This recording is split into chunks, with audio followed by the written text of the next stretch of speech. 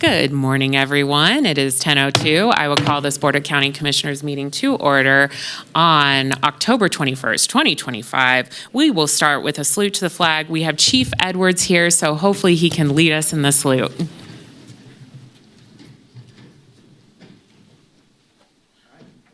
Allegiance to the flag of the United States of America and to the republic for which it stands, one nation, under God, indivisible, with liberty and justice for all.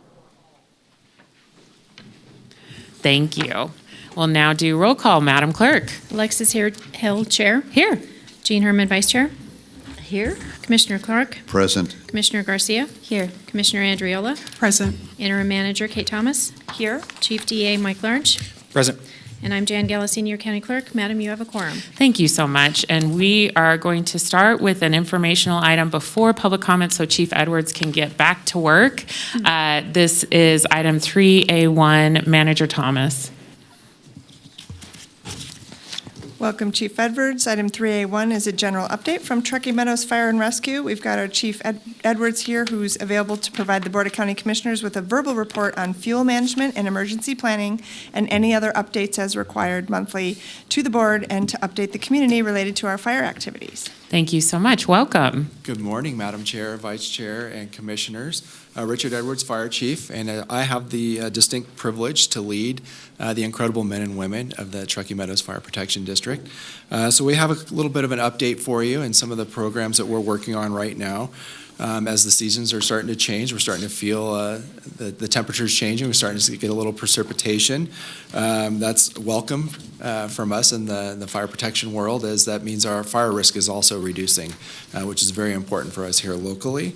We're starting to see our number of larger fires significantly drop off. We have not had any fires larger than 5 acres in over 45 days now.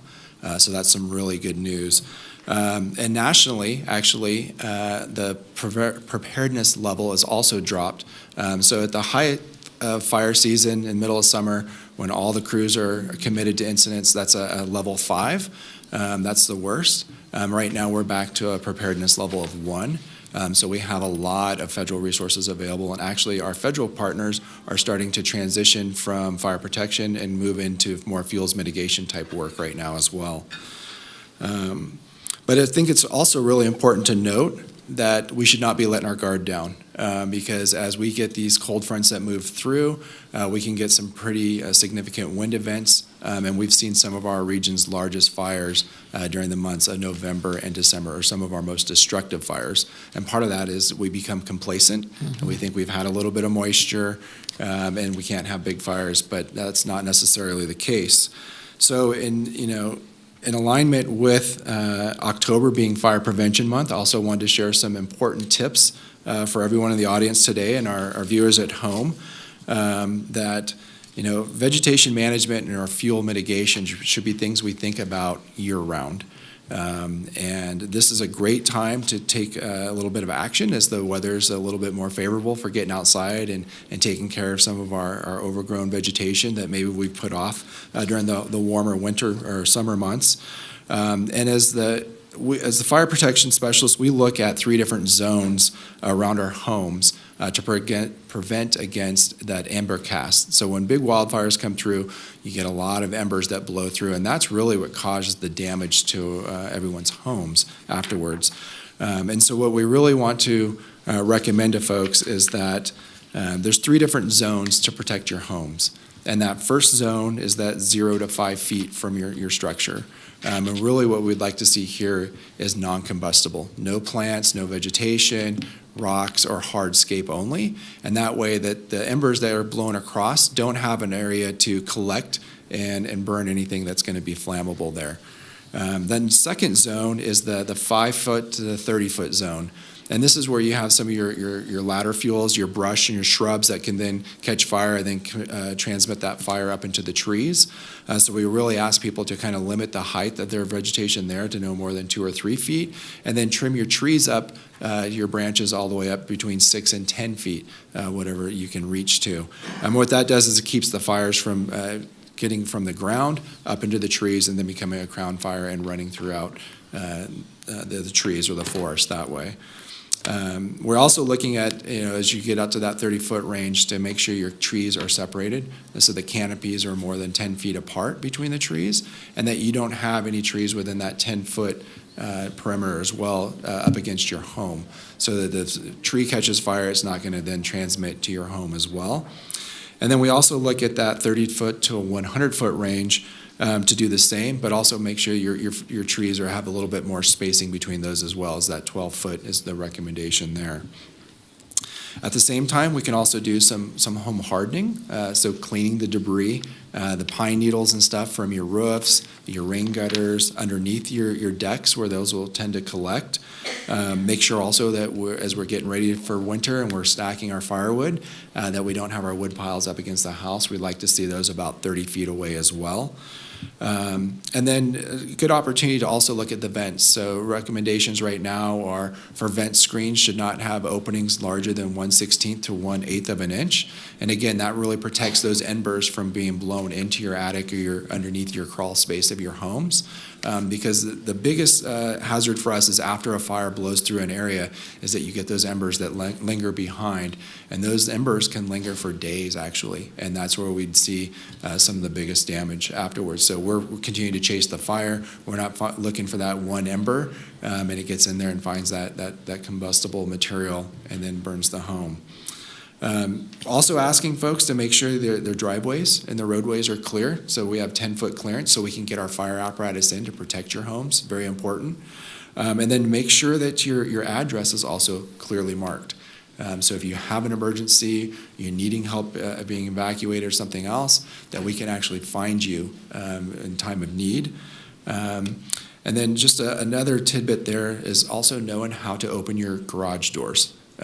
During our bigger fires, the energy company will come in and turn off power.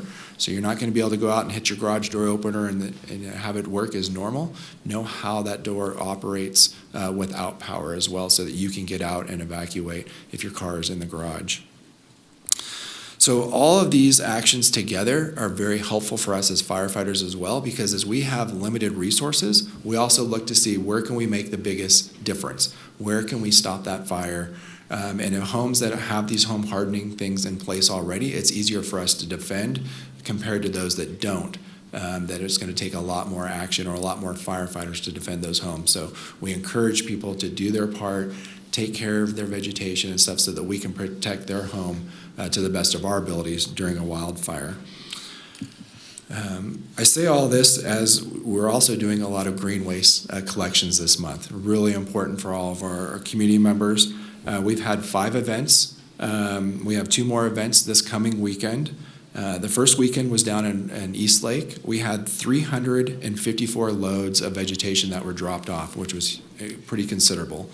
And then we did even better last weekend at Silver Lake, where we had 366 loads of green waste that were brought in, and our fuels teams were chipping that material or putting it into dumpsters and partner with waste management to haul that off as well.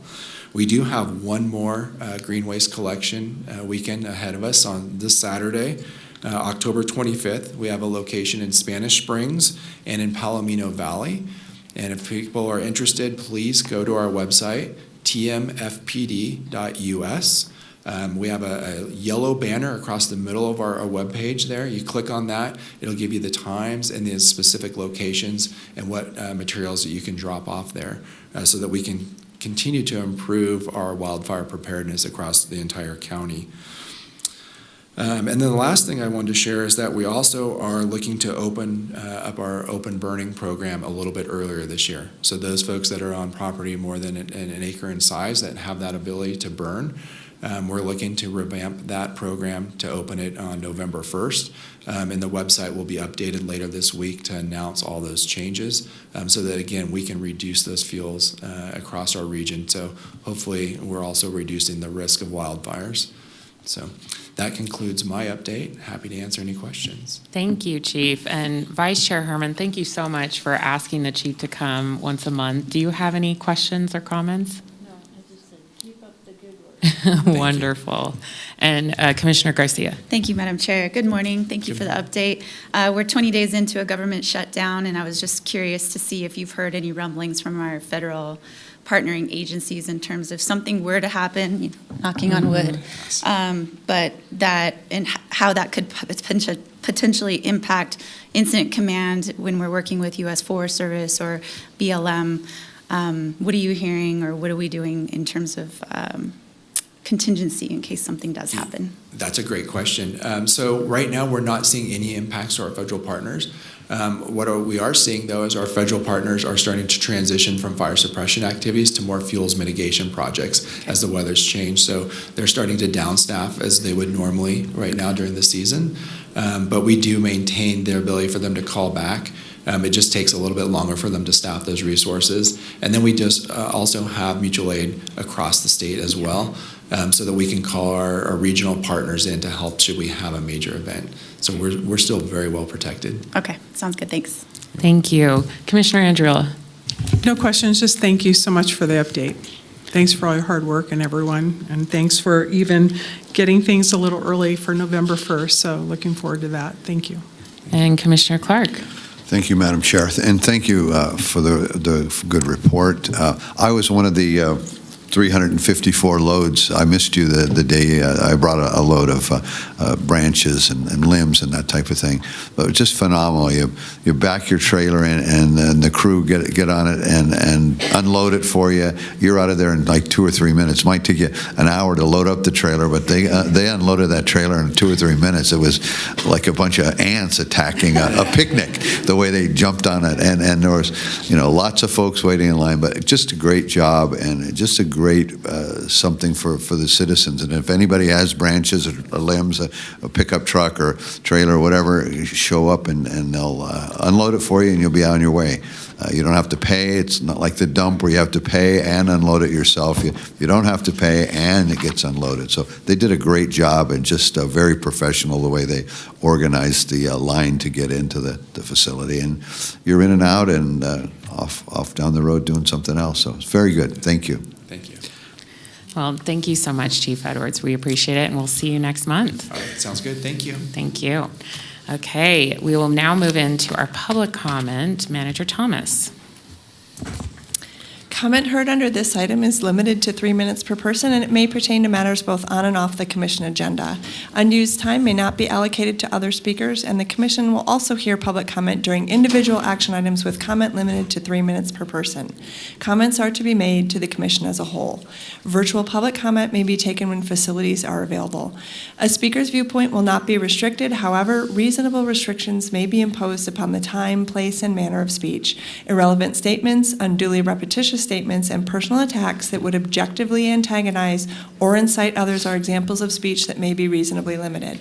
The Board of County Commissioners carries out the business of Washoe County and its residents during its meetings. The presiding officer may order a person removed if the person's conduct or statements disrupt the overall safety of the meeting. Warnings about disruptive conduct or comments may or may not be given prior to removal. Furthermore, certain disruptions of a public meeting are criminal acts as defined under state law, which may result in prosecution in appropriate cases. Thank you very much. Madam Clerk.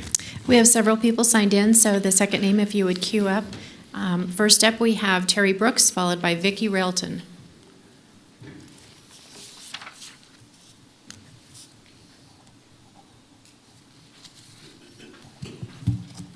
Good morning, it's me, Terry Brooks again, and today I'd like to render on the act of discrimination when it comes to education and gender.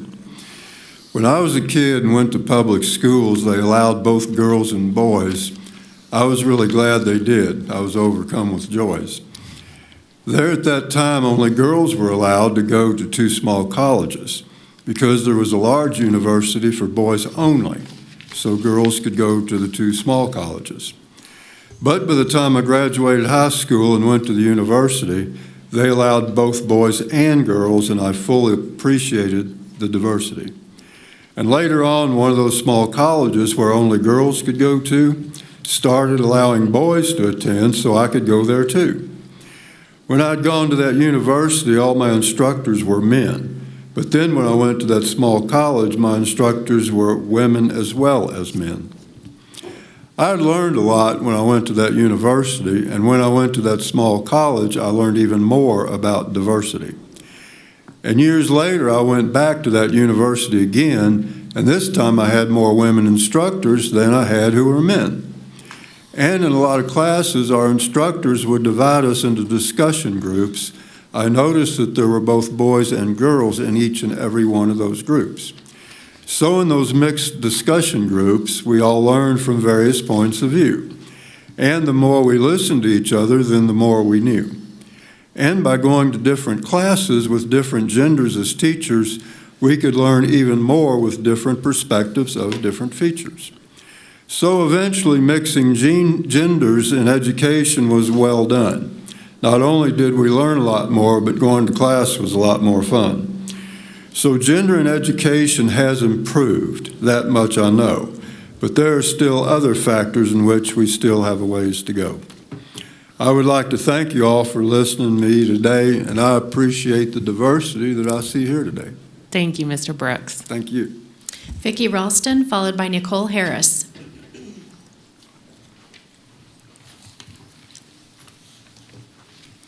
Madam Chair and Commissioners, thank you for the opportunity for me to speak today.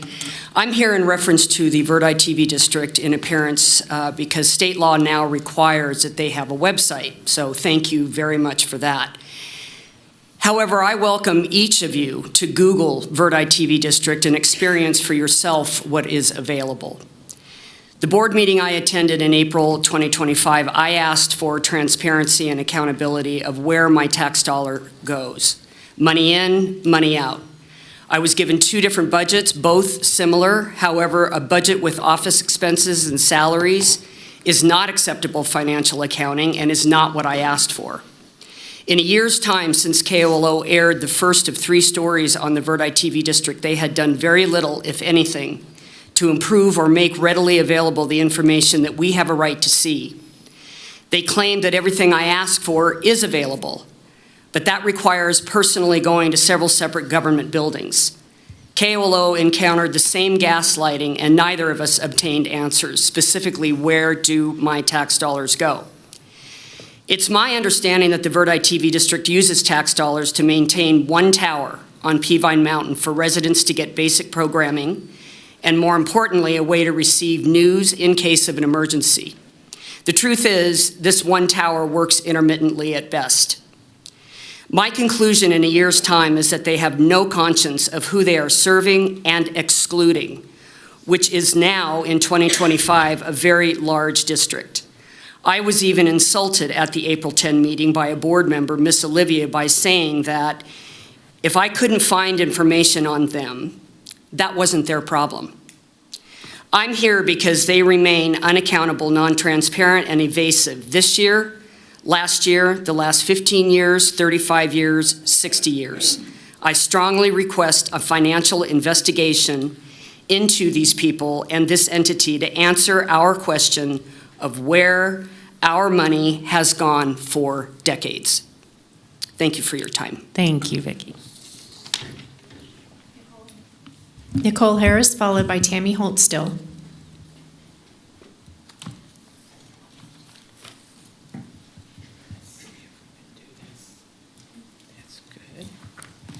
Okay. Good morning, Commissioners. As you can see, my name is Nicole Harris.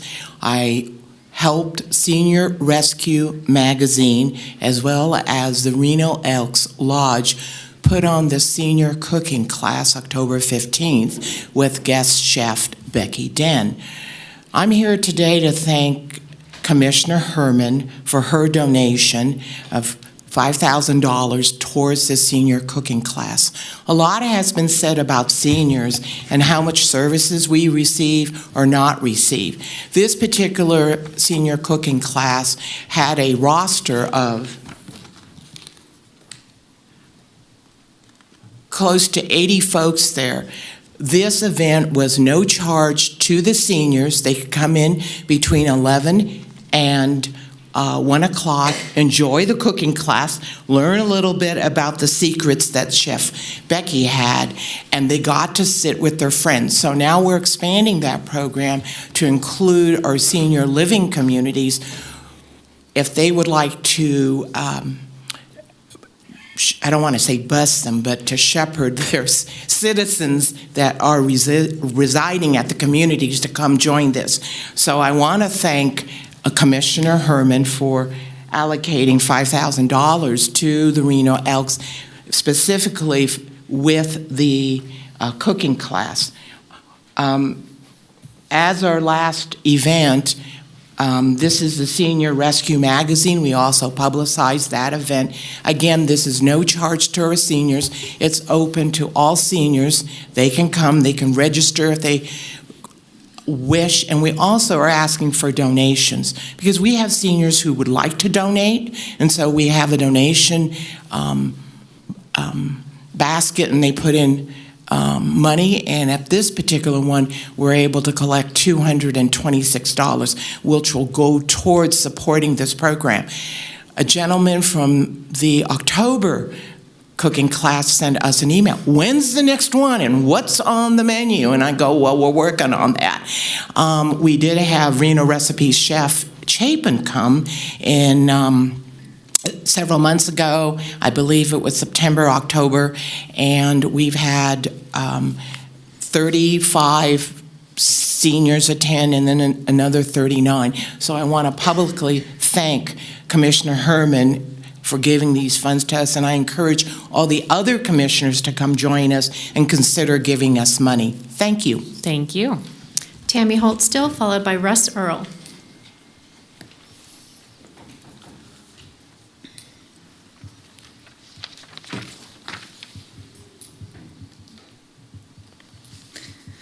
Tammy Holt Still for the record. I'm before you today. I want to thank Commissioner Herman for her dedication to the North Valleys. This is her final year coming up, and because it is her final year, this is my announcement that I intend to run for her seat. This is my letter of intent that you see before you today. My background is that I have been with the state, or been in the state of Nevada since I was a sophomore in high school. I graduated from Carson City in 1981. I moved here in 2012.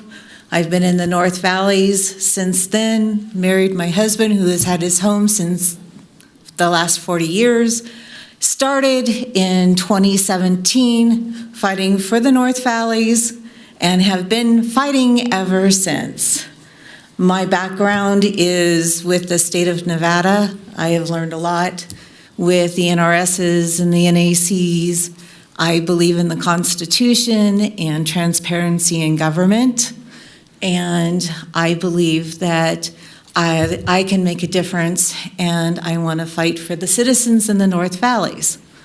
I also believe that in family and community health, and infrastructure and responsibility in government is another part of my situation that I believe in. And I believe that the community in the North Valleys is not healthy, and that's one of my reasons for fighting and the reasons why I want to run. I've been working very hard with the city of Reno, and it's time for for Washoe County and the city of Reno to start working together. And I've gotten closer and closer on that. And I believe being in that seat, I might be able to make a difference to keep that moving forward. So that's what I'm hoping for, and I'm looking forward for support and for people to vote for me. Thank you. Thank you.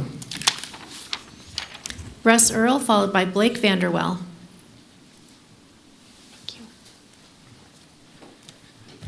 Good morning. Russ Earl for the record. I'm a Silver Knolls resident, and this pertains to what will be your item 17 on today's agenda, their Silver Hills East extension to their planning. I think if you would ever look up in the dictionary what a ghost or zombie project would be, this would probably show up as the definition. I've been at this, working with this developer and then working against this developer since the very beginning. We're going back to about 2004. He's worked with us. He came to an agreement with the community as to what it was going to be, and then reneged on that plan when he, in my estimation or my personal view, got greedy.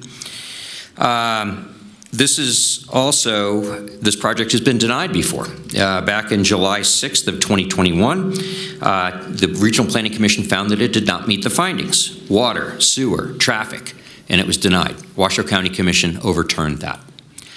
I have my beliefs as to why, but it happened. This is the second lapse that they've had in their timelines. They've done this once before. We're 2 months after the expiration of the 4 years they had to submit documents in a timely fashion. This is also their third attempt to come up with a way to come up with water.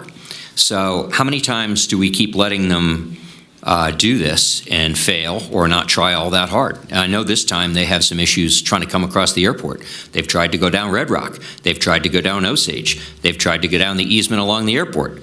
It's all been problematic. The biggest problem I have right now is what we're going to get for congestion in the North Valleys.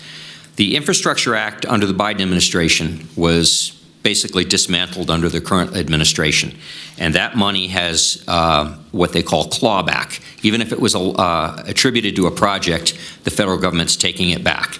The 395 improvement project from Golden Valley North up to Stead, 40% of that project was paid for by federal infrastructure money, which isn't there anymore. I've tried to get NDOT to commit that yes, we have the money or no, we don't, and I can't get answers from them. So where do we stand on that? Who knows? This is just going to make all of the development that we have right now is north of Stead, and there is no solid timeline by NDOT to improve anything north of Stead. It's maybe in the late 2030s, but there's no money allocated for that right now in solid form. We've now got Stonegate resurrected again, where there'll be about 1,500 homes. We've got over 7,000 zombie project homes approved on Red Rock alone. At this point, how much more do we really need? If they can't make their timelines, I don't think we should keep kicking the can down the road and letting them have more and more leeway as to what they want to do, because they've also said in this document they might want to change zoning again. So I am definitely not in favor of this. I hope you have a good day. Thank you. Thank you. Blake Vanderwell, followed by Catherine Yarte.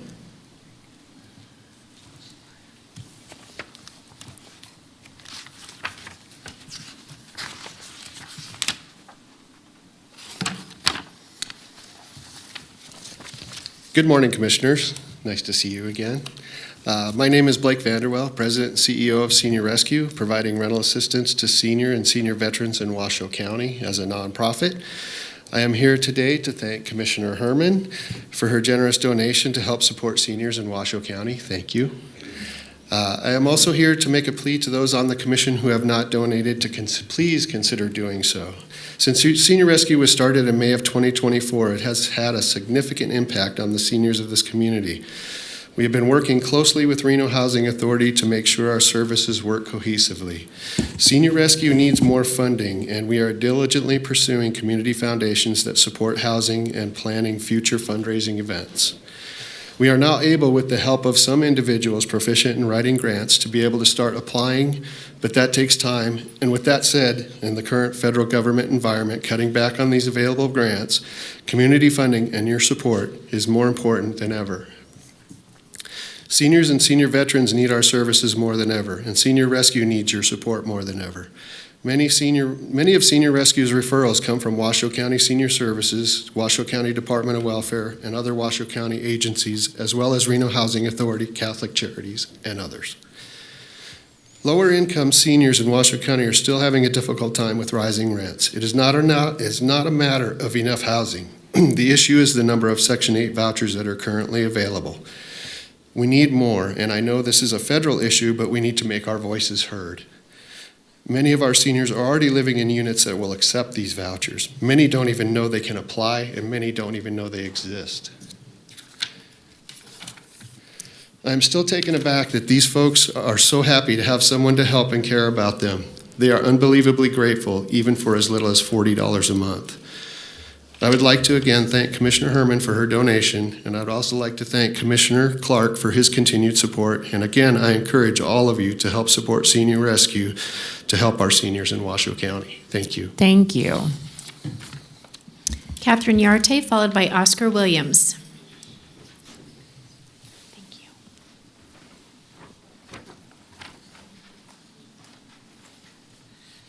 Good morning, Commissioners. Thank you for the opportunity to speak. My name is Catherine Yarte, and I live in District 5.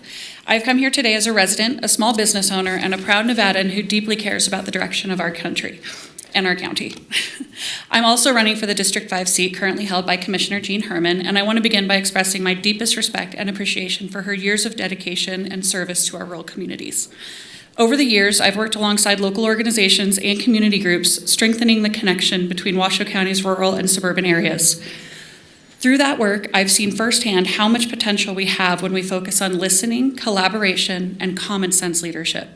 My professional and personal experiences have shown me that the challenges that many in our county face, from small business owners navigating outdated regulations to families struggling for resources to better care for their aging and disabled family members, to rural residents who feel their concerns are often overlooked. I believe we can do better, and I believe that starts with communication, compassion, and accountability. I'm guided by my faith, family, and a deep sense of responsibility to serve with integrity.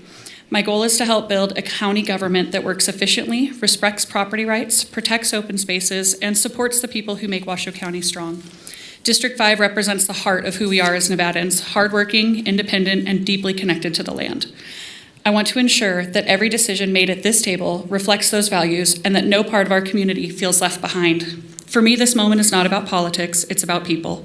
It's about ensuring that every resident, from our ranchers and agricultural families to our growing neighborhoods and small towns, have a voice and that feels heard and valued. Thank you for your time today and your continued commitment to serving the people of Washoe County. I look forward to listening, learning, and contributing in whatever way I can to strengthen our shared future. Thank you. Thank you. Oscar Williams, followed by Susan Walls.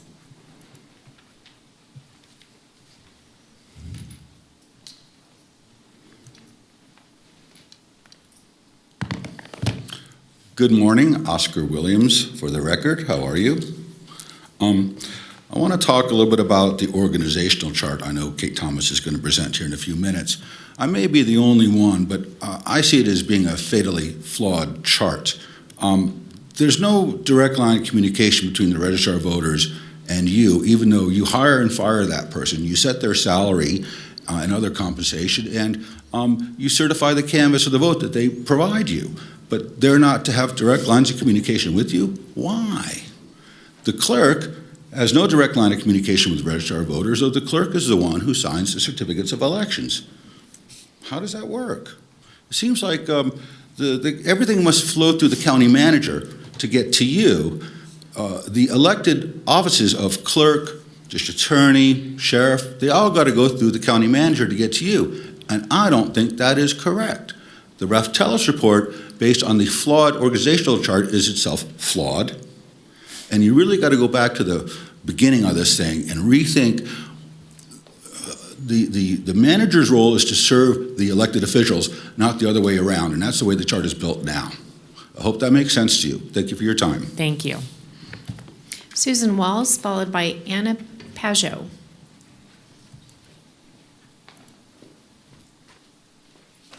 Good morning. Susan Walls for the record. Thank you again to the county commissioners and all of the Washoe County employees and appointed board members. I know it can be a thankless job, and all should know that the work they do is appreciated.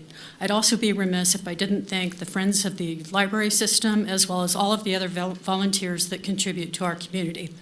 I spoke last week about my concerns about the future of our libraries and the entire Washoe County library system. While I was not able to attend the Library Board of Trustees meeting in person last week, I was able to view the recording after the fact. I was pleased to see that the trustees voted to approve the recommended 2026 to 2027 budget as presented by Assistant County Manager Solero, which proposed funding at levels pre-2024 voting results and took into account contractual salary increase requirements. I look forward to the upcoming board presentation to the county commissioners. I encourage the commissioners to approve the budget and restore any services that may have been eliminated or suspended for budgetary or other reasons. I also strongly encourage the filling of any existing vacancies to ensure the libraries are fully staffed. Our libraries provide essential services throughout the county, not just for children, but for adults of all ages. The services cannot be found elsewhere in the county, and their loss and/or reduction would hit residents who rely on the libraries very hard. I commend the county staff for the excellent guidance they provided the Library Board of Trustees to reach the point of budget agreement. I appreciate it, and I believe all community members who fully understand the importance of a strong, well-funded, well-staffed library system appreciate it as well. I mentioned last week that it appears that the training for the trustees may be lacking or is not being absorbed, as there appears to be contention between the board members, and they often seem confused as to what they need to be doing in general, not just with the budget creation. That includes following Robert's Rules of Order and other established meeting protocols. At the most recent meeting, and at previous meetings for that matter, the questions, confusion, and second-guessing concerning the budget recommendations reinforce the seeming disarray of the board. While I understand that stepping up to serve is not easy and not for everyone, including myself, is willing to do so, I am appreciative of those that do. But when there is disarray, one assumes there is also dysfunction as well. Confusion, disarray, and dysfunction, whether real or perceived, creates additional unnecessary contention with and between the community members in attendance at the meetings. This is definitely not a good look.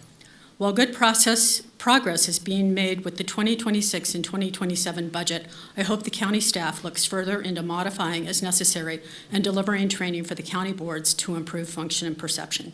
Thank you. I appreciate your time. Thank you. Anna Peugeot, followed by Jill O'Leary.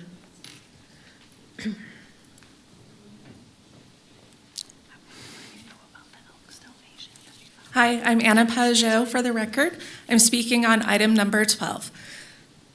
Our dream to start a farm began when my husband was transitioning through retirement after 24 and a half years in the military. We did as much research as we could and finally purchased property in the North Red Rock area. In 2023, thinking we had done the research and were ready to file the paperwork and get the proper business licenses and certifications, our vision was to have a small farm growing produce and local herbs to sell to our community. Having multiple certifications in aromatherapy, herbalism, and gardening, I also wanted to provide workshops to equip people with the knowledge to grow their own food and herbs. As part of this, we wanted to have seedlings available for sale to help people get started, and for those not interested in growing, we wanted to have a farm stand offering what community members were looking for. Unfortunately, our application sent us down a winding road. I made several revisions to my application and still had to pay fees that we were supposed to be exempted from. It required inspections for a property that has nothing to inspect and required signatures from regulatory authorities that have no authority over my current business activities. The challenge with what you are reviewing in the Envision Washoe 2040 document is the constant statement of urban agriculture versus agriculture.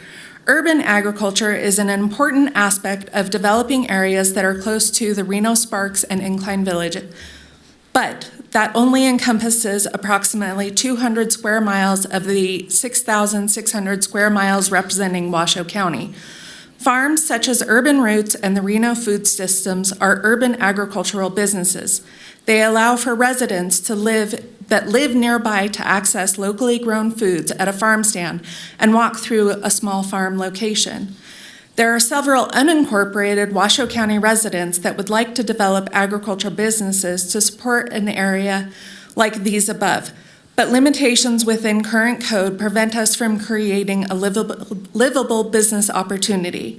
Our properties are in rural areas that are zoned either low-density rural, or general rural agricultural. As is stated in the staff report, the development code does allow for activities such as agricultural sales, animal production, and produce sales, but using our farm as an example, which is located on low-density rural zone, we can't have people on our property without obtaining a special use permit. Special use would be unprofitable for us. Due to the rural designation, we would never fit within revisions of urban agriculture.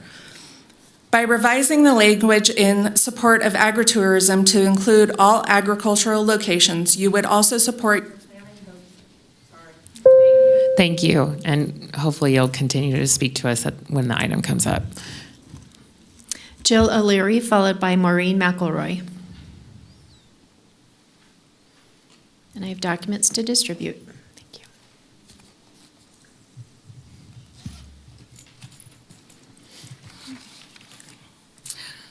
Good morning, Chair Hill, Vice Chair Herman, and members of the Washoe County Commission. My name is Jill O'Leary, and I have resided at parcel number 028-14401 in Sparks since 1999. I'm here to address a serious issue concerning the integrity of our property records and the oversight of the County Recorder's Office when a lien is filed. Currently, a document is accepted for filing if it is formatted correctly, signed, and paid for, without any verification of its legal validity.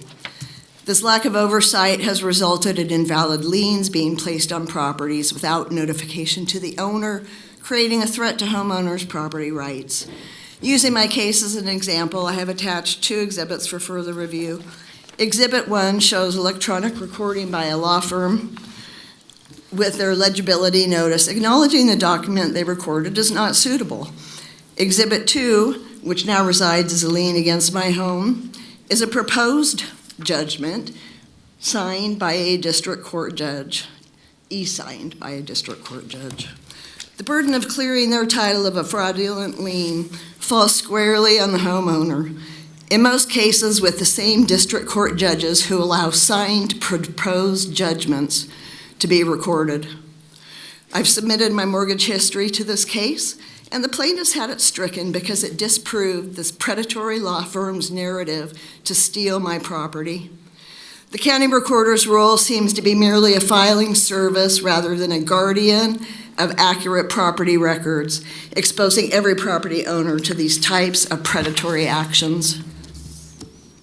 A first line of defense against this type of property fraud would be a legally compliant intake policy at the Washoe County Recorder's Office, incorporating NRS 17150, which details legal requirements for valid abstract of judgment, and NRS 247145, explicitly allowing a county recorder to deny a request that is unauthorized, falsified, or otherwise may not be lawfully recorded. This crucial check and balance system seems to be failing. These legal authorities already exist to protect Washoe County citizens. This issue is a policy of inaction, not a lack of power or authority. This falls within the county's purview and requires the Commission's attention. We rely on the county to uphold the integrity of our property records. Liens being filed without any verification of their legal basis erodes that trust. I urge the Commission to review the policies regarding the county recorder's responsibilities and direct the appropriate members of this board to work with the county recorder to put intake procedures in place that comply with existing laws. If the board determines a more detailed discussion is required, I request this topic affecting every property owner in Washoe be added for a future agenda item. Thank you very much. Maureen McElroy, followed by Trista Gomez.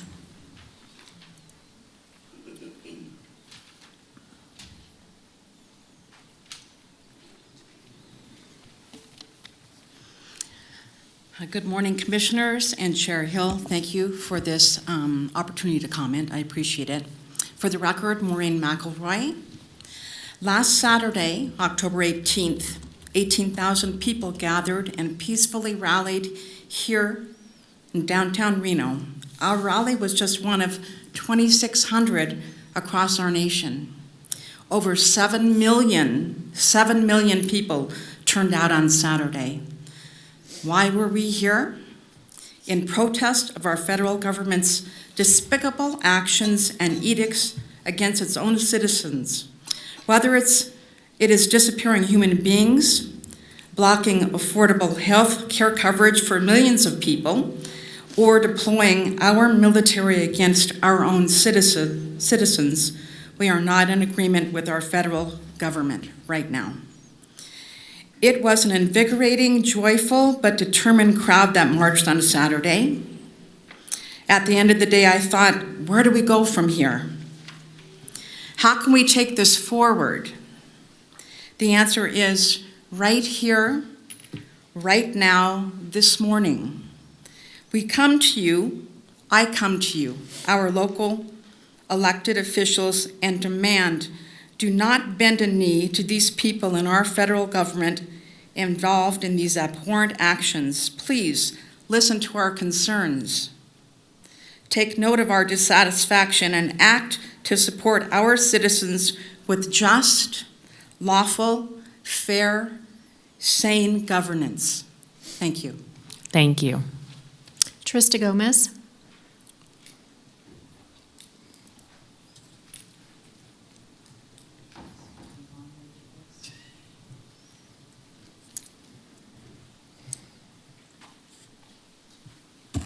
Good morning, Trista Gomez for the record. I have been coming here almost 2 years. Can you believe it? Almost 2 years. That's how long I've been coming here because I just had an issue one day and didn't realize what was going on in the county, and now I've been here for almost 2 years. Today I'm going to talk about the manager, the issue with the county manager. We apparently get to know about the candidates that are running for this position on Thursday, and then we get to meet them on Sunday. And then I'm assuming that the special hearing on Monday at 9 o'clock is for that. I don't know because there's no agenda, so I can't find that out, but I'm assuming that that's what it's for. I've lived here my whole life. My kids live here, my parents live here, my great-grandparents have lived here, and I never paid attention. I always believed that the government worked for the good of the people. And because when I started getting involved, it was because we started feeling very, very differently than that. And I come to these meetings each week, and I hear residents who are disregarded. I hear residents who plead. I hear residents who hope that their lawsuits and their experts and their scientists will somehow sway you to have consideration for them, their values, their property concerns, their quality of life concerns.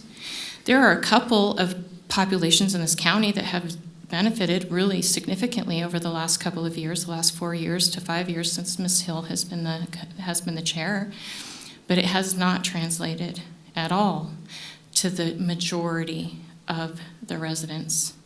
And now what we're all afraid of, I mean, if this is the process for the county manager, what the deal is that does not feel transparent. To have a short timeline to see people, see what's going on, see who's possibly going to be running, have a Sunday night meeting that very few people are going to be able to show up to, and possibly a Monday morning hearing, which I don't know if that's true or not. That is not enough time for resident input to go over the wrongs that have been done to the county residents over the last 4 years and try to find somebody suitable and in good faith to come through and work. Somebody maybe who hasn't been dealt with a deficit and an overarching, budget deficit, and all of the things that have gone wrong that have impacted residents so severely and continue to. And so I hope that it's not going to be we're here Monday and we're just going to blank check Ms. Thomas as a county manager. I think that would be a huge disservice to residents. There's nobody else signed in. Thank you, Madam Clerk. We will now move on to item 5, Manager Thomas. Thank you. Item 5 is County Manager and Commissioners' announcements, reports, and updates to include board and commission updates, requests for information, or topics for future agendas. I have one quick clarifying item. On our donations on item 9E2, we were notified late yesterday that though they are extremely happy to receive a donation from Commissioner Herman, that the Elks Lodge 597 right now is working through an issue for some clearance on their 501c3.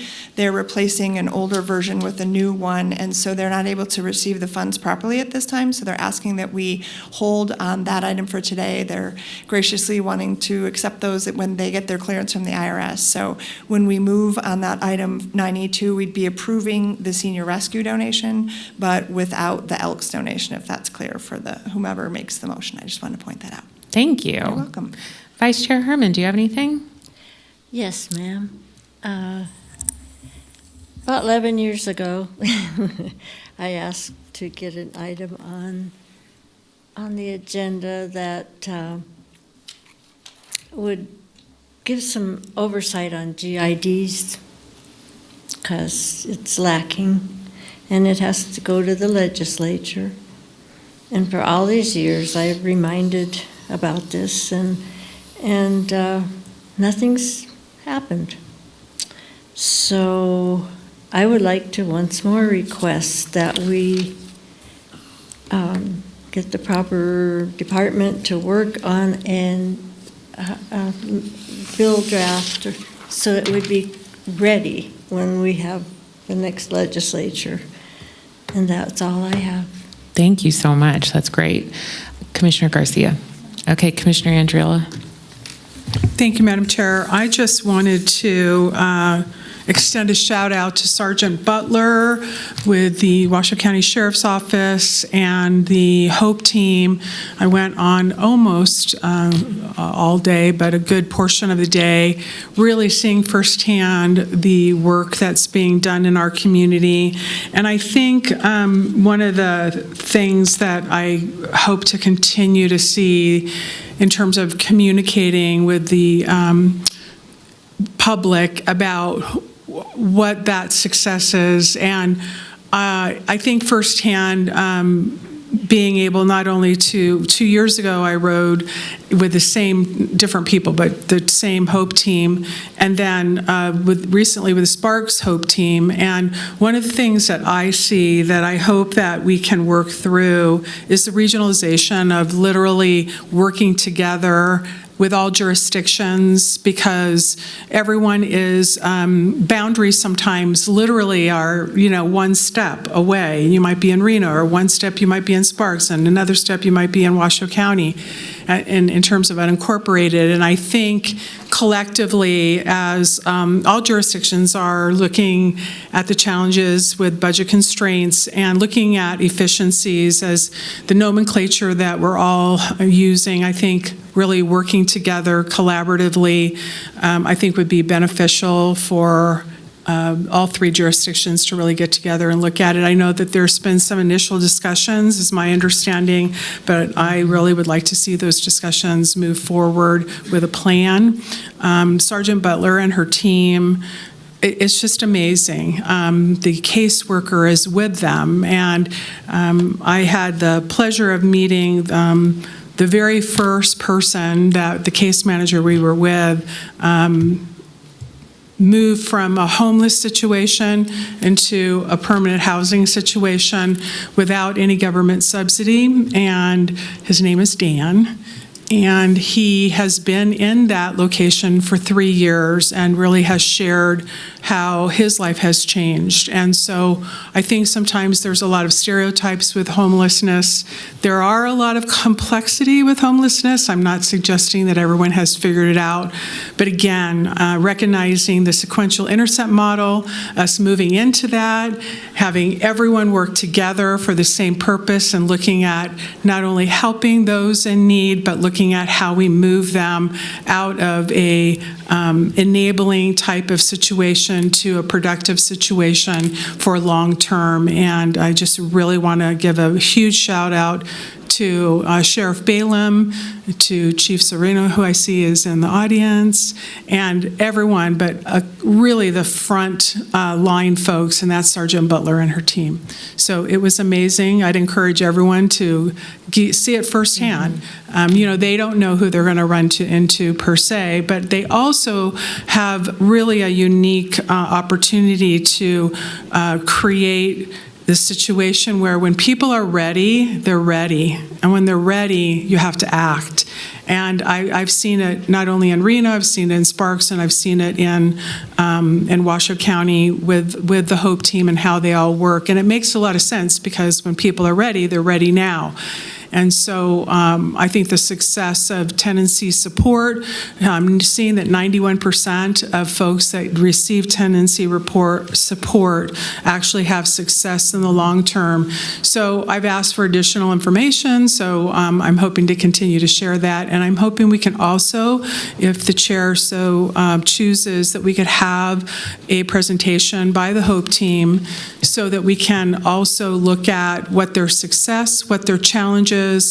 I asked them point blank, what do you need? Like, what do you see that can help you? And I think their response is, I'm going to let them make that response. You know that? I'm going to let them respond, because it was clear to me many of them have been doing this for quite some time, but it's still evolving in our community. And again, I'm going to do a shout out to Judge Walker and the team who brought the sequential intercept model to Washoe County, and I really celebrate all that are really participating and looking at what we can do to help folks, but more importantly, how we can have this be efficient, how it can be long-term with a success and not necessarily always be a burden on the taxpayer. There's a lot of folks who have shared with me that they feel that there's a lot of warehousing of people, and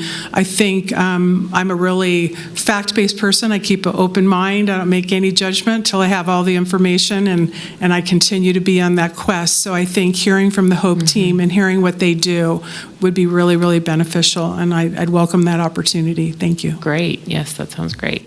Commissioner Clark. Thank you, Madam Chair. I've got a couple of things I'd like to, first of all, I'd like to talk about the donation to the Elks. It's on the agenda. Can we vote on this today and hold the check, give like 6 months, and if they don't come through with getting their nonprofit in order, then it reverts back to the county?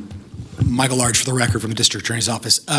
Based on their request, I would actually think that we need to redo this at a different time, simply because we don't want a donation to go in there to any effect with the IRS that they're going through with their 501c3. Sure. So I think we bring it back at a later time. Very well, thank you. Just a question. Also, I gave the clerk copies for my fellow commissioners. It was the TV station KOLO. Terry Russell, who's here in the audience, published an article back in April 11th of 2025 about item 6A1, and I'd like to get that distributed to my fellow commissioners so they could take a look at it. There's one particular sentence in here, or one particular paragraph that I found quite disturbing. As far as financial information, Zunio said that it all contained at the Department of Taxation website. Well, that may be true. According to the State Department of Taxation, the board voted to exempt itself from any budget or audit reporting. Can you imagine that? A board gets to vote whether they can exempt themselves from making a report. This is outrageous.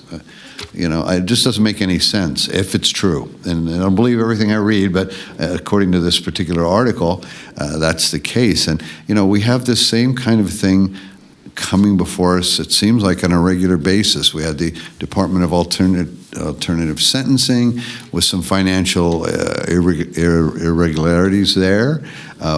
Folks came to us from Incline Village and talked about their board up there and how they didn't think it was transparent and they couldn't get facts and information about their board and how they handled the finances there. I think it's incumbent upon us as county commissioners to have complete oversight on any boards that we oversee and make sure that they're audited properly, and not just an internal audit, an independent audit, and find out exactly what's taking place. I understand there's some 11,000 folks in that particular area of Verdi they use the county treasurer to collect property taxes to fund something that sounds like it doesn't work on a regular basis. I mean, we need to look into this stuff. Tax dollars are being paid for something that may not be delivered. So we need to look into this and make it a point to audit all boards, and let's get ahead of the curve on this so we don't hear about it in publications and we don't hear about it through the grapevine. We need to have a good understanding of financial regularities with all of the boards that we oversee. So that's just my comments. Thank you. Thank you. I am so excited to announce the final stages of the recruitment for the county manager for Washoe County. We will be hosting a meet and greet on Sunday, October 26th. That's this Sunday at 4 p.m. at the Lazy 5 Regional Park. And so hopefully folks can come and meet the candidates. And then on Monday, we will have a special meeting to interview the candidates. So We're really excited to have this process move forward and hope that the community will participate. And so if there's no other comments from the board, then I will move into item 6, which are our presentations. Manager Thomas, 6A1. Thank you. 6A1 is a Verdi TV district. HUD Horton is here to provide some updates on the financial and governance status of the TV district per request of the board. Thank you.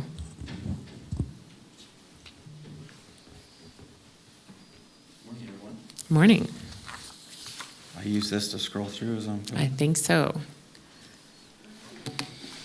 All right. Thank you for having us. The TV district, Verdi TV district. And your name for the record, sir. Sorry, yeah. Mhm. HUD Horton, chairman of the Verdi TV district. Thank you. The Verdi TV district was formed in 1961 so the Verdi residents could have television. Now with all the growth in the area, the transmission signals now take in Verdi Mobile in the western part of Somerset. This presentation will cover, I don't know what I'm doing, sorry. This presentation will cover several key aspects of the Verdi Television District. We'll begin with an overview of the district, including the geographical location and the primary functions. We will then explore its history and evolution. Next, we'll analyze the funding sources, governance structure, and detailed map and geographical data before concluding with a few photos.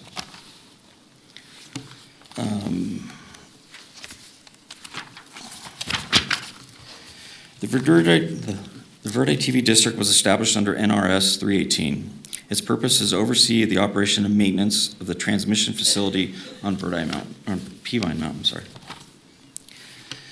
Located high atop Peavine Mountain at an elevation of approximately 8,096 feet, Verdi Peak Communication Site was first used for communications purposes under authorization to the Truckee River TV Association in 1958. Oh, did I get ahead of myself?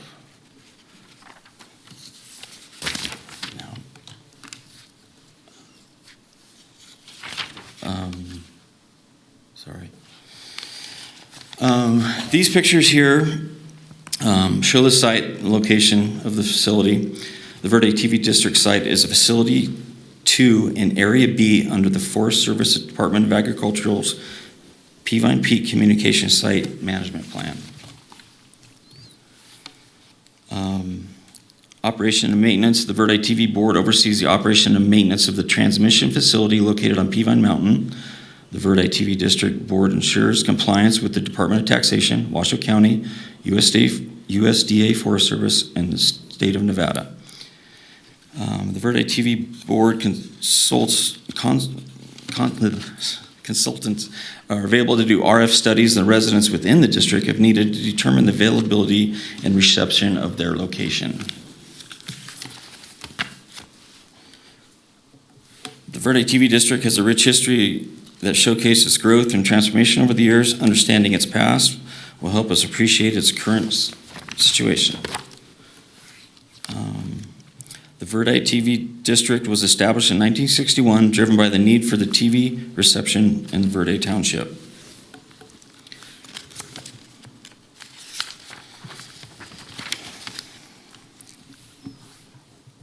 Those in range with a reliable antenna, unobstructed signal will receive multiple channels.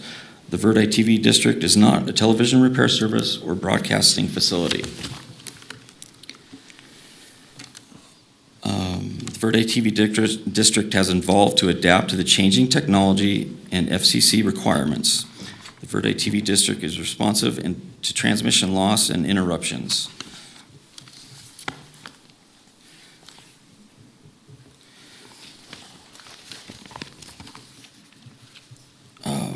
Our income comes from the state of Nevada consolidation tax. The C-tax distributes 6 different tax types. The first tier calculation is the gross revenue allocated to each of the 17 counties.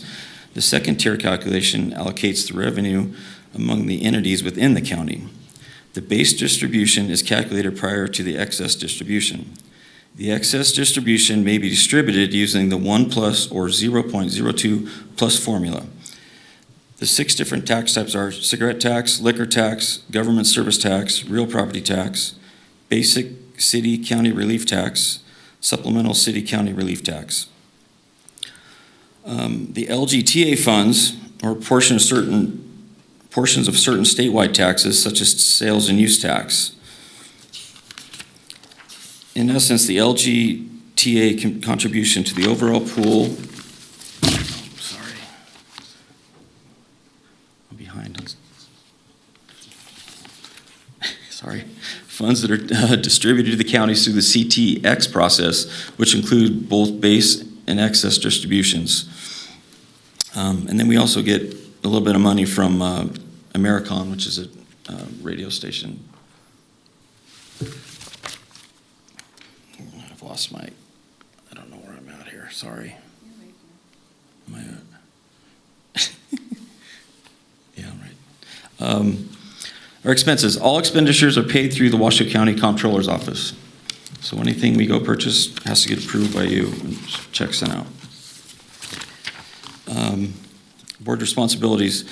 Effective governance is vital to the success of the Verde TV District. This section discusses the structure of the board and its responsibilities. The board is responsible for strategic planning, financial oversight, managing and maintaining the equipment, and ensuring the district meets its goals. Their duties are crucial to maintaining the district's mission and vision.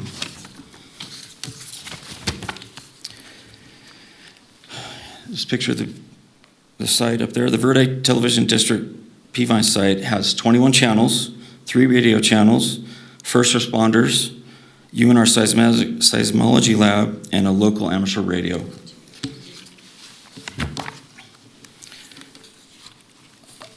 Compliance accountability. FCC, contrary to what has been reported in the news, the TV district has never been operating without a license.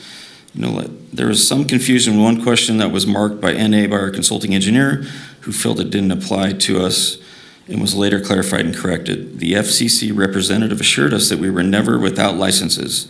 They were pending in the correction, but we still had licensing. The USDA Forest Service Communication Site Inspection Form is an annual technical inspection. The information form is a list of occupants and their types of uses in our facility. Finally, we'll explore the geographical data and mapping of the Verde Television District. This detailed map of the Verde Television District illustrates the area of coverage. The visual representation is essential for understanding its operation. So you can see there's a wide swath of the county there. Operation influence. The location of the Verde Television District site makes it excessively challenging at times.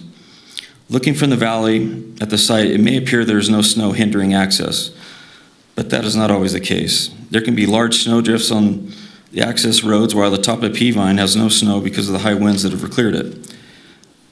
Technicians and board members have had to hike, snowmobile, snowcat, and even helicopter in to respond, repair, and maintain the site. And I've personally done a few of those over the years. These are some photos over the years that we've collected, and historical photo. Here's your 8,000 feet, and here's a typical ice storm and snow attached to all our antennas that we used to have to bang off. Here's where an antenna fell during a snowstorm and windstorm, and there's a snowcat. We have to access the site when it's like this in snowcat. It's the only way we can get into it. Here's more damage to the site. We've even used a helicopter years ago to bring propane up to keep the generators going. And that picture on the left is looking down. You can't see the city of Reno, but it's down that valley right there, that canyon. Here's a snowcat, snowmobile. I was up there a couple years ago when it was just like this, foggy, blowing, windy. More pictures, people working on the site. Here's the fire department responding to a fire up there when the retardant got dropped on our antennas. In conclusion, the Verde Television District is a significant entity providing over-the-air transmission to the Verde TV District residents. With a rich history, dedicated board, and a well-structured governance system, understanding its operations and geographical significance is crucial for the anticipated, oh my gosh, I can't read, sorry. It's bad. That's all I have for you. Do you have questions for me? Thank you, Chairman Horton. We appreciate you coming, and I had asked for this presentation, so thank you. Yes. And I think you heard from a public comment, or there's some concerns about transparency of the district to the public, and what kind of moves has the district made to make sure that folks can find you, know who their board members are, can come to the meetings. I don't see that there's a website up. Was that supposed to be October 1 when you had a website up? So thank you for doing this. We've been working, we've heard some people complain about this. As also, we get on the county and the Verde TV district under the GID is just blank. There's nothing there. The county's helping us set up a website. We've already been in talks with them. They've already started. It's going. It's already on the website. We're still mending a few things and changing a few things, but yes, we're up and going. So that website is going through the county? Yes. The Washoe County? Mm-hmm. Okay. All right. I'm sure there's other questions. I've got some as well, but I'll go around. So Vice Chair Herman? Since you're in my district, and I'm happy to be able to finally meet you. Yes, thank you. And it sounds like you have a busy job on there sometimes. Yes. Yeah. It can go a month or so without nothing, and then all of a sudden the power's out. There's a fire, the power's out. So it's snow. We've upgraded our generators. We had an old generator, little generator that would work, but then at Mountaintop, there's issues with propane usually, so we put in a new generator, snow top. It's got 20, 30-foot exhaust tubes, so snow can't get down in there. So if the power's out, the generator kicks on. We had some issues with the last fire that we turned the power off. Some rodents had gotten into our new facility. We have now cleaned up that one area, so the generator didn't fire for a few hours while the power was out. But we haven't lost TV reception in years for longer than a few hours. Thank you for your service. Commissioner Garcia. Thank you so much for being here today. My questions are about your website. First, tell us, it's 2025, you're collecting taxpayer dollars, you're delivering services to the community. What was the resistance in the first place of putting your information online? I don't think there was ever a resistance. Nobody ever thought about it. But yeah, these days everything's on the web. You can find anything. It was brought up and we talked about it, we discussed it, and we've been working with the county to have our members of the board on there and the agendas and all our meetings and be more transparent. Okay. Well, I'm on the website. I didn't bring my iPad today, so it's difficult to see. I did a quick Google search. I wasn't able to clearly delineate that it's housed on the county website. So that was problem number one. And then we're when working I did, through that with the county, so it just started, I don't know, a month ago maybe? I understand. And so I'm on the county website now. The title of the page is Washoe County General Improvement Districts. It starts with the NRS, and then you've got Gerlach, Grandview, Incline Village, Palomino Valley, Sun Valley GID. You're right, yours is not hyperlinked. No. But yours is embedded right below. Yeah, but they were all embedded like months ago when that's all got brought up, but nothing, there was no information there. So, yeah, I know we're working on it, so yes. I know you're working on it. I'm just trying to communicate what I'm seeing as problematic Yeah. from a constituent perspective. So, it starts off with your authority and legal basis, your membership, your finances. It's providing a phone number, how you're funded, when and where the meetings occur. And so, let me just summarize. AB 31 stated that all TV districts must have a website, right? And so I know you're working on it. It said, budgets, audits, expenditures, meeting minutes, annual reports, all of that should be embedded. That's fine. Right now, as it stands, we don't see audits, we don't see meeting minutes, and if you click through all the other general improvement districts, those meeting minutes are going to be clearly shown. So, yeah, we've sent them in. Okay, so my question to you is... They should be there. Can I finish? Yeah. Thank you. My question to you is, are you going to have a separate standalone website, or is it going to still be embedded at the bottom of the list? Will you have links to your meeting minutes from prior meetings? Will those be retroactively uploaded? And will we see an audit on item on? Yeah, yes to all that.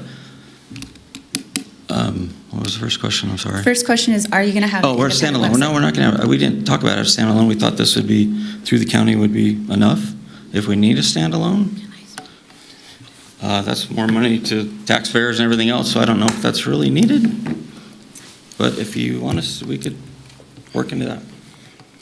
Yes, ma'am. Please introduce yourself. And Hi, I'm Michelle Zanino. I'm the secretary, and I did put that I would be a speaker. Sorry, I'm losing my voice. I've been speaking with Casey with the county, and as of a couple days ago, all of our information was there, and I did ask him about us having a hyperlink, and he said that that was coming. Okay. That, I can't remember who it was not there at the time, and they were working on it. Our minutes are there for the last 2 years, I believe, and our budgets. If they're not there now, it's a county issue because they were last week. I asked Casey if, when we search Verde TV District, I said it's hard to find it, and he said it's under the GIDs. That's where it will be housed. I said, will we have our own little landing page? He said yes. Again, we had all this information in October 1st ready to go. We'd been working with them prior to October 1st. According to AB 301, we can either have our own website or be housed on Washoe County's website. So Thank you for the clarification. that's what we chose. All right, and then I'm looking at the meeting archives. It's just confusing because it is embedded in the county website, and then there's a whole other section that says meeting archives. You don't know if that's referring to the other GIDs from up above. And I do see your meeting minutes now from April 10th and February 27th. So the moral of the story for me is we need to tell our stories, or people will tell our stories for us, correct? So I just encourage you to take whatever avenues you can to be more transparent, because you've been under the microscope, and rightly so. People are worried and concerned, and it's our job to be transparent as possible. So thank you for being here today. I look forward to seeing the improvements on the website. We agree. Thank you for your time. Thank you. Commissioner Andriola. Thank you, Madam Chair. I, too, was trying to navigate, so I'm not going to repeat what was just shared. So thank you, Commissioner Garcia, for pointing out some of the confusion. But I have a just direct question. You were really clear in terms of, throughout your presentation, you specifically stated that the Washoe County Controller's Office processes all of your expenses. Did I understand that We correctly? send the billing into them. If we're purchasing something, the bill goes into them, and the check is sent out through. We, as a board, we approve it, and whatever were expenditures, and then we send it in to the comptrollers for payment. I'm sorry. So all expenses are processed through all of your expenses are processed through the comptroller. So in terms of funding, where is that funding? Because obviously if the comptroller's paying, they're paying out of your particular allocation for the Verde TV district. Where does the funding come in? Does it come into an account that's held by Washoe County that's restricted to the Verde TV district? Yes, I assume, right? Yes. Yeah, and it's all part of those taxes. We don't see any income other than AmeriCom sends a check to us and we send it to the county. But all the other money that comes from C-Tax and from LGTA goes to the county. Okay, so Yeah. technically one should be able to access through the Washoe checkbook. You should be able to, yeah. Not that I'm suggesting they would have to, because I do think because you have a specific purpose statutorily that putting up the website. But the point is that to those that want to look for that, I would say that it should be available. And I think to the point of, and encouraging Washoe County, whomever that is, I don't know who it is, so whoever is standing up the website and standing up and the hyperlinks and all of that, that could specifically point directly to those two accounts so that you don't have to spend a lot of time. There are a lot of accounts at Washoe County. And even though the checkbook is there for full transparency, it's live. It updates every 24 hours. So it's live data in terms of financial representation for all the public to see.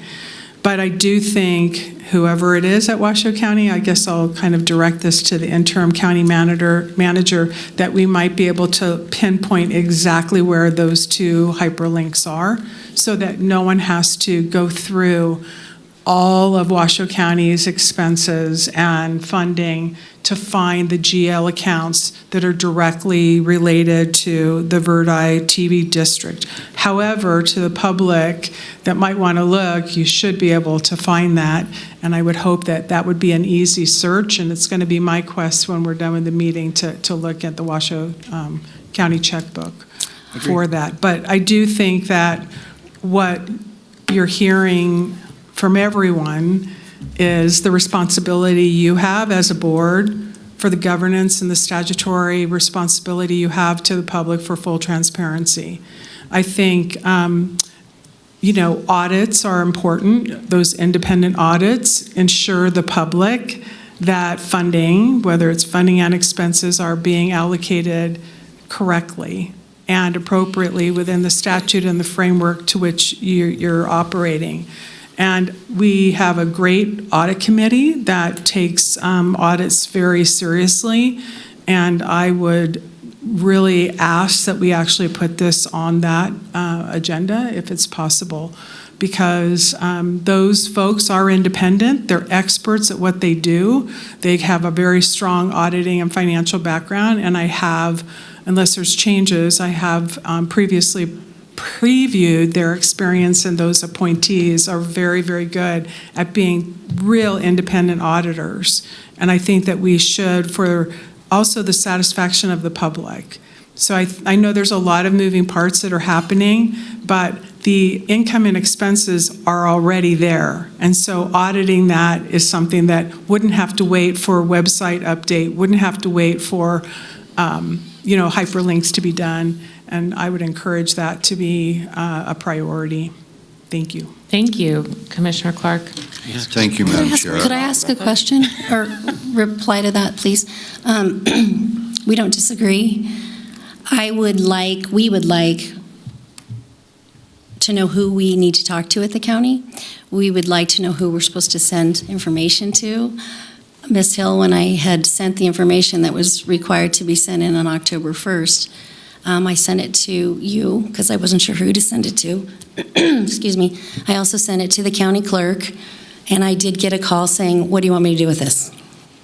So we're trying to follow the law. Mm-hmm. I personally had asked at least 2-3 people in the county. I know Mr. Horton had also asked people. I'd asked our attorney. Really, no one knew the answer. So we're happy to comply and be transparent and follow the law as we always have done. We don't know who to send it to. Send what? Anything. We don't know who to ask questions. Okay. We don't know who to send the information required by AB 301. Do you not have an attorney? Yes, we do. Okay, have you spoken to your attorney about this? Yes. And your attorney said send it to the county commissioner? We went and looked. He didn't know who to send it to either. We had no idea. Yes. What? If I might. Yes, Thank please. you. For the record, Thank I'm you. Interim County Manager Thank Kate you. Thomas. So a couple of things. First of all, you're a separate governmental entity, so I'm not sure. We hold your funds in a trust account, so we serve as your fiscal agent, but I'm not necessarily sure they would show up in the checkbook, so that's just first thing, so there's that. We have liaison roles, and I know Mr. Solero, my counterpart, has been working with you and reaching out. So the best bet every time is to send them to him. He knows exactly where to distribute information, whether it's to the communications department to make sure that the information on our website, if you've noticed, we have a new GID kind of holding spot on our site. They are the only GID that doesn't have a hyperlink to a separate account, so we'll work on that with you through our comms team. But if we can maintain a single point of contact through Mr. Solero, I think that would be beneficial for everyone, if that's okay with you, Madam. Yes, Thank you. I'd have to look at my email. I don't recall seeing anything from the GID, but I Madam think Chair? that it's, yes. If I might, the financials were submitted in correspondence and reporting in the last BCC meeting as part of the CNRs in the consent clerk's item. And also, the GID does submit financials to the Debt Management Commission as required by law. Mhm. And those are all public records. And I think the issue is there is no one place where people can find this. And so I think it's really important, as Manager Thomas pointed out, you are your own separate governmental entity. It's your responsibility to communicate out to the public. And I think it's great that the county is supporting you and your website because we want to make sure that it's transparent, but it's not up to the county to make sure that all those appropriate documents are there. That is definitely your job as the board. And I think the reason that the public is feeling so frustrated is because they have to go to 10 different places to find this information. It's their tax dollars, and and so they have a right to know where these things are at. And these, through NRS, our board can ask for an audit. I don't know if it should go through the audit committee or if you should pay for your own audit, because I think at this point we need to make sure that all this information is in one spot. And during audits, board members are asked questions like, do you know about relatives who are receiving benefits as part of this? Do you know about any possible misuse of funds? And so these are questions that board members also should be able to answer as part of an audit. So I think it's important that we look into doing that. I look to DA Large on what your thoughts are on NRS and what our board needs to do to officially ask for that. Or I can come back to you. I'm not prepared at this point to talk. I know there are limitations in regard to our ability to ask for audits, just as we discussed with Incline Village General Improvement District. There are limitations in NRS, but there is no barriers for Verdi TV District to publish either any audits or request their own audits, whether it's done by Washoe County or by any other outside agency. Okay. Thank you. I seem to remember that there was specifically a citation in NRS that the Board of County Commissioners could ask for one, but I will go to Commissioner Clark and sure. Go for it. Thank you. Just in following up on what I was talking about, so thank you to the interim county manager for clarifying that it may not be appropriate, right? So wherever it's appropriate in terms of being displayed and transparent, but here's the point I just would like to make. The point is that the reality is that if the comptroller, for instance, if we're bringing in the funds and then we're expending the funds, are we actually, charging? I'm talking about a reasonable fee for that processing. Because as a separate government entity, if you were to have somebody else do that, you'd have to pay for that. And I don't know where that lies as well. So certainly always being collaborative and supportive. There's nothing that I think any jurisdiction wants to do more than to help with efficiencies. But the reality is that you as an organization or any organization should know truly what your expenses are. And if it weren't for Washoe County doing this, then, just like you would have to pay for an attorney, you would have to possibly pay for an audit, you would have to pay for bringing in and accounting services if it weren't for others. So I just think it's something that we should look into. So I appreciate Commissioner Clark and your patience. I just wanted to follow up with that. Thank you, Madam Chair. Commissioner Clark. Thank you, Madam Chair. I've got a few comments and a few questions. First of all, I'd like to salute my fellow commissioners for asking difficult questions. This is needed in this particular case. But as I read earlier, it said, put on my better glasses here. The board voted to exempt itself from any budget or audit reporting for 2024, 2025, and 2026. Is that true? Did the board vote that way? It's reported in the newspaper. Yes, that is a right that they have to sign a petition and resolution for exemption to exempt us from certain things. So having answered that question, that the board voted to exempt themselves from any audit or reporting, nothing says transparency like that. I mean, this is unbelievable. This is unbelievable. And then, to compliment my fellow commissioners, they're giving you a tutorial on how to run your organization. Your organization's been in existence for 63 years, and we're having to coach you on how to run it. I mean, what's going on here? No wonder the public seems to be concerned about this. I've longtime friends that live in Verdi for a long time, and they've complained about this situation for years. It's finally coming to the surface, but this is not a good sign. It isn't a good look. People are interested in transparency, and this is the absolute opposite of transparency. When you vote for 2024, 2025, 2026 to not report your budget or have an audit, why did you stop at 2026? Why didn't you just keep going? I mean, this doesn't make any sense. I just became aware of this. This isn't my district, but now that it's on my radar, and I think there's some questions that need to be answered, and you should probably pay for an independent audit and share it. That being said, if the comptroller signs your checks and sends it out, I understand that, but how can we balance what you're purchasing? How can anybody look at what you're purchasing? What are your expenses? What is your income? These are things that the public has a right to know. You serve some 11,000 folks in that district. Is that a correct number? 11,000 people in your district? I don't know off the top of my head, I don't know. It's around probably 12,000. Is this on? It's around probably 12,000 now. But, sir, some of the things you said were not accurate, and so. Not accurate. I ask you if you voted to exempt yourself from budget audit or reporting for 3 years. Is that was an answer? I answered that one. What you said wasn't correct was about the budget. All of our expenses are on there. We have an independent accountant go over and do our financials.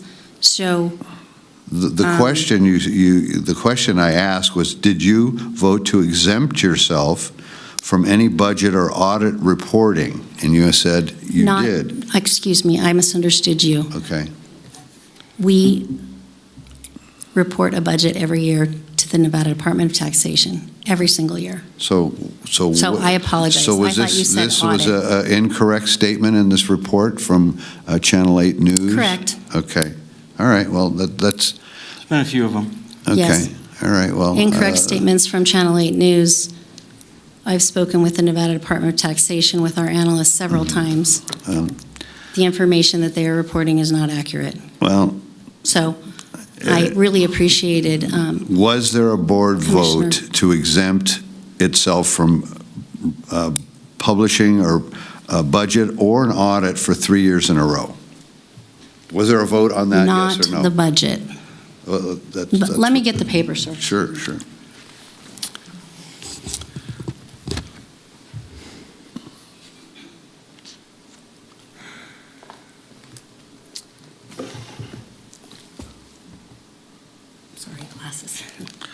While you're looking that up, I've got a couple of other questions.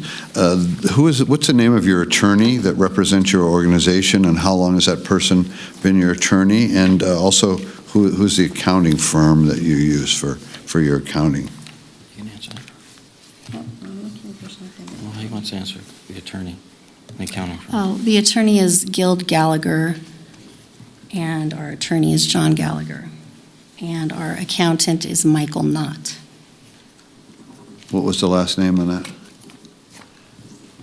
Knott.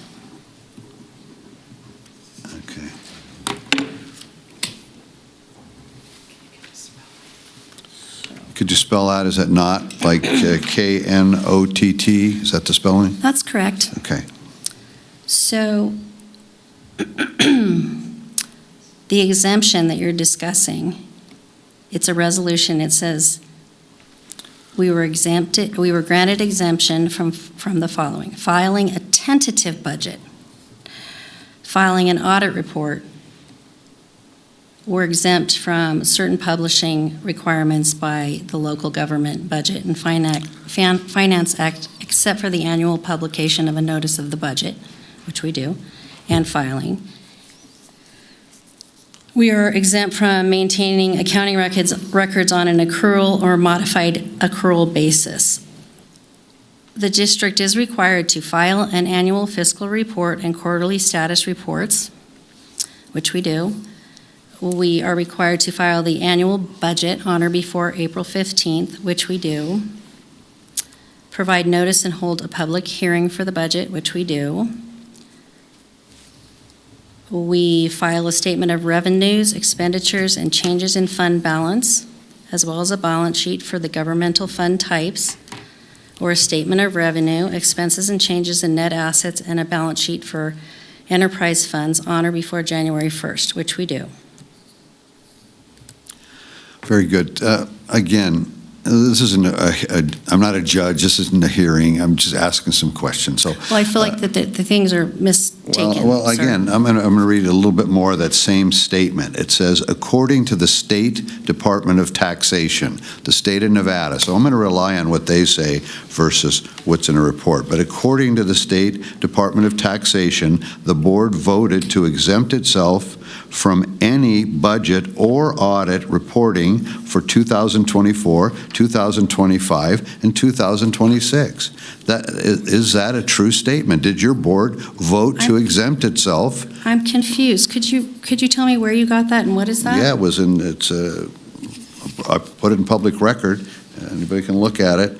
It's a report from this was published back in April 11th, 2025 at 4:55 p.m. Pacific Daylight Time. Okay? And it says, the state of Nevada Department of Taxation said that the board voted to exempt itself from any budget or audit reporting for 2024, 2025, and 2026. I'm confused at where this is published. Well, I'm That's confused what I as asked well. you, Were you sir. at the meeting when was this ever on your agenda? Where was that published, sir? This is a KOLO Okay, report. that's inaccurate. Okay, and here is, would you like the again, I State don't believe Department of everything I read. That's Taxation? why I'm asking you. Yes, and I did say that was inaccurate. I Okay. said that did not All right. happen. Very well. And I think to the board's point, it's really important that we share with the public what we are doing with public funds. Which we do. We do. And it's all available, and if someone asks for it, we are happy to send it. We follow all of the rules that we're supposed to follow. This is a letter from the Department of Taxation. We cannot control misinformation.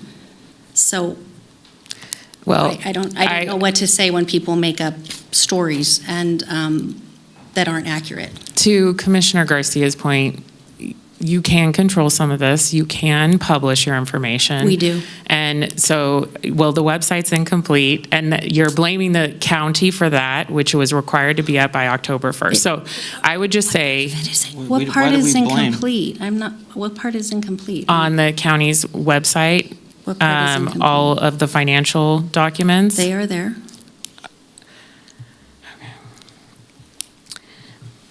I'd like to have a follow-up Yes, Commissioner question. Clark. Is it possible for us to get the copies of your last 5 years reportings, your financials?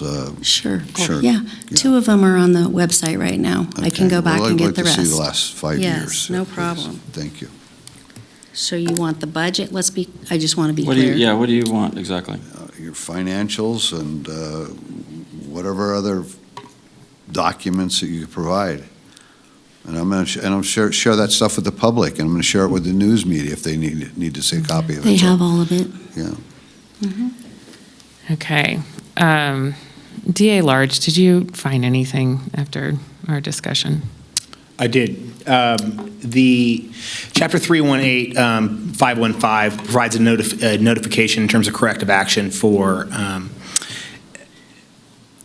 things, but it requires 20% of the qualified electors of the district or a request from the Department of Taxation in order for this board to essentially open a hearing in regard to taking corrective action in terms of financial mismanagement.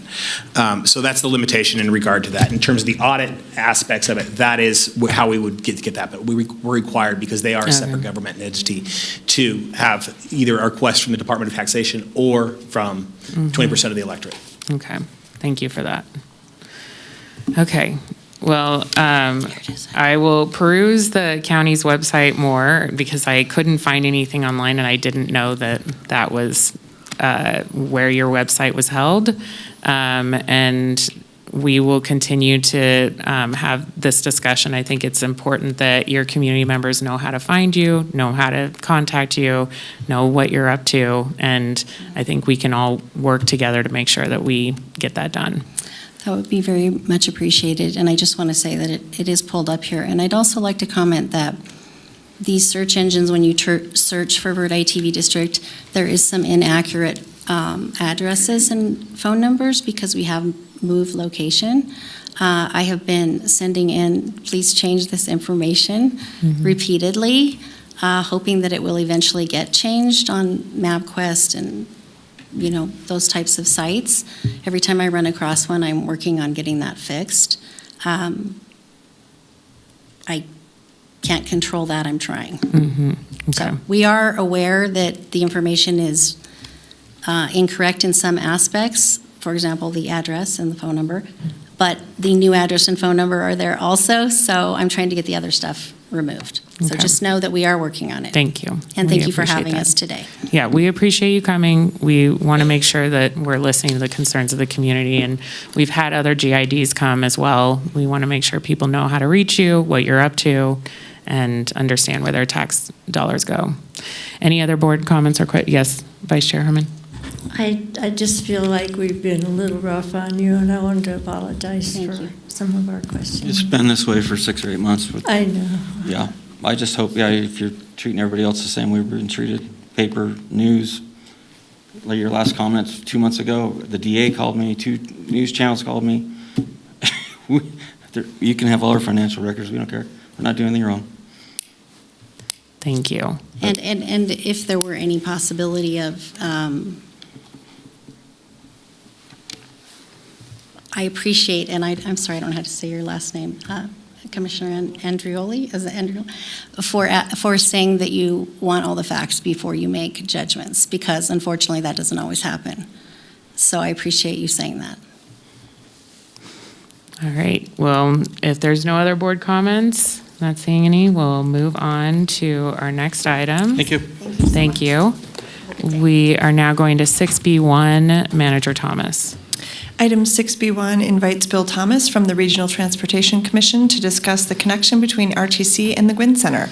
The Kenny Gwynn Center for Policy Priorities is a nonprofit, nonpartisan policy research center addressing key challenges faced by policymakers and all Nevadans. In addition, Mr. Thomas will cover the traffic maintenance study, intelligent transportation systems, and information about the traffic management center. Thank you. Welcome.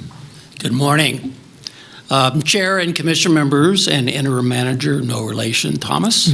I'm glad to be here this morning. I also have with me Dale Keller, who's our Deputy Executive Director and Director of Engineering. So if you want to go very deep, Dale's the one who has all the details, so I brought him with me.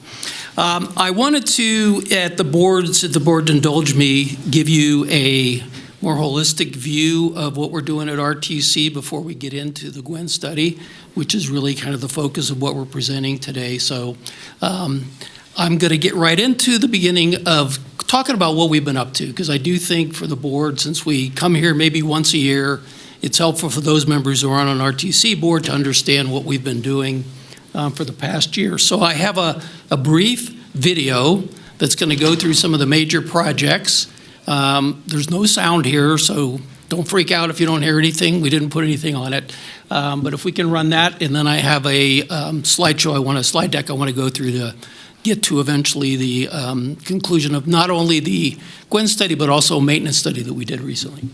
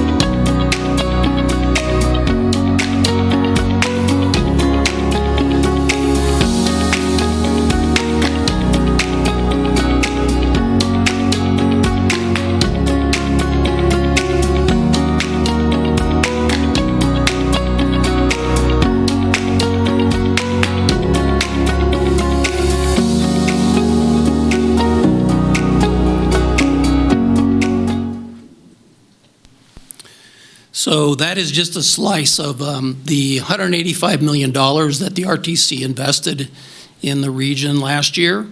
I want to start, before I get into the detail, with kind of mostly for the public, because I don't think the public tracks this necessarily, but our board, which was created in 1979, probably one of the oldest regional agencies in Washoe County, is made up of elected representatives from the 3 local governments. And we do really function as a regional agency. I'm proud to say that board members look at their jobs, I think, in the way they've acted in their conversation with me, to look at transportation and the way it really exists in our community. The average trip for people who live in our county is about 6 miles. So you can imagine driving 6 miles, you often cross jurisdictions. And so the perspective that we have as transportation officials is that people are somewhat blind to jurisdictions. They're more focused on what their trip is and their experience in that trip. So those 2 minutes, like I said, only highlighted some of the projects. And I did want to point out, because it's not obvious, that as a result of the tax money, both sales tax and fuel tax, that RTC manages on behalf of the community and our board, 11,180 unique individuals were employed. So a fairly significant number of the population in our community have jobs as a result of these investments. In addition, there's close to 3,000 jobs between not only the projects we do, but also the transit agencies that we have as contractors, Keolis and MTM, and their employees. So close to 3,000 jobs annually come from these investments.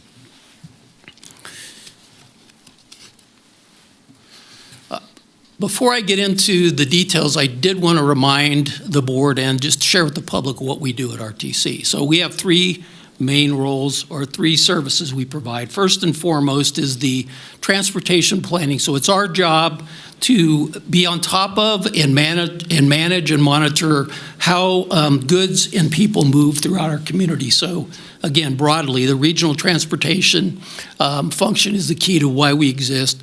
We also are what's called a metropolitan planning organization, which is a federal construct. In other words, the federal government says communities of greater than 50,000 have to have an agency like this in order to spend federal money. So that's a key part of what we do. Last year, we adopted the 20-year transportation plan, the regional transportation plan, which is the key, as you'll see in a minute, to how we invest. In addition, we do all of the design, planning, design, construction, and inspection, and basically maintenance of the asphalt for regional roads. So that's Dale's area, but it's a significant part of what we do. And we don't do local roads, which we're going to talk about. We don't do state roads and highways. We do the intervening portion in there, which is really most of the major roads that people drive on in our community. And then lastly, as you saw, we do public transportation, which isn't just the big blue buses. It also includes the disability service of access, the Flex Ride program, which is a newer one in terms of the life of RTC. And then we also have some very active programs for seniors that include senior rides with taxis, Lyft and Uber. So we kind of cover the whole gamut of trying to help the public in moving around in our community. One of the things I know can be frustrating to people, and particularly members like you that hear from the public, like, what's going on with this road? Why aren't things happening in my neighborhood? Why can't we get something done? Is we have, by design, a very involved decision-making process, and that process starts with a 20-year look. So anything we do at RTC in terms of projects must start there. So we basically do this every 3 to 4 years, and we look at everything that could be needed in the next 20 years in the region. We put it, if you will, in a bucket that says, here's all the things we need to do. And then we have a second touch, which is our 5-year regional transportation improvement program. So that's the actual projects that we see in the foreseeable future we're going to actually be doing. Following that, we have what we call our interlocal cooperative agreements, which go through the board. You see all of them. You see them for Sparks, you see them for Washoe County, you see them for the city of Reno. They almost come through you because you're the agent that basically lets us expend this tax money. That actually gets us to the refined point of when are we going to do a project. So that 2 year is the most important into the certainty that something's going to happen. And then lastly, just like you, RTC board approves an annual budget, which is the actual expenditure of the fund. So I share that with you and with the public for them to understand that there's a reason why we do this. And the reason in great part is because we're talking about investments that range from $5 to $80 million. So these are very big, impactful projects. We want to make sure we do it right, that we're doing the right project, that the purpose and need is really the one that's best for the community, and that as we go spending these significant monies, we're doing the right thing holistically for the region. So I want to get into one study we did before I get into the Gwynn study, and this is one we did with with the staff of Washoe County, the staff of Reno, and the staff of City of Sparks. And it came about as a conversation point that we have been hearing, which is there's issues with maintaining streets, holistically, all the streets. And it wasn't just the asphalt, the sidewalks, the kind of things that we normally do. It's snow plowing, it's potholing, it's crack sealing, it's all the things that go with actually maintaining the roads. So we engaged the consultant and asked them to take a look at the situation, and here's kind of the 3 bullet points of what we learned. Bottom line is everybody's spending the money that they have specifically out of taxes, fuel taxes on roads, and they're also embellishing with other funding sources. Each jurisdiction a little bit different, but everybody's spending a little more than what they get on fuel tax to maintain the roads. However, in the next 10 years, we'll have about a $1.4 billion shortfall. So in order to maintain the network and the roads the way we would all like them, including, again, the whole thing, the whole gamut, snow plowing, street cleaning, all those things, we would need about $1.4 billion.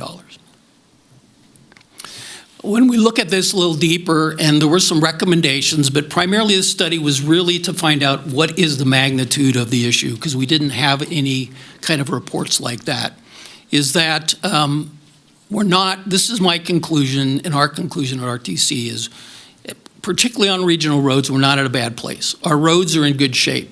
But when you add the whole gamut of maintenance, roadside ditches, local roads, that we're not keeping up. So we're in a situation where we know what our infrastructure needs are, and we know that we don't have the monetary resources to be able to do everything we want to do. So if you look to the right here, it's really the recommendations, which is, and I'll talk about it in a minute, investing in intelligent transportation systems. And probably most importantly, which is what you do all the time, is prioritization. We know there'll probably never be enough money to do everything, so it's really a question like, how do we spend our time and money, and where's the best bang for the buck, if you will, for the public's funds to make sure we have a positively or a well-managed transportation network.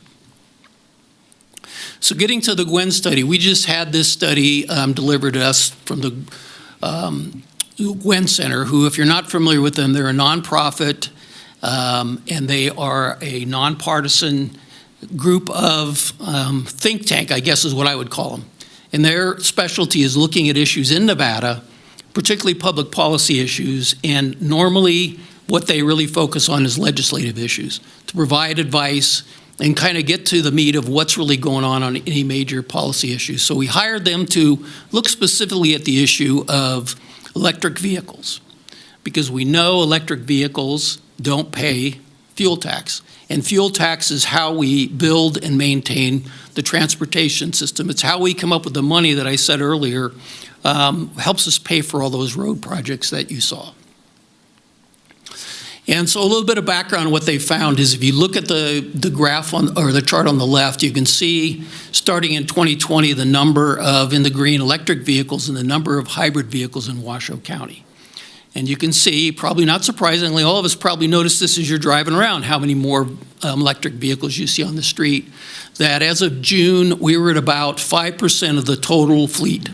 So, 5% of all the cars you see on the road now are either hybrids or electric vehicles. And while there's great environmental and social benefits to changing to these vehicles, the biggest issue that they create is that they're not funding the maintenance of the roads and the construction of roads. And you add on top of it, and this is really a reflection, I think, the quality and the value and the fuel efficiency of new vehicles. You can see that even though we're growing as a community, the amount of gasoline consumed is going down, which, as a resource, you would say that's a good thing. But again, getting back to how are we going to maintain this? And the other thing I don't have on here, but is a truth, is that people aren't driving less. So as we grow in a community, people are driving more, they're using the roads, they're consuming less fuel, therefore they're contributing less money to take care of a very large and expanding transportation network. So part of what we asked the Gwynn Center was, what should we do about this? What are some of our options? And that's what you have up here, the recommendations that came from them. The first ones, the policy interventions, are things that could be done that would require legislative approval. So if you look at those top three, the one that's probably had the most traction, the most conversation, is levying either a tax or a fee on electric vehicles. And the idea would be to get those types of vehicles basically paying equivalent to or close to what people who buy fuel and internal combustion engines pay to take care of the transportation network. The other one, vehicle miles traveled, is really one that's been talked about, and the concept is pretty simple, which is right now when you buy gas, you pay for as much as you use the road, at least in theory, because you're buying gas. You drive more, you buy more gas. You drive less, you buy less. So this idea is to start charging based on how much people drive. So on the face of it, it seems like a very fair and very equitable way to collect the money that's needed to maintain the transportation network. However, no state has figured out how to do this yet. And part of the problem is that the complexities of managing it and collecting the money require that a substantial portion of the money collected would be contributed to that. In addition, there's some serious concerns from the public about the privacy of this information being given over to government. So while I think everybody ideologically would prefer to go to that, it's very difficult to do. And like I said, nobody's figured out how to do it. The last thing is an electric charging station tax. And that one we've looked at, it would again require, all of these would require the state legislature to approve, but part of what we've learned on that is not all of the charging stations are set up to do that. So you have to have a method to collect the information as far as what's being charged, to be able to collect the tax on it. So all of those are opportunities that are there. Our preference when we're looked at it is probably the first one. And we will be returning to the County Commission in the near future. I have no doubt to talk to you about what do we do about that particular issue, which has been discussed in the legislature, I think, probably for 3 sessions, but doesn't seem to get addressed. The second group of recommendations are ones we control. And what I mean by that is they don't require any state approval. So there's 2 options there. One of them, which I think you're probably very familiar with, is the Supplemental Government Services Tax, which is a tax that the Board of County Commissioners have an authority to impose to provide for services needed in the community. The second one is an increase in a sales tax, which is allowed but would be subject to the vote of the people. So we could move forward and ask the people in our community to pay an additional 8% of 1%, or 1/8 of 1% on a sales tax to generate money. So though they didn't go any further than that, they did give us some general estimates of what those might raise in terms of revenue to deal with the problem. I can tell you that short of probably the vehicle miles traveled tax, none of these are going to solve the problem holistically. These are basically measures to keep us from getting further behind. And in closing, I want to talk about a new and kind of novel solution. In the past, what we've done is we would, traffic would occur on a road, people would get concerned because there's congestion, we would go widen the road, and then more cars would get on the road, and after a brief period of time where people would be happy that there's more capacity, it would fill up, and we would keep doing that.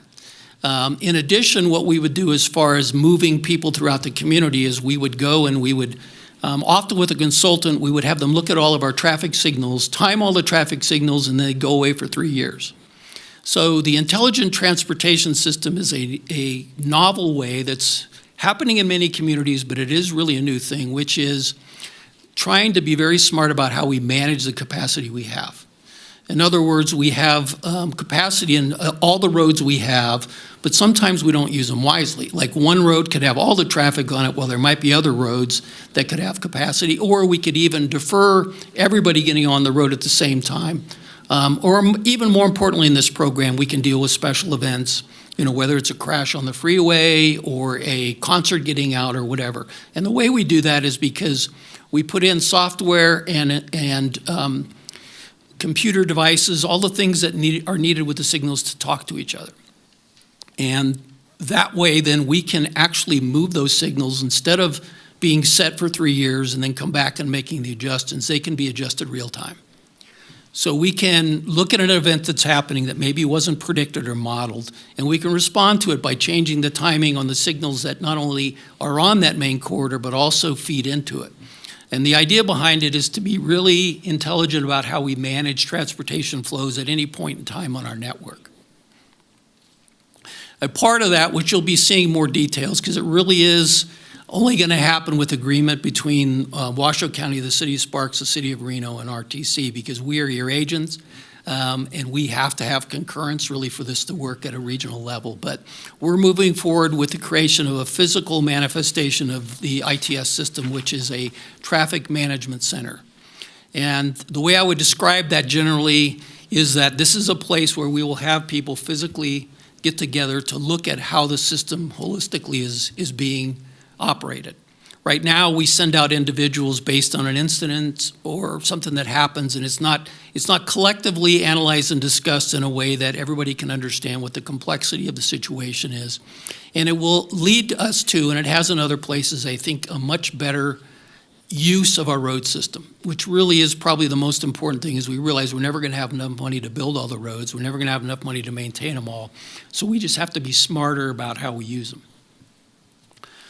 And with that, I wanted to just close, and I apologize, I went way beyond, only 14 seconds beyond my 10 minutes. It's hard to pack, a year's worth of stuff into 10 minutes, I got to tell you. But I appreciate it. We're really focusing on increasing our coordination RTC with NDOT. And probably don't need to tell you, but it's important for everyone to understand that NDOT's a state agency, and 73% of the population in our state is in southern Nevada. So we have to be very strategic, and we have to be very much on top of that relationship with NDOT, because we're in a competition. We're in competition with not only southern Nevada, but also all the rural counties to get their attention and their investment, and not only their money, but their time to deal with our issues. Also, federal funding, which we've been very aggressive at pursuing, is changing. It's definitely shrinking. It's in a state of flux now, so I couldn't tell you exactly what's going on, but we do know the nature of investment from the federal government, at least probably for the next 3 years, is going to be different. Money that was used in the past for pedestrian bicycle facilities is likely gone, and money that is focused on safety is probably going to be the target of the new administration from what we can tell. But the most important thing is to just let everyone in the community know, including you, of course, that there's not likely to be the same levels of federal money that were invested in the past 4 years in our transportation network.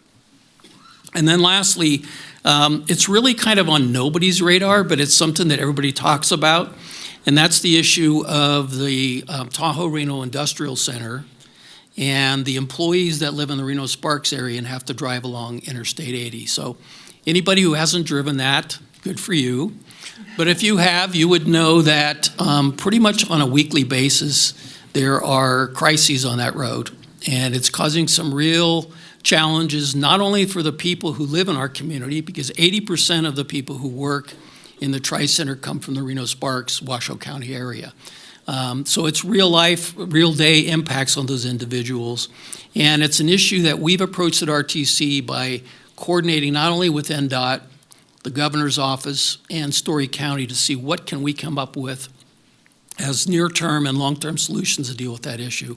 And I bring it up only because, like I say, it's not in our RTP, it's not in anything that we have done ourselves, because it's not a Washoe County independent issue. It really is a regional issue, interregional issue, and it really is a state issue. So With that, and I thank you again for letting me go long, I would be more than happy to answer questions or have Dale help me with answering questions. Thank you, Mr. Thomas. We appreciate it. I will go down the line. Vice Chair Herman. Thank you for the great report and your timing. It's great. All right. Thank you. Thank you. Commissioner Garcia. Thank you so much. It is a pleasure to serve on the RTC board. We learned so much. The blanket of services that the agency provides to all ages and areas of the county is impressive, and the multi-generational projects that have been completed or are in the process of being completed. I mean, you don't get to see a bridge getting rebuilt in your lifetime very often, and so those things are all happening right now. ITS is very innovative. We're getting very excited about that. So that's another example of how you're looking region-wide. I can tell my fellow commissioners, RTC does not favor one jurisdiction over another. Mm-hmm. Everything is done via lots and lots of data collection and prioritization. And so we all have to look at this roads issue as a nonpartisan issue, as a non-jurisdictional issue. It's it's daunting to hear a $1.4 million shortfall in the next 10 years, and it's incumbent upon us to really look at the policy recommendations that were provided to us and really lean into what is possible and what is feasible for our region. So I just wanted to say thank you for all your work, and thank you for coming to present today, because there's a lot going on. You're a very lean agency and you do a lot with what you got, so keep up the good work. Thank you. Commissioner Andriola. I will also echo thanks for coming and for everyone and the staff for all of your hard work. But I do have a question. The stats in terms of the EVs and hybrids and the 5% that represents that of the total. And you mentioned, I believe you said that there's really nothing that's going to be able to solve that holistically. Like, even though the legislature, quite frankly, has been wrestling with this for more sessions than we'd like to actually say 3, because I remember it was even discussed a long time ago. But the fact is that there are folks who are traveling the roads for free. That's the bottom line. Mm-hmm. And I'm one of them. And I will tell you what I said to the NDOT director, Ms. Larkin. Come up with something. I'm willing to pay it. Yeah. I mean, really. I know and if I could write a check, where do I send it and how am I ensured it's going to go back to roads? So the point that I'm trying to make is, as we see more and more, it's now 5%. I thought it would be more, but it's now 5%. And then the fact of the balancing of less consumption at the pump, if you will, that feeds into the fuel tax that is intended statutorily to help pay for the roads. So if we stayed within the confines of the analysis that the Gwynn Center, who's a great think tank, as you put it, but it's really composed of researchers that are truly bipartisan and trying to come up with viable solutions so legislators can look at what those options could be for policy changes. So what could be, or did the Gwynn Center address what a number could be for that group in terms of making up the difference for the consumption, while also those that are riding the roads free? We have free riders. Mm-hmm. Right? I didn't think I'd ever be one. So it's not intentional, but it is. And so I'm wondering if, I know that you've given the number in terms of, I thought I read it 1.4 billion, by the way, but maybe it was 1.4 million shortfall. But what could be assessed instead of necessarily raising the tax? Because the reality is that evidently the DMV is having trouble being able, as you pointed out, you didn't name the DMV, so maybe I'll just say there are entities who collect this and then send out the bills, the DMV, who have to wrestle with how they do this. And so even if they collect the money, it's going to go back in to the process that they have to bill to support it. That's what I heard you say. Yes. Right? Yes. I don't quite understand that, but that's not for me. I don't have enough information. But what could be assessed? So I'll go back to my question. What could be assessed? Did the Gwynn Center give you an idea of, for instance, the hybrids and the EVs? Just to be clear, the dollar amount, is that Yeah. what you're looking for? Yeah, approximately. They did. They gave us basically a matrix. Okay. And the matrix really has to do with two variables. One is, what's the maximum? What's the minimum? What's the adoption level in terms of people actually getting EVs? Because there's no certainty on that. I can say that and I'll get to your specific answer, but I need to preface it a bit. What NDOT is forecasting is that within 5 years we'll be at like 20%. So even though it's small now, it's going to grow, and it's going to continue to grow. And I think all of us see it. You don't have to be a scientist as you see more and more, not just Teslas on the road, right? There's all kinds of new EVs now. So you can watch as you sit at a signal, you can see how many electric vehicles are going by, and I think common sense would tell you there's more.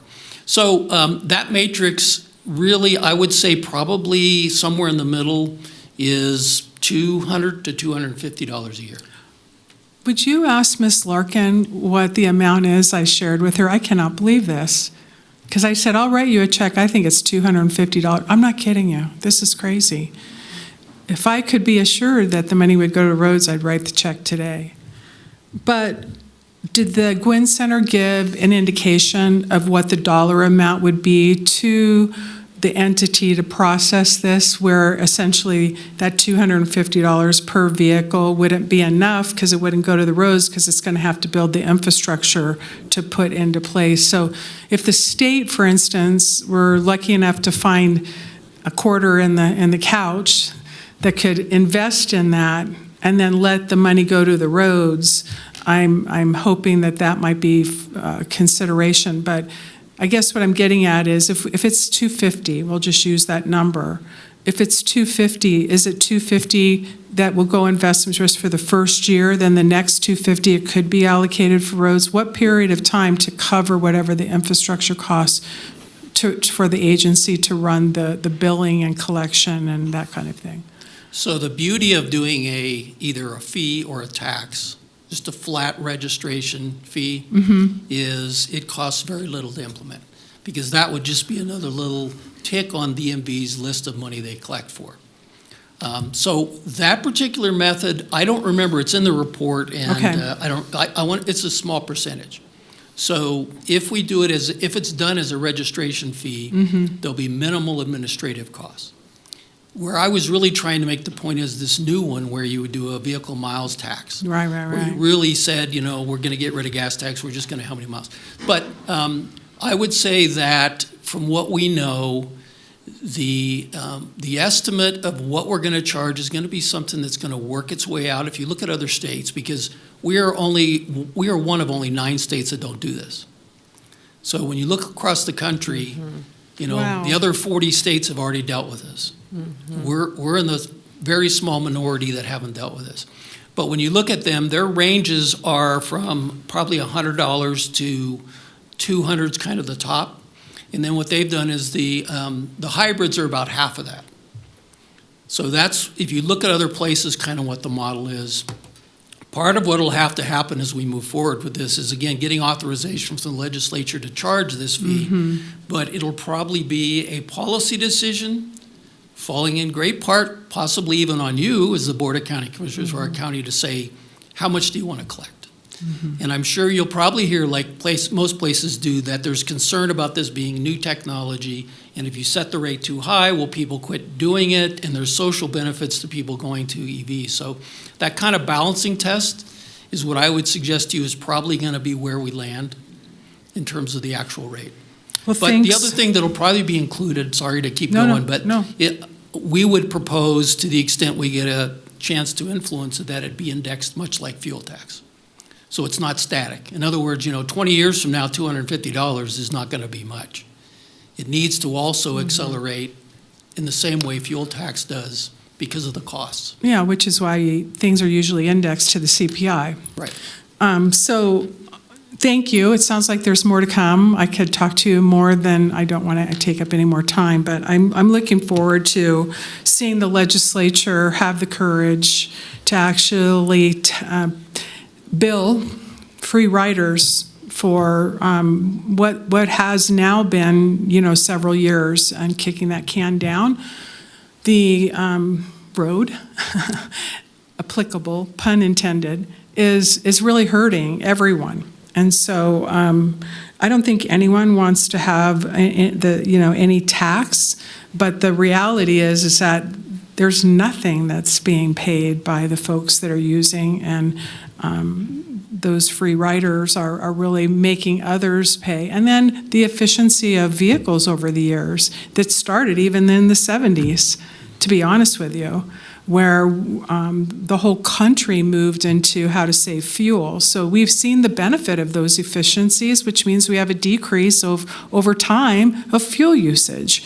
But then the tax actually was indexed to that. So I was part of that at the legislature in terms of how to calibrate that, and even what would be fair to everybody, and how do you have fair and equitable payment across the board. So I'll look forward to the legislature not doing anything but doing something, right? That's going to work. And so it seemed like a first step to me. I didn't know that detail, but I'll be watching for more. I also want to just share with you how incredible it is for the student rides to be up 34%. That's a huge number, and so thanks. That's amazing. I didn't see the percentage of FlexRide, but FlexRide is really important to the district that I serve, and I'm sure many others. And I can't thank you all enough for FlexRide. One of the very first constituents I ever helped was FlexRide, and it's near and dear to my heart of being able to see him being able to go to dialysis treatment to save his life, essentially. So thank you for that. I didn't see the numbers on that, and I'm not going to worry about that right now, but I would like to follow up on what those percentage are. We seeing increases for FlexRide? Are we seeing increases for the senior rides and the taxi voucher program that you have in place? So thank you for always thinking about how to move people efficiently, effectively, and as least cost as possible, which the intelligence system sounds fascinating. I also would be remiss to not thank you for always coming to the Spanish Springs Cab and doing a great job. We feel the infrastructure with not only RTC, but NDOT, and so having you there on November 5th is going to be a great opportunity for those at Spanish Springs at 6 p.m. at the Spanish Springs Library to again hear all of what you're doing and also what the plans are specifically to your point about I-80, because those several thousand people that are going to TRIC, 43% approximately live in my district. And so we all have an interest in how we can actually look at that and moving those folks in an efficient way and what those short-term and long-term options are. So I'm sure the Spanish Springs Cab will be well attended with a lot of information that you share. And then in closing, thanks again for everything that you do. As Commissioner Garcia stated, this is really about jurisdictions working together, because we all are crossing those boundaries in various ways. And I am going to encourage everyone to reach out to their elected representative at the legislature to talk about, figure out a way to charge EVs and hybrids. Please get it done 2027, right? Mm-hmm. No, 2028. When's the next legislature? 2027. Mm-hmm. That's around the corner. Thank you. Thank you. Commissioner Clark. Thank you, Madam Chair. Just comment, thank you for your report.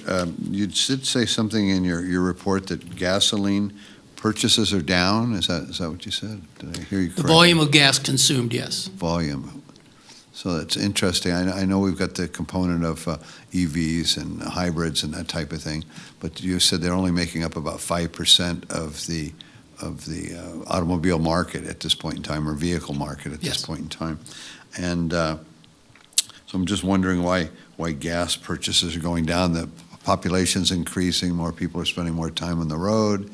Do you think anybody's buying gas out of the county to avoid the local tax that we have here in the county? Do you think that is a component of what's taking place? I certainly believe from people who've told me that that's what they're doing, but I think that's really a reflection of the fuel efficiency. You know, it's not just the EVs, it's not just the hybrids, but, you know, you see less and less, I guess, large trucks and more smaller vehicles. So to me, that's the, you know, visual representation of what's happening. So there are more people driving, there's more use of the roads, all of us see the congestion increasing. It's just that at the gas pump, people aren't pumping in as much to their cars as they used to. And that's reflected in how much money is raised to pay for the network. Fair enough. Thank you. Well, thank you so much. I think you hear that this board wants to help with that that equity issue that we're seeing, and so please let us know how we can support you. We want to make sure everyone's paying their fair share, and we deserve great roads. So we appreciate the update and the great work that you and your team are doing every day to serve our community, and we'll just stay in touch. Thank you. Thank you you for your time. I really appreciate it. Okay, we are going to move to our final presentation, 6C1.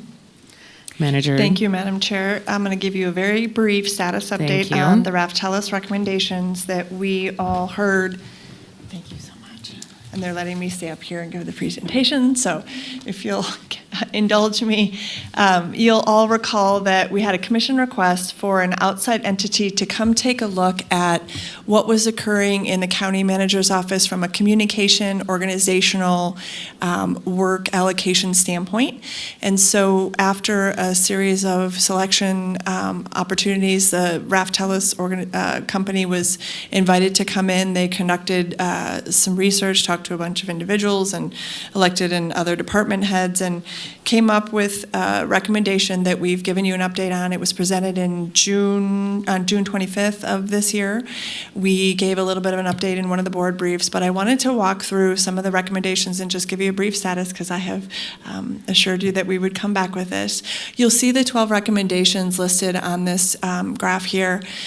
Something to note is all but 2 of those along that y-axis, which is your vertical axis, started immediately. And so we got to work in the manager's office, various other areas. HR was a big help to start to put into place some of the recommendations that came forward from Raftellus. We are happy to report that we've started some important initiatives right away. You've been seeing the weekly board brief. Rather than getting a multitude of emails from the manager or assistant managers or department heads, we're trying to communicate in a more meaningful way by putting that in a weekly publication for you that also goes out to our elected department heads, the other department heads, and then out to the organization. But it is intended to give the information to this board so that you're up to speed and well communicated with. We've put the commission support function under my counterpart, Dave Solero, who is working hard to align that with the commissioner's requests, some of the functions of the agenda piece, and just commission support in general. And so we're working hard on that. We started our one-on-one meetings, which I enjoy with commissioners as often as we're able to make those weekly, just to, again, enhance that communication. We have a quarterly elected officials meeting that we just had our first reestablished luncheon last week or the week prior, and then as often as I'm invited to meet with them, I'll get together and we talk through some issues that those department heads and elected officials are having. I'll clarify that the elected officials I'm speaking here are 7 elected department heads, not this board. And then we had the realignment of some of our Office of the County Manager roles and the reporting structure, so we've gotten underway with some of those items already. Still up for and in process being worked on, we've got the agenda setting and board meeting framework. You've heard us talk a little bit about a meeting structure that involves a more intensive workshop for the board. That was a Raftelis recommendation. We also had a recommendation to look at posting the agenda a few days earlier so that the board would have time to digest the information and come back with meaningful questions. If you all weren't clear on something, we could give you a deeper dive. We looked to restructure and are working on a name change initially in some of the functions of the assistant to the county manager, which is more of an executive assistant to the county manager role. So that's in the works. The process for prioritizing your requests, we heard a little bit today that you do have individuals that show up at the board meeting that are looking for answers or solutions. A lot of those are reverberated by this board and requested that we look into those items. And so we've been working on what it is that this board would like to see as far as requests, whether it's an agenda item or a future presentation, making sure that those requests are prioritized and communicated back to this board. Looking at some of the policy and governance roles for the board, you'll see that a little bit later in this presentation. Strengthening the board relationships, accountability, collaboration. We've heard working together is a big theme that we've talked about. And then, of course, looking forward to when we might have some new board members. We know we'll at least have one, but looking at a really robust onboarding program. And so I'll go through those a little bit more here as far as those in process are, but that was the general overview. We've sent a survey to the departments, to the agenda coordinators in those departments, to talk about what does it look like for you as far as a work planning order if we set that agenda or release that agenda. It's a pretty robust schedule to get something before the board for a policy decision. And so if we move that up a couple days, how does that impact the work that you do from a different department perspective? And so we're looking through that feedback. We expect to bring forward some more information to you in December. Realigning the duties of the executive assistant to the county manager, talking about moving agenda-related duties out from under that role so that it can be more of a office manager type coordinating effort versus having the commission support team working on the agenda, so they're more in direct contact with this board. That was coming before you. There's an agenda item coming next meeting. So we'll talk about how that can be realigned and a little bit more strengthened based on the Raftelis recommendations. The prioritization of commission requests was one of those that was not started immediately. And so I know we talked about looking at that when a new county manager came in January. The policy and governance role of the board is being reassessed as well. When we're talking about strategic planning, how this board set the strategic objectives for the organization to follow, we know there needs to be more robust involvement from the board directly in the strategic planning process, and so you'll see that coming forward. And then this is the one I really wanted to focus on, which is that how the board behaves and our board relationships and accountability and professionalism and collaboration. So we've committed to setting forward some of the workshops that are really not necessarily training sessions. You all know how to do your jobs, but everybody needs training and professional development. So looking at, in December, laying the foundation of some of the best practices, how boards in other jurisdictions that are successful behave with one another, communication styles, things of that nature. So we're going to bring in some outside folks to talk about what works best practice around the country. And then in the beginning of the year, talking about bridging divides. We know that NACO has done some strong work in this area, and so we'd like to emulate their framework to enhance the collaboration.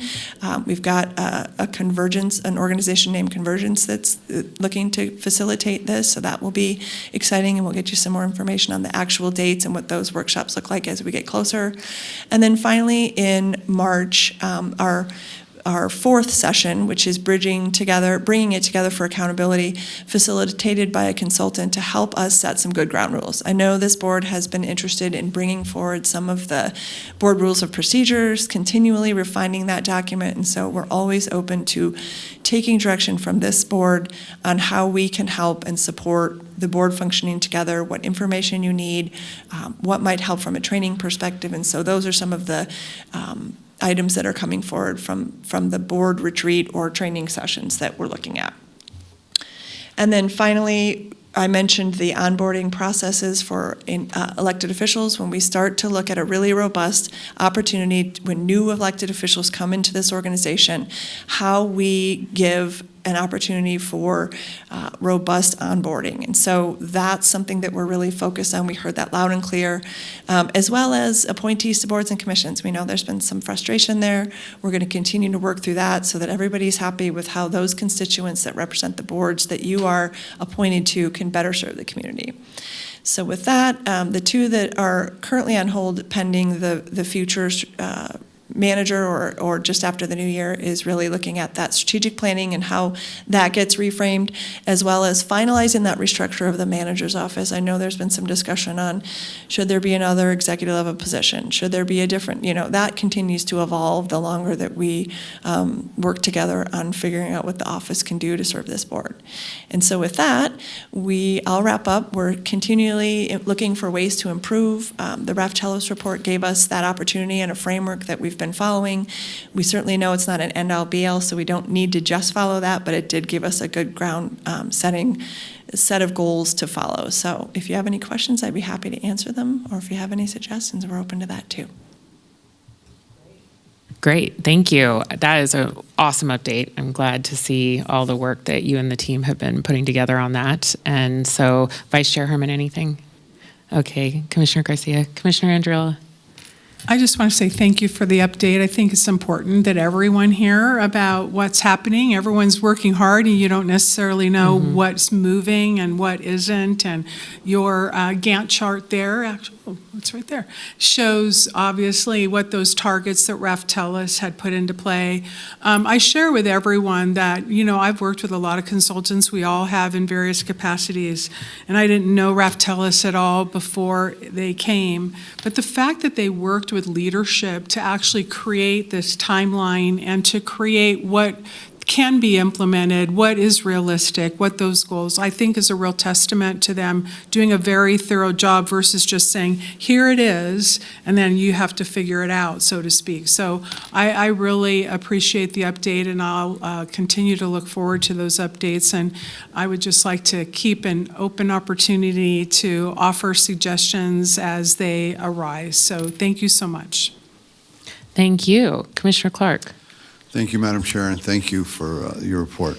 And it's good to see some progress, and it's a lot of this we cover on our one-on-one, so it kind of was no surprise, but it was just nice to see it all in one presentation. So thank you. Yeah, and I think we already see the improvements and things coming together, so thank you for that, and we really appreciate it. Okay, we will now move into proclamations. 7B1 and Manager Thomas. Sure, this is a proclamation for the week of October 19th to 25th as National Friends of the Libraries Week. And so we have Commissioner Garcia, who has offered to read this proclamation for us. Thank you. And I think we have some folks from the library here.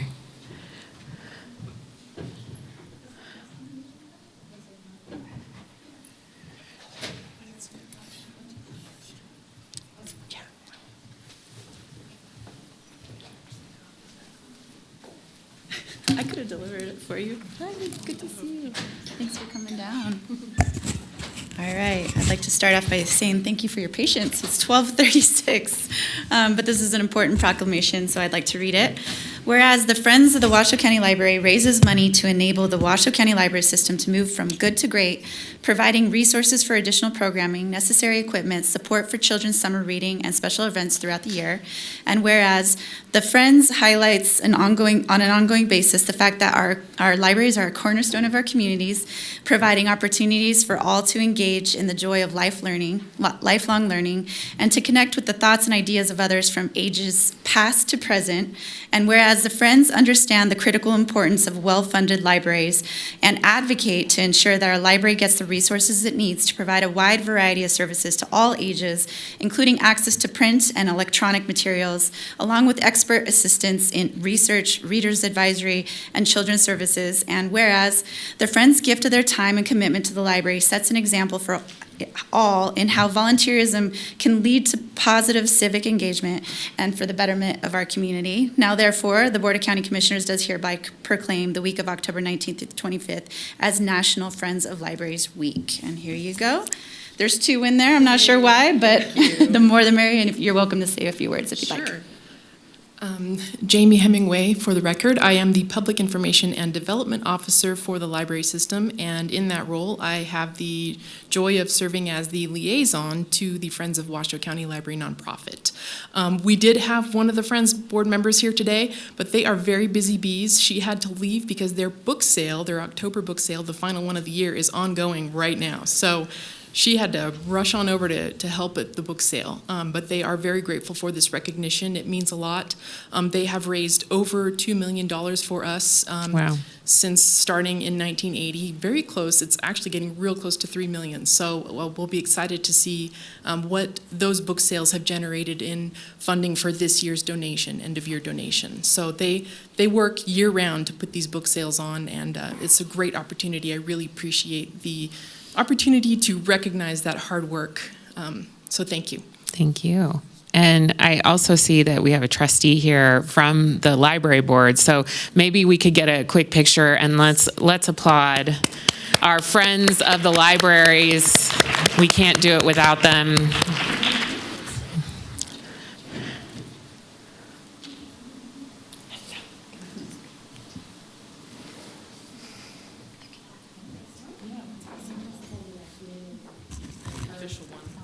Okay, perfect.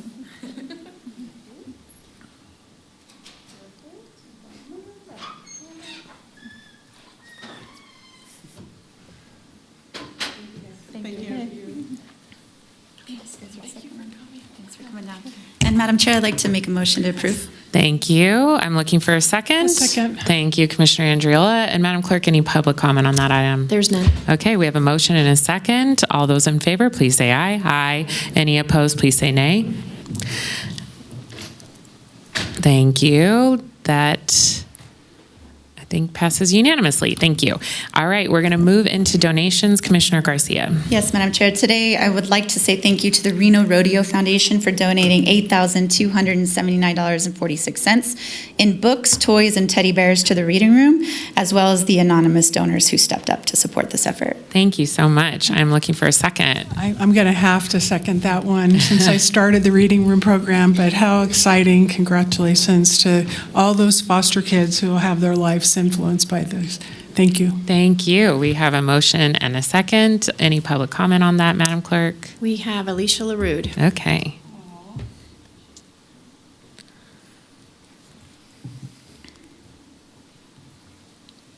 Good afternoon, Commissioners. Alicia LaRude for the record, District Court Administrator. I did just want to take a moment this morning to acknowledge our reading room program and all of the great work that the Reno Rodeo Foundation, does with respect to that program. It was established in 2018 with a lot of community support, and since establishment, the Reno Rodeo Foundation, without fail, provides us with books that get handed out, as Commissioner Andriola mentioned, to our foster care population, those children who are coming in on our dependency dockets. But since establishment, it really has expanded, where we try very hard for children who come into the court that all of them are leaving with a book.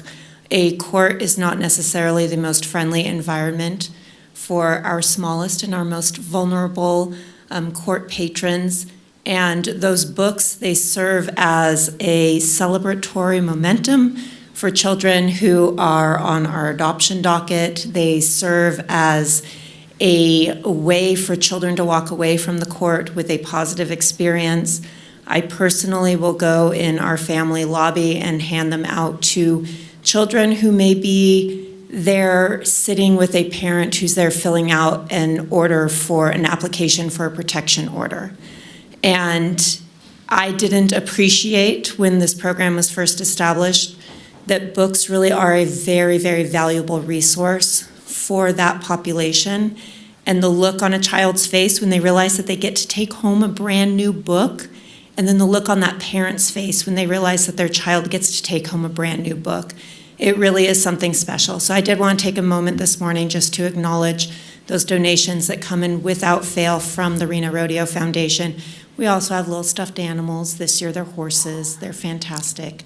It really does just change how a child walks away from the courthouse. So a huge thank you. Thank you.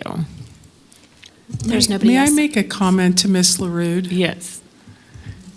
Being that we all had that fun experience of seeing this roll out, I also want to acknowledge the staff at the courts, because I don't think people realize that they're the ones who are putting all those books in those courtrooms on Friday. I still don't know if you're doing it on Friday, whatever day you're doing it. But the staff volunteer with that and put those books in. And the judges actually help to vet some of the books so that it's related to whatever that particular child may be experiencing in terms of inspiration as well. So I do want to give kudos where they also need to be, and that's to the staff and the judges who are a major part of this as well. And thank you so much for that, Commissioner. The staff who work on this project are very passionate about it. They help to order the books in. And again, just talking about how this project has expanded. I mean, even I'm over in the old courthouse, and I have a box of books that I keep in my office over there because we occasionally have children in those hallways. And I can't describe to you how much it changes those kids' faces when you hand them a book. So thank you. Thank you. Great, thank you. We have a motion and a second. We've taken public comment. All those in favor, please say aye. Aye. Any opposed, please say nay. And that motion passes unanimously. Okay, we're going to move into consent, and we do have that one change on consent on 9E2 to exclude the $5,000 for the Reno Elks Lodge, which will come later to the board. I am looking for a motion on consent. Thank you very much. Looking for a second. Thank you. Or Vice Chair, do you want to? Yeah, Vice Chair Herman, you got the second. Okay, Madam Clerk, is there any public comment on consent? Looks like there's nobody signed in. Thank you. All right, we have a motion and a second. All those in favor, please say aye. Aye. Any opposed, please say nay.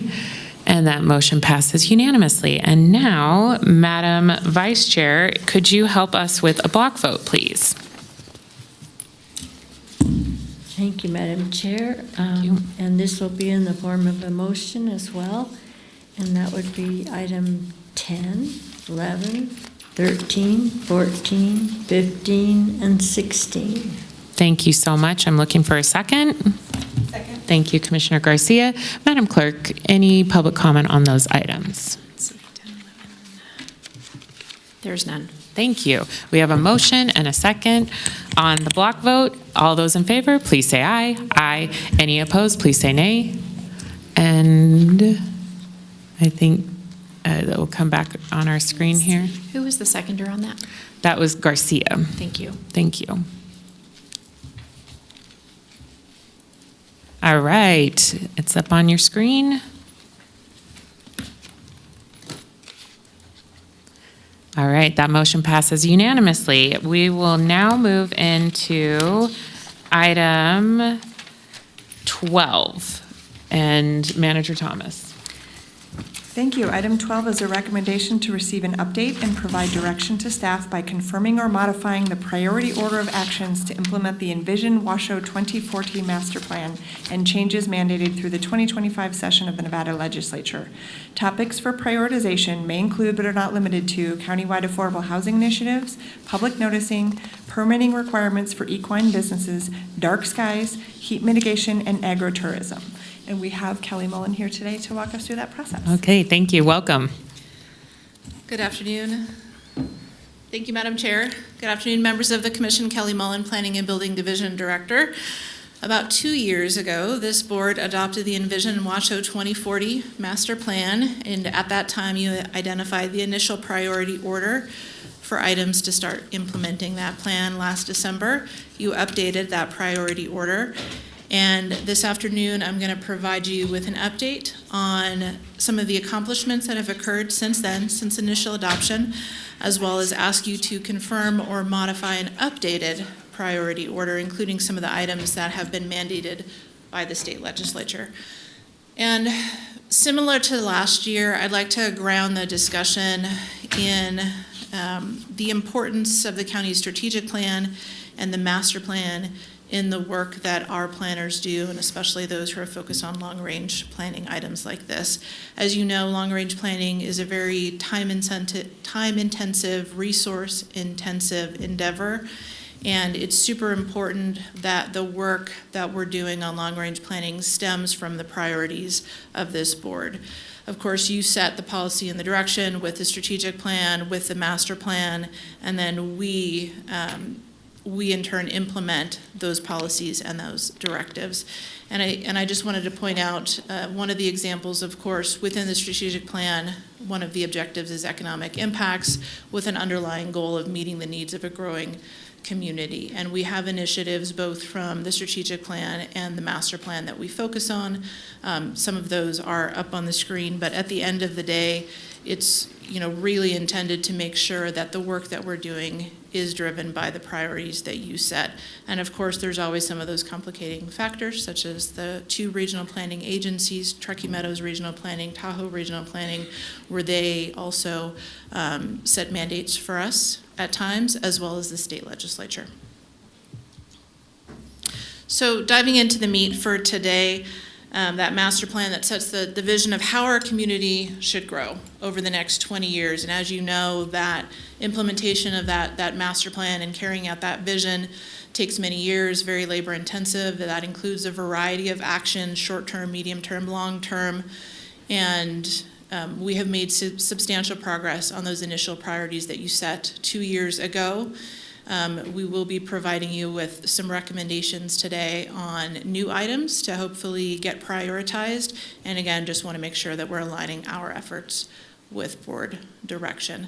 So in terms of things that have been achieved, especially related to that first initiative, the top priority that you have set related to countywide affordable housing, as you're aware, significant work was done last year to reduce barriers for some of those missing middle housing types, things like triplexes, quadplexes, cottage courts. You updated some of the standards related to multifamily housing. You have made it easier, cheaper, and faster to bring accessory dwelling units on board. And some of the upcoming work that you'll see next month, you're actually going to be asked to introduce some changes that will incentivize senior housing.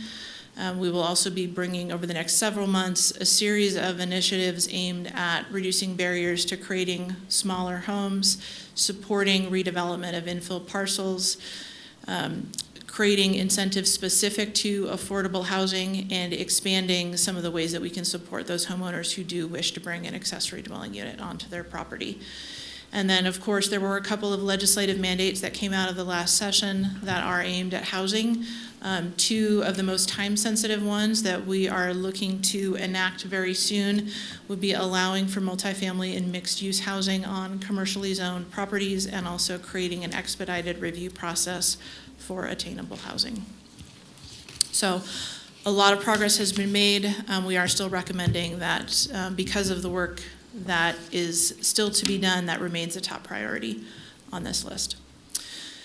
And then, as you may be aware, in the current budget cycle, there was a net zero request that was authorized to create a position that will allow for staffing to lead these efforts, be dedicated to leading these efforts. And with the creation of that position, we are recommending that that item for resources to implement the new master plan be removed from the list. Similarly, with the Tahoe area plan, you're aware that the county's part in that is now complete, that changes were adopted in August, that has been provided over to the Tahoe Regional Planning Agency for them to review, make a conformance review and analysis of the changes within the Tahoe area plan, but for the most part, the county's portion of that is complete, so we are also recommending removal from this list.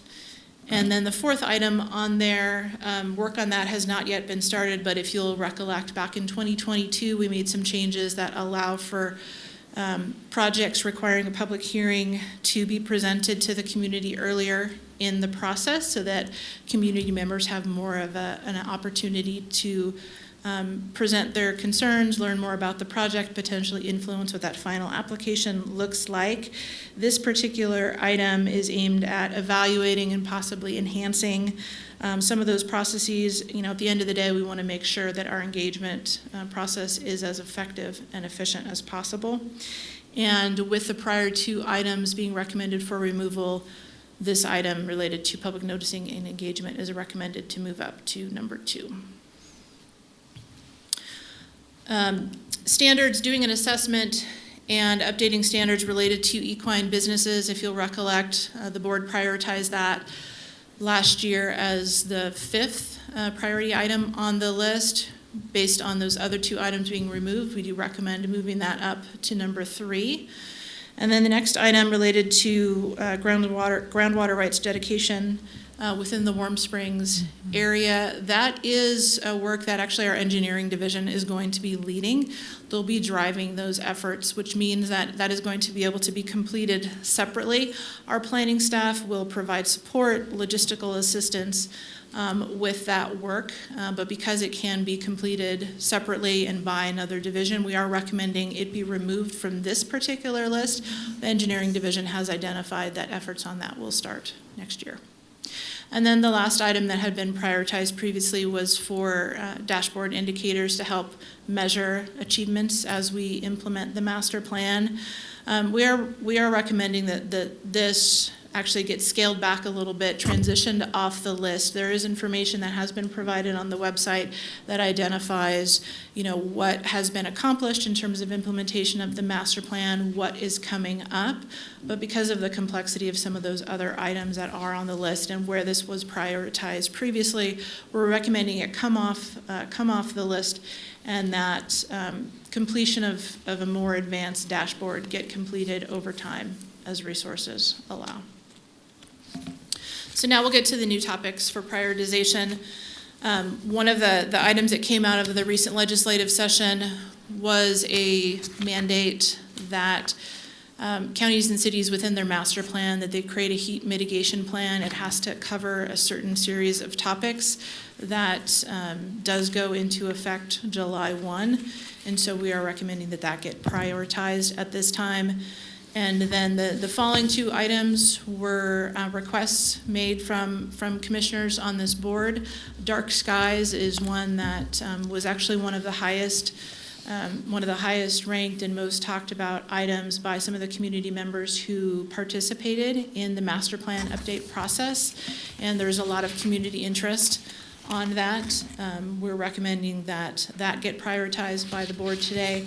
And then the final item, Commissioner Andriola had requested that an item be brought back to the board to consider creation of an agritourism ordinance. And for those who may not be familiar with agritourism specifically, it can mean a variety of different things. There's a broad range of activities that could fall under that definition, but generally it means bringing members of the public to a farm or a ranch for educational, recreational, or retail purposes. And that is something that, some of the activities that could fall under that umbrella, the county does already regulate to some degree, not all of them, but that's something that, should this board prioritize this item, that we would be looking to dive into a little bit more. So, based on all of that, this is the recommended priority order that we just talked about. Adding dark skies and agritourism is 5th and 6th on this list, if the board does wish for us to proceed with work on those items. And with that, I'll leave this up on the screen. I'm available for any questions. Thank you. I have a question, and then open it up to the board, and then we'll do some public comment. On the agritourism, and hearing from our public commenter, and I think I've been corresponding with her as well on this issue for a while now. Are we doing stopgap measures to help with folks who do not fall into the regulatory requirements currently, or are we just saying no to them? So we have the ability to identify, if a particular type of use is not very clearly spelled out within the development code, we do have the ability to look at what are similar uses, what's the closest fit, and make sure that that is something that, we can still identify that for them. Okay, it would fall under this type of use. These are the requirements to get a permit for doing that. So like I said, a lot of the uses that could fall under that umbrella are regulated to some degree. Now, certainly there are differences of opinion in terms of, the permitting process that's required for that. Is it something that folks want to go through or not to establish the business that they're looking to establish? But at this point, to my knowledge, we have not on any of those types of requests have said this is not allowed at all. It's just here's the process to be able to get there. And an SUP is expensive and time consuming. Certainly. And we only can get so many per property, I think a year. Am I right about that on an SUP, or is it unlimited? There is not a limit to my knowledge. Okay. So I am all about dark skies, don't get me wrong, a big advocate, but I just knowing that there are people who are for years struggling with the agritourism issue, I would tend to want to push it up. That's where I'm at, but I also want to hear from the board and obviously public commenters. But Vice Chair Herman, do you have anything? No, right now. Okay, Commissioner Garcia. Thank you, Madam Chair. Could you please provide an overview of the public noticing, where we're at, what is broken, how much work is that going to entail? I am having a difficult time recalling what we talked about. So if you could refresh my memory, that'd be great. Absolutely. There's a couple pieces to that. One, we talked about how some of the processes changed in 2022, where we have folks who are looking to do some sort of a discretionary permit with a public hearing. The vast majority of them, not all of them, but the vast majority of them are required to put on a neighborhood meeting prior to submittal of the application. And that allows for the folks who may be impacted, who live nearby, to learn more about the project and to provide input on the project before that application is submitted. That was a process change that was made, but is not yet codified. So one piece of it would be codifying that, formalizing that process along with some other cleanups. But at the end of the day, too, it's also, doing a more thorough assessment, I think, of how our public noticing and engagement processes are working right now. Certainly one of the things that we always struggle with is making sure that we get as many folks who may be interested in participating to participate. That is an ongoing struggle for any of the public hearings where we want that input. How do we make it as easy as possible to participate? How do we get representative samples of information from across all the different perspectives that may be out there? And so this work, this initiative was going to be digging into that a little bit deeper. Thank you. Commissioner Andriola. Thank you. I think one of the things, and for full transparency, I shared this comment I'm going to make with Assistant County Manager Solero, because you're explaining, for instance, public noticing, and I know I've had conversations with you and others about public noticing, at least some things that I think can be enhanced.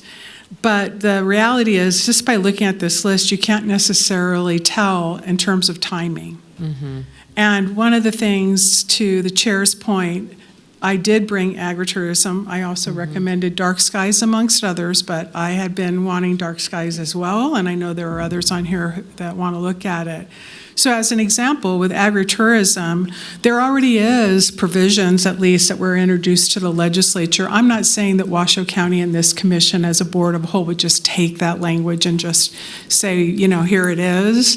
But a lot of work has already been done. At the NACO conference, there was a panel that the representative from the Lieutenant Governor's office and also from Ag were there, the Department of Agriculture, the State Department of Agriculture. And so it's hard, I think, to be able to ascertain the priority for timing. So let me give you an example.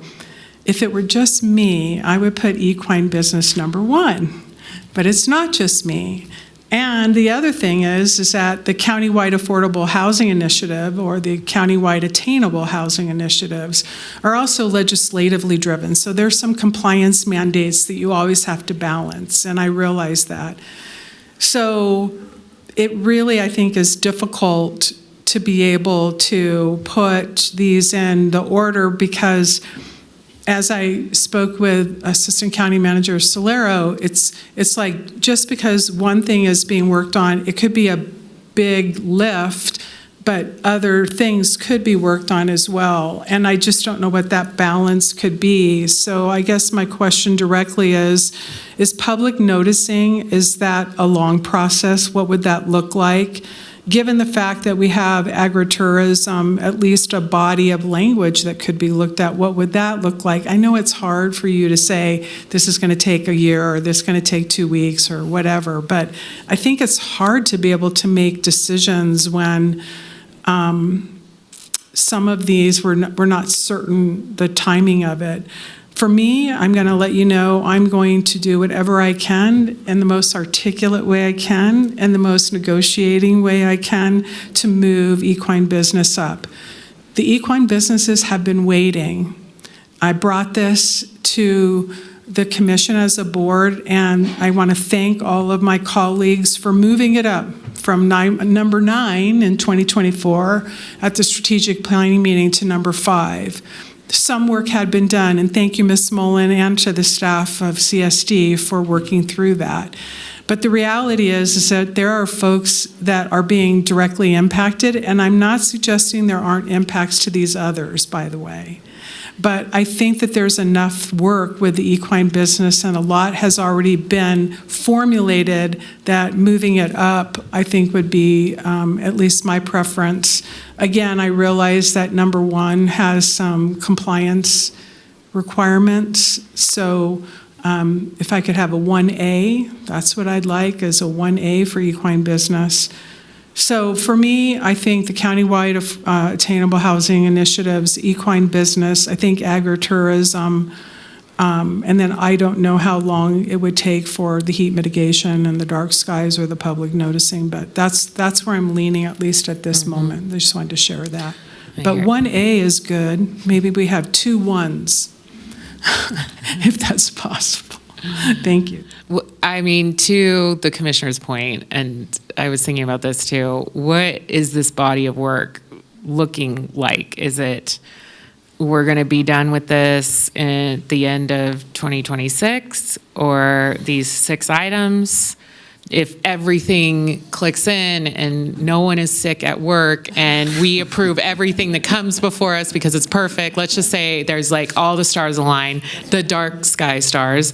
There you go. So I'm just curious, like, so these people who are here, there are people who are here who are like, I need help. I need help from the county today. And so I just, timing wise, I know this is long range planning, and it's a tough job, but you know, where are we at getting all 6 of these things done? And thank you for all the caveats, by the way. I appreciate that. Yes, all of those things, those stars would need to align. I think that with these 6 items on the list, it would absolutely fill out another year worth of work. Okay. And I will say, you know, for the housing items, there's still several months worth of work, but all of those initiatives that I mentioned, they're underway on those housing items. So we're much closer than we were a year and a half ago to closing those out.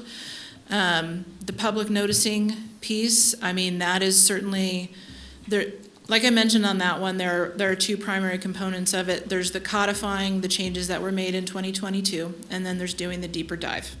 And codifying those changes that were made previously, if that was by itself, could potentially be a faster process. But when we're talking about, all right, those ways of engaging with the community, if that is done at the same time, certainly that could lengthen that process. Don't know what that might look like at the end of the day. I think that there will be a lot of involvement from the community. Certainly, as you mentioned, Commissioner, on the equine businesses, that, you know, a good chunk of that initial work has been completed. But, you know, as we get into the process of throwing out some draft language, working with the community, how many times does that have to get modified? And do we have to have those workshops to kind of get it to a place it's ready to bring forward? There's lots of unknowns, I think. And I very much appreciate that question. I appreciate the comments and the, you know, concern on timing. Certainly that's, I think, something that we can take back for next time we do this priority exercise, is if we can provide you with some sort of guardrails on the timing to help make it a little bit more real, we'll do that. Like a Gantt chart, kind of what Kate or Manager Thomas gave to us. I think that would be helpful, because it's like, we know housing has been ongoing. Yes. And, you know, we know that public noticing has also been worked on, and kind of where you think that will end, that would be helpful for us. And then Also, high water, high energy users. This is a hot topic in our community, not just data centers, but we know that they are high water, high energy users. There are recommendations that we have from our partners in our community about what we should be doing zoning-wise today on that. So I'd like that to also end up on this list as well. And again, it doesn't just have to say data center specifically, but making sure that we're looking at these potential drains on natural resources is, I think, something that we need to look at as a board. Commissioner Clark. Thanks, Madam Chair. I'm looking at this list, and these are all important. I don't know how you can put a number on any of these, and they should all be worked simultaneously. If this was a private industry and they had these 6 challenges, I think they could probably get them done quicker than a year, but that's just my personal thought. As far as dark skies, I don't know. All we have to do is put out some notices and tell everybody every Friday night, turn off all the lights and, see something. I don't know. It seems like that can be moved quite quickly. Agro-tourism. I've got a 5-acre horse ranch. I'd like to do some workshops there, and I've got a 10-stall barn. And I could show people how to move the manure and spread it around in the pasture and things like that. We could do some weed pulling out there. I'd be happy to volunteer my property to do that if we need help finding locations to work at. But, all of these are important. I think some of these could move quite fast, quite quickly. I mean, why do we have to have a year to get dark skies done? Can't we just pick a month, pick a day, pick a week, do like they do with TUMWAP, odd and even days, pick part of the county to turn your lights off. That seems like a quick fix to me. Public noticing, that should be quick. Equine businesses, these people have been waiting for years to get this solved. Why make it more difficult than it is? There's got to be a way to streamline this. That's just my take. Get it done. We have other fish to fry. We've got other things to do, and to say that this is going to take a year to get these 6 items done, it's like, wake us up when it's over. I mean, this seems like just a long time to get looks like. And maybe I'm all wrong. Maybe it's way more detailed than it looks like, but just based on what the headings are, it doesn't seem like it should take that long. So that's just where I'm coming from. And equine businesses I'll have to agree with Commissioner Andriola, it needs to be moved to the top of the pile. These folks have been waiting for years to get an answer. Thank you. Okay, any other board comments before I open it up to public comment? Madam Clerk. First up, we have Catherine Yarte, followed by Trista Gomez.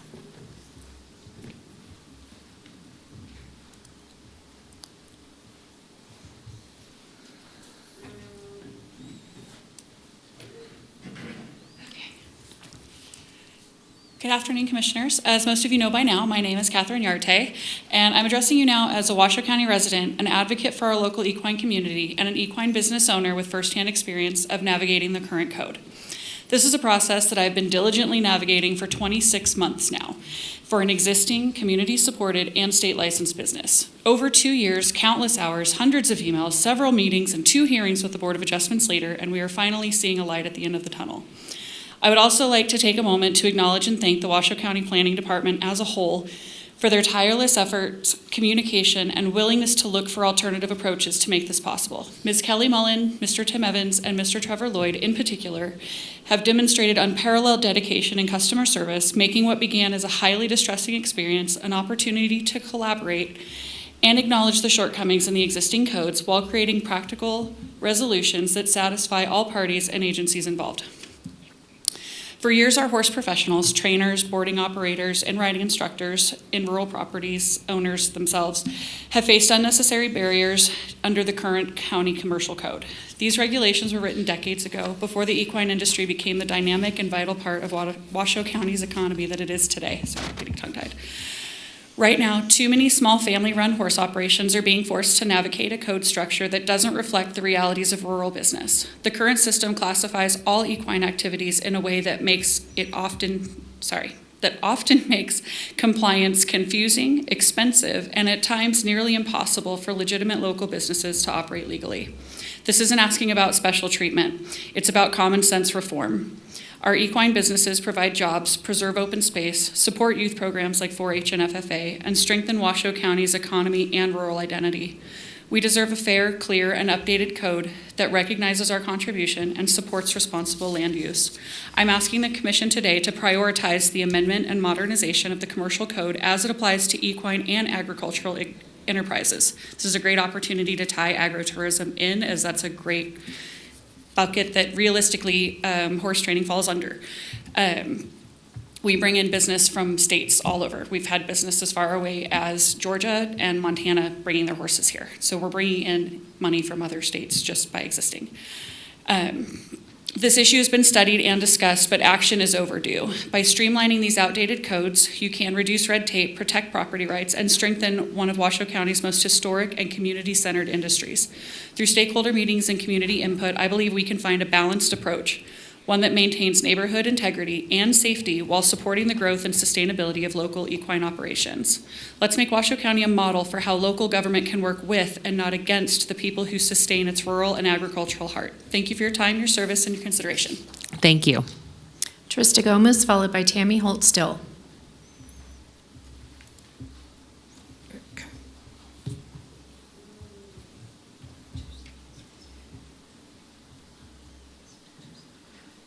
Good afternoon now. It's Trista Gomez for the record.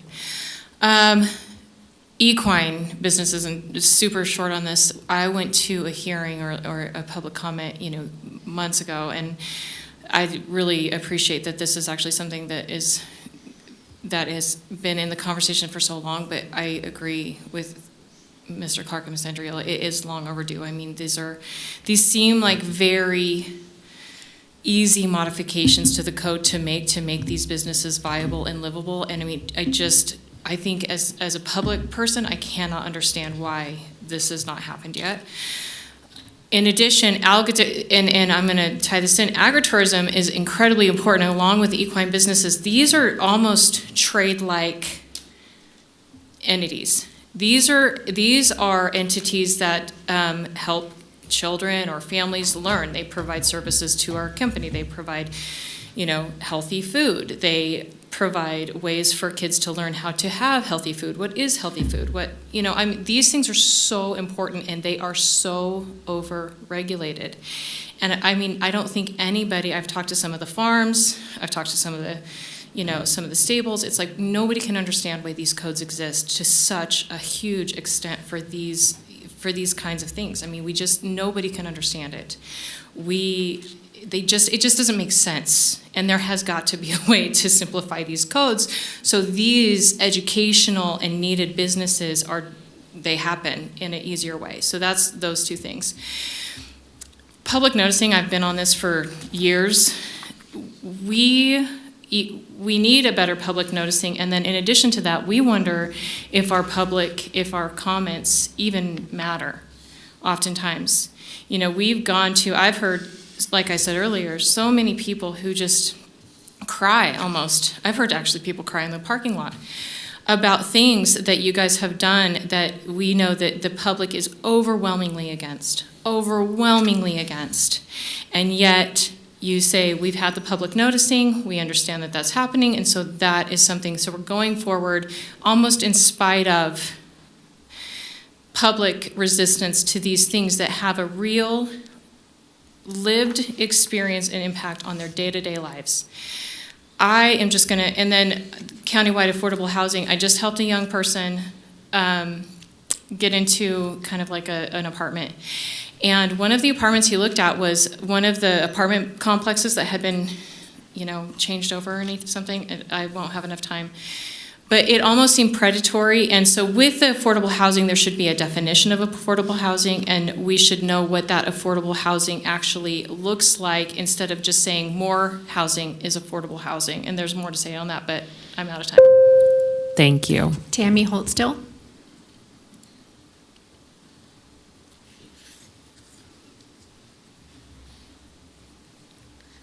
Tammy Holt-Still for the record. I have been involved in the master plan since 2017 with regional planning.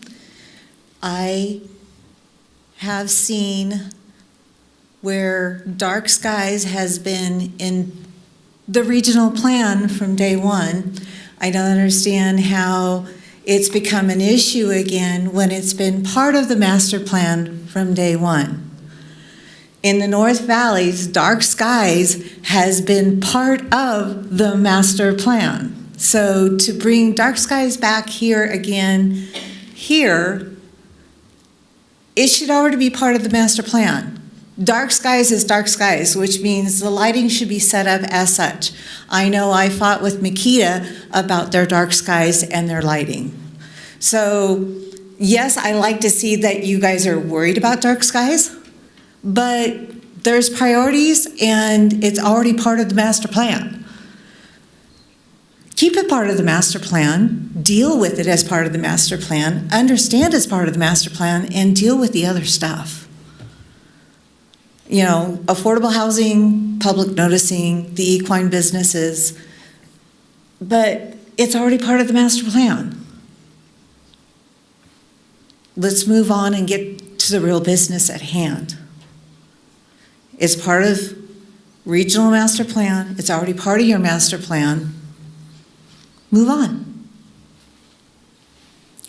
Thank you. There's nobody else signed in, but I do have an email to place on the record. Thank you. Going back to the board, Vice Chair Herman.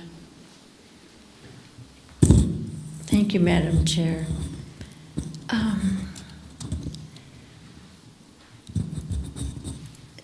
I just, okay, let's start with equine business.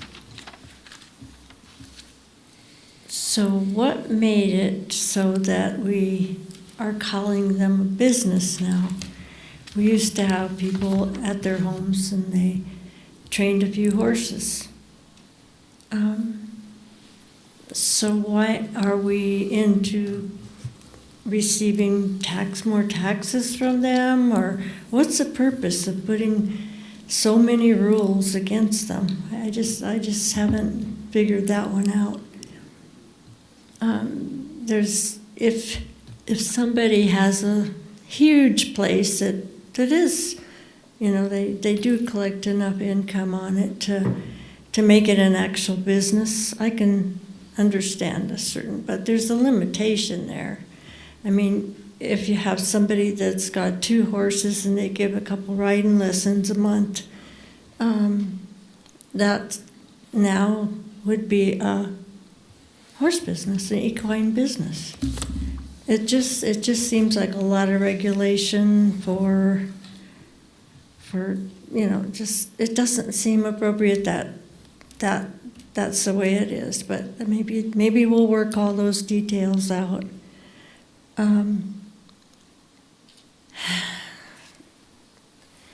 I don't know. It seems like sometimes we go out of the way to make life miserable for people that are just starting out doing something that they love to do. Well, I guess that's about all I'm going to say right now. And dark skies, I think it's a little late in this county for dark skies. Gerlach, it fits. But in our county here, I can't see it. I mean, right in Reno, Sparks, I mean, you've got all these warehouses with bright lights. I mean, you can see them for miles. I don't know how you can regulate that. I just don't see the meaning in it of it at all. I mean, it just doesn't make a lot of sense. That's all I got to say. I get frustrated with too much regulation. So it'll be good when I'm gone because you want to put up with me. I think these are good points. I don't agree with you at all. I think it's tough, though, when people have neighbors and then they complain. That's the issue, and then the county feels like they have to do something. But I hear what you're saying, absolutely. Mm-hmm. Commissioner Garcia. Thank you. I really like that these priorities are in the spirit of what we do in the unincorporated part of Washoe County. You know, we cover from Bird Eye to Wadsworth, from Oregon all the way down to Tahoe, and we're looking at these priorities through that lens. I know City of Reno looks through their lens, Sparks looks through lens, but as county commissioners, I really think a lot of these align with the constituents that we serve. So my number one is housing. I don't think we should ever take our eye off of that. We need to continue to prioritize the housing supply, affordable housing options, streamlining those development processes I hear all the time. We still have a lot of work to do. I'm really excited to hear about the incentives for senior housing and the infill projects, which would impact largely in District 3. So I think my vote is number one, keep housing, and we need to keep housing at the top of all of our priorities moving forward for as long as we can foresee. In the spirit of working with my fellow commissioners and listening to the public comment, I would like to put equine as number 2 and agritourism as number 3. And the reason why I put housing, equine, and agritourism at my top 3 is because I believe all 3 of those remove barriers. And there's people in the queue waiting for us to remove barriers, and I think it's upon us to get that done. Now, I'm going to maybe differ from my colleagues on this one, but I think heat should go number 4. And the reason why is because I think there are some serious public health concerns that we're facing as a region where Reno's the fastest warming city in the nation, and this work is going to take, I think, a heavier lift. We do have AB 96 kind of looming over us that will go into effect in July 1. So I would rather bump up heat to number 4 so that we can get ahead of the legislative requirements so we can start digging into that. And again, I think that'll help all constituents regardless of age, and it's a real important thing to focus on. I would bump up or put dark skies just because of the high interest that we did hear during the public outreach process.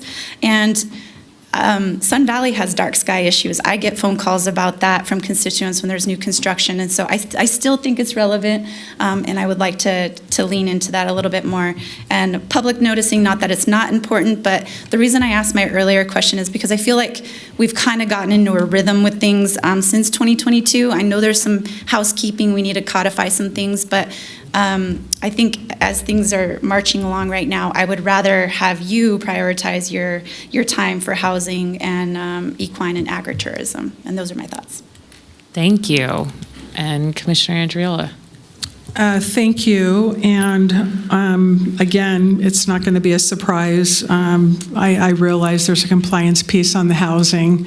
And so the equine number 2, agritourism already has a framework, I believe, that hopefully won't take too long, since there already has been vetted by LCB, and it's gone through a lot of lifting, which is really helpful in looking at what those provisions could be instead of looking at a blank slate.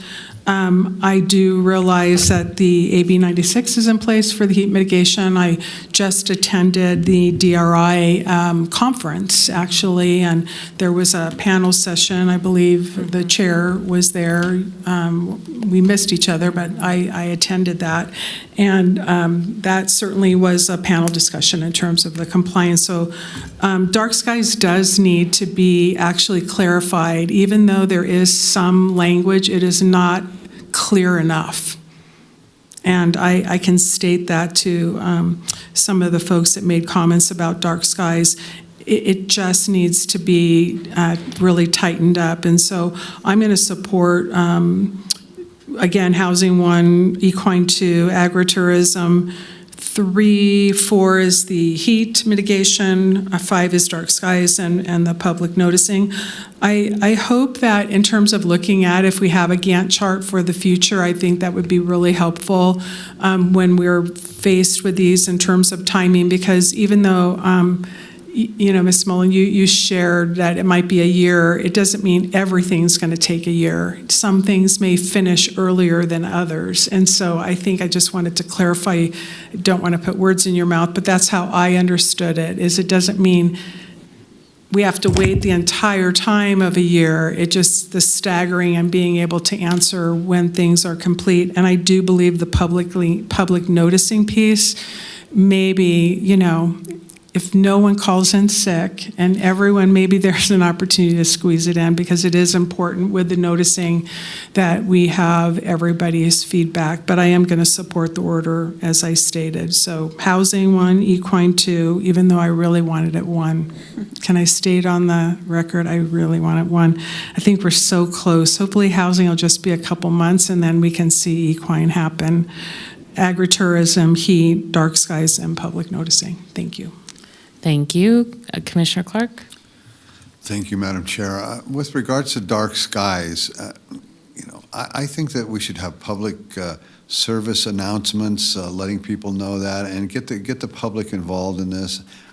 Maybe I'm missing the whole point here. People should want to have dark skies at night for lots of reasons, power bills and lots of other things. I also understand that there's the warehouses and the big mega warehouses that we have, and these people work around the clock. Luckily, hopefully, some of those are far enough out that they could, not affect their housing neighbors. But I'm looking for, let's have a public. Anybody who's in favor of dark skies should talk to start turning off every light and they're outside of their property at 10 o'clock at night every night, or 9 o'clock, or whenever that is. But public service announcements should be made about this, and let's get the public, because I think the public is in favor of this. It seems to be a hot topic, and let's start this, and let's just have a grassroots effort to get that going as soon as possible. Asking people to turn off their lights at a certain time could be helpful. Let businesses know that business hours shouldn't be conducted after 10 o'clock probably, unless there's other reasons. But there's lots of other ways to get this going without us having to legislate our way through this. So that's my thought on that. And I agree with Commissioner Herman. These horse businesses are hobbies in many cases. This stuff, and I think I've said it before, I don't know if there's anybody even on your staff who owns a horse. So, you got nobody even understands the culture and what's going on there. We should have some citizens meeting with you, maybe a citizens advisory board of horse businesses. I seem to have a lot of them in my district, probably the most in the county in my district, and other than some anonymous complaints, and by the way, I've been the victim of that recently, anonymous complaints from people who are not subject matter experts who want to chime in and malicious reports and getting people's businesses shut down. It doesn't make any sense to me. We should have moved a lot quicker on this. As the lady said, 26 months she's waiting. Who's got that kind of endurance? Somebody wants to start a business, they don't want to do it, 2 or 5 years from now. They want to do something, and they should be able to do that. Again, with no subject matter expertise in your department about this particular type of business, it's mind-boggling that we don't have some subject matter experts walking you through this and helping you get this done. So I'm not picking on you. Don't take it that way. It's just to the universe. We need to have this thing smoothed out, and it should have been done a long time ago. Commissioner Andriola's been working on this for several years, and we're still talking about it. So that's my thoughts. I agree with. I would have had it done by now. So yeah, it would have been an ancient history. It would have been in the books. But that's just my thoughts, and I agree with Commissioner Garcia on her thoughts, as well as prioritizing these things. Some of this stuff could move a lot quicker, I think. So that's just my thoughts. Thank you. Okay, and I think you hear some consensus here. So let me just make sure we're all on the same page. So we're going to keep with affordable housing as number 1, equine businesses as number 2, agritourism as number 3, heat mitigation as number 4, public noticing is number 5, dark sky. No. Sorry, dark skies is number 5, public noticing is number 6, and then if you could bring back what this idea of regulating, and it could even come with this heat mitigation work, I don't know, because warehouses may have, I'm not sure, I don't know for sure, but there may be a correlation with warehouses and rising heat in cities. So that would be, I would also be supportive of looking into that as, if the staff could also look into that as number 7 or as part of the heat mitigation work, depending on what you find as you work through that. Does that sound like we're kind of on the same page? All right. Then I'm looking for a motion to that effect. So moved. Okay. Thank you, Commissioner Andrilla. Second. Thank you, Commissioner Garcia. Any questions on that from the board? Seeing none, all those in favor, please say aye. Aye. Any opposed, please say nay. And thank you. It's up there on the board for you. And that motion passes unanimously. Thank you, everyone. That was great. And thank you, Ms. Mullen. You're doing great work, you and the team. Okay, we will now move into item 17, and this is to Madam Clerk.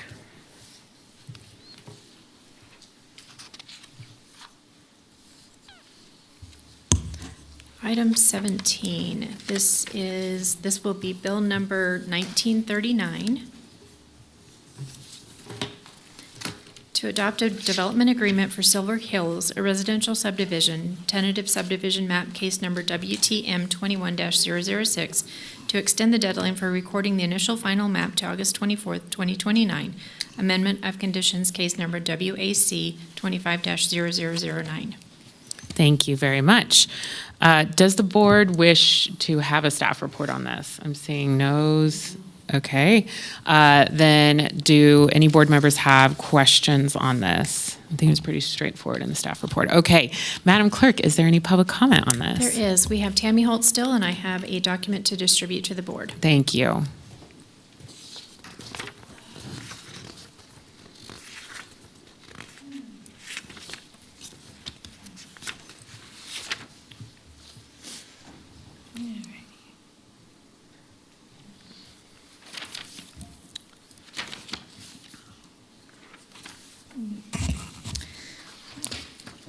Tammy Holt still for the record. You will be receiving a document, which I have here before you. You will see that it's got highlight marks on it. It was what the Planning Commission showed you was the reason why this plan, that it was denied back in 2021. It did not conform to the master plan, which you guys just talked about, again, for Washoe County. It did not conform to the master plan. Again, it's not consistent with the plan. It does not have available services. It does not have any, it will not meet public health. It does not have access, and it doesn't have dedications. It has to connect to the Washoe, or to the city sewer, Reno Stead sewer facility, which there's no availability to that. It has no water dedication to it. It has no street availability. It's going to be overdeveloped. It has too many homes per acres. There's no reason to have this ghost development developed. It needs to be denied. There is no reason to keep doing this type of development. This goes back to, again, one of the things you guys were talking about in this last step, talking about heat. Reno is one of the biggest areas that is increasing heat. When you increase your development, you increase heat. When you increase asphalt, buildings, you increase heat. The more asphalt, the more buildings you have, that's what creates this. Again, there is too much development in the Lemon-Stead area. We are drowning in water. I've showed you guys how contaminated Swan Lake is, and it's not getting fixed. We need to deal with that before we deal with anything else. You need to deny this project. Also, you received from another resident an email. He stated the same thing. Please listen to your constituents. They've asked you not to do this. Please deny. Thank you. There's nobody else signed in. Okay, any other board comments? I have a question Yes. for DA Large. In terms of just clarifying what our legal responsibility is with this, in justifying the findings from a 2021 and how that was already gone through the process. So could you clarify the legal framework of taking into consideration something that actually happened in 2021, then it went through the process, and this is actually an extending for a deadline of recording. So I'm just curious if you could help with the legal framework to which we are seeing this item. Michael Larch for the record, from the District Attorney's Office. As outlined in the staff report, and I'll let the planner speak to it if need be, but this is a first reading of which has to be done pursuant to Nevada statute and Washoe County Code for an extension of a development agreement. That's all that's before you. This has previously been approved. This is a first reading to extend that deadline for another 2 years, I believe, 4 years. In terms of revisiting what the prior board has done, that this is not before you. All that is before you is whether or not at this point, whether we should introduce this bill. And then the next one will be whether or not we approve the 4-year extension to the development agreement based on the findings that are in code that need to be made.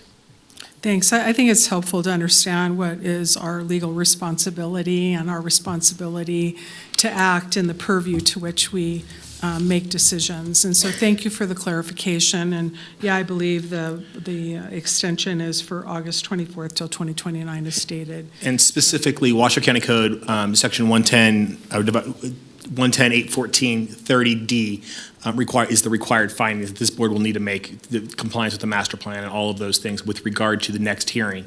This is just merely the introduction of that bill. Thank you. Thank you. Any other board comments or questions? I'm not seeing any. We've taken public comment. I'm looking if folks are ready for someone to introduce Bill number 1939. Madam Chair. Thank you. I move to introduce Bill number 1939.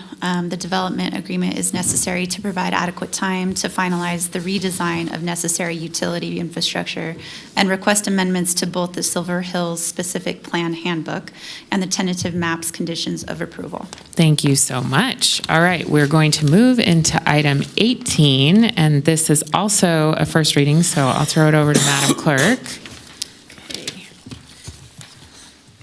If introduced, this will be Bill number 1940, an ordinance amending the Washoe County Code by repealing Washoe County Code Chapter 11, alternative sentencing.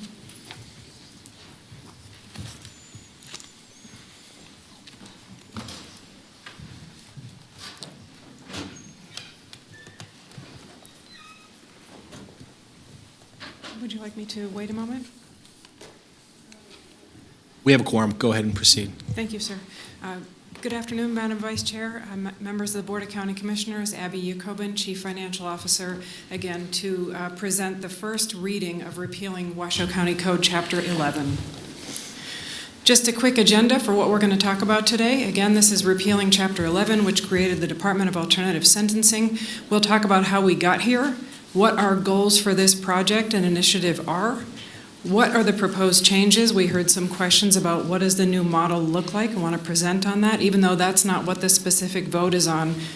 Certainly, you still had great questions last time, and we want to tell you that. What are the known savings?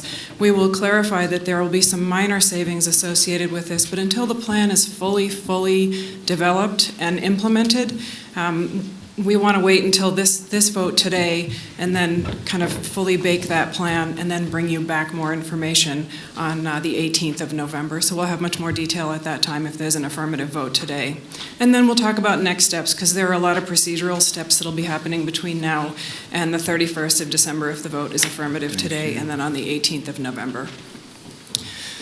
So how did we get here? We're consistently looking for efficiencies. We're always thinking about how we can do things differently and better, and some of our ideas are great and they move forward like this, and some of them are not so great, and we talk about them among ourselves and move on to different initiatives.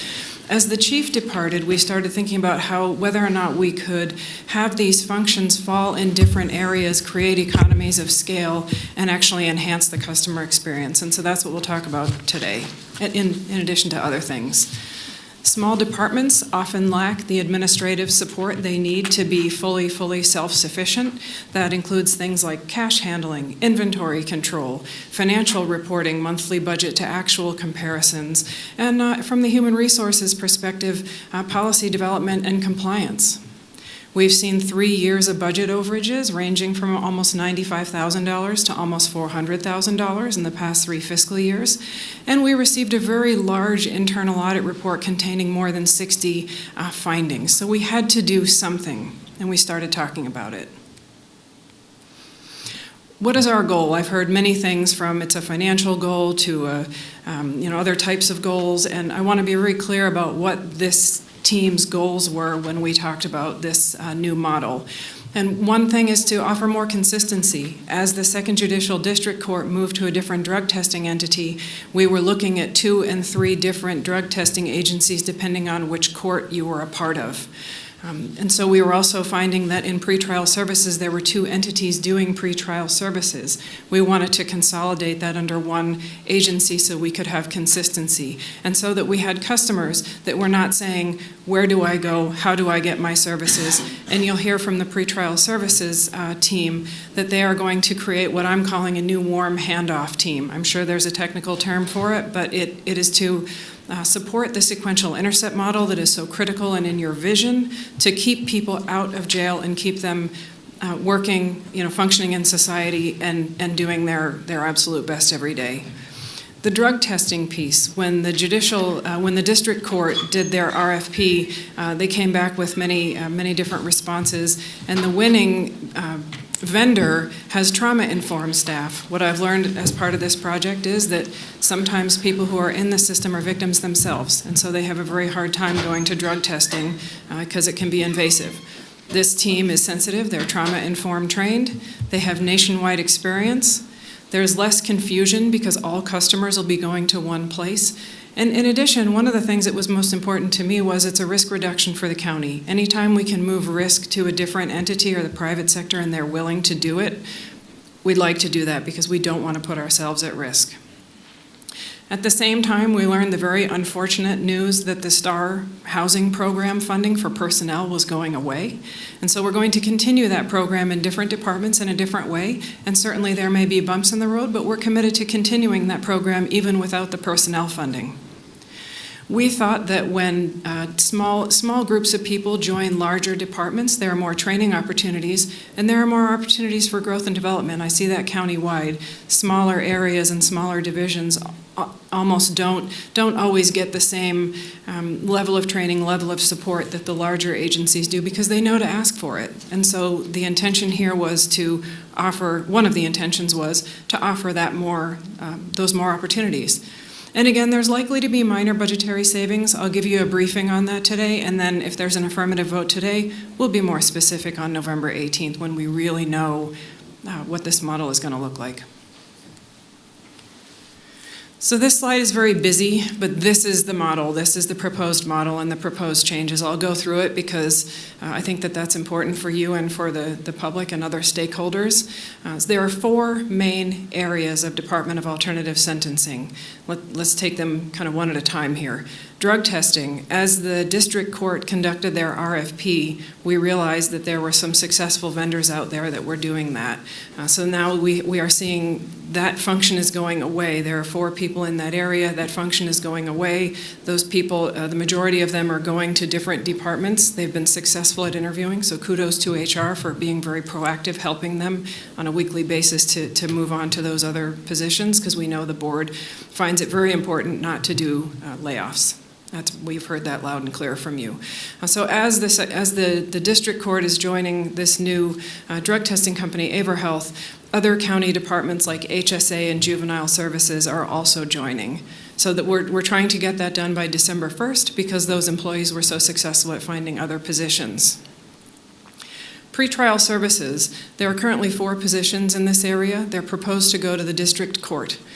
So then all pretrial services would be provided by the district court, but just because people report to someone at the district court doesn't mean that they don't know what the other courts are doing, respond to their needs, and handle their caseloads as appropriate. So just because you report somewhere doesn't mean you wouldn't be sitting somewhere else with a different team, and this would be a cross-functional effort. That was very, very important to us, and you can see this cross-functional team here, who are many of the architects of this plan. So post-sentence monitoring, that is after you have had your sentence, your monitoring piece, that's the law enforcement piece with some casework help as well. But those will be proposed to be going to the sheriff's office. They can continue to collaborate with their current caseworkers because, again, one of our high priorities was to keep the service levels the same and not overburden any particular department with this change. The justice courts, one thing that came out of this was that they would like some casework help, and they need some casework help.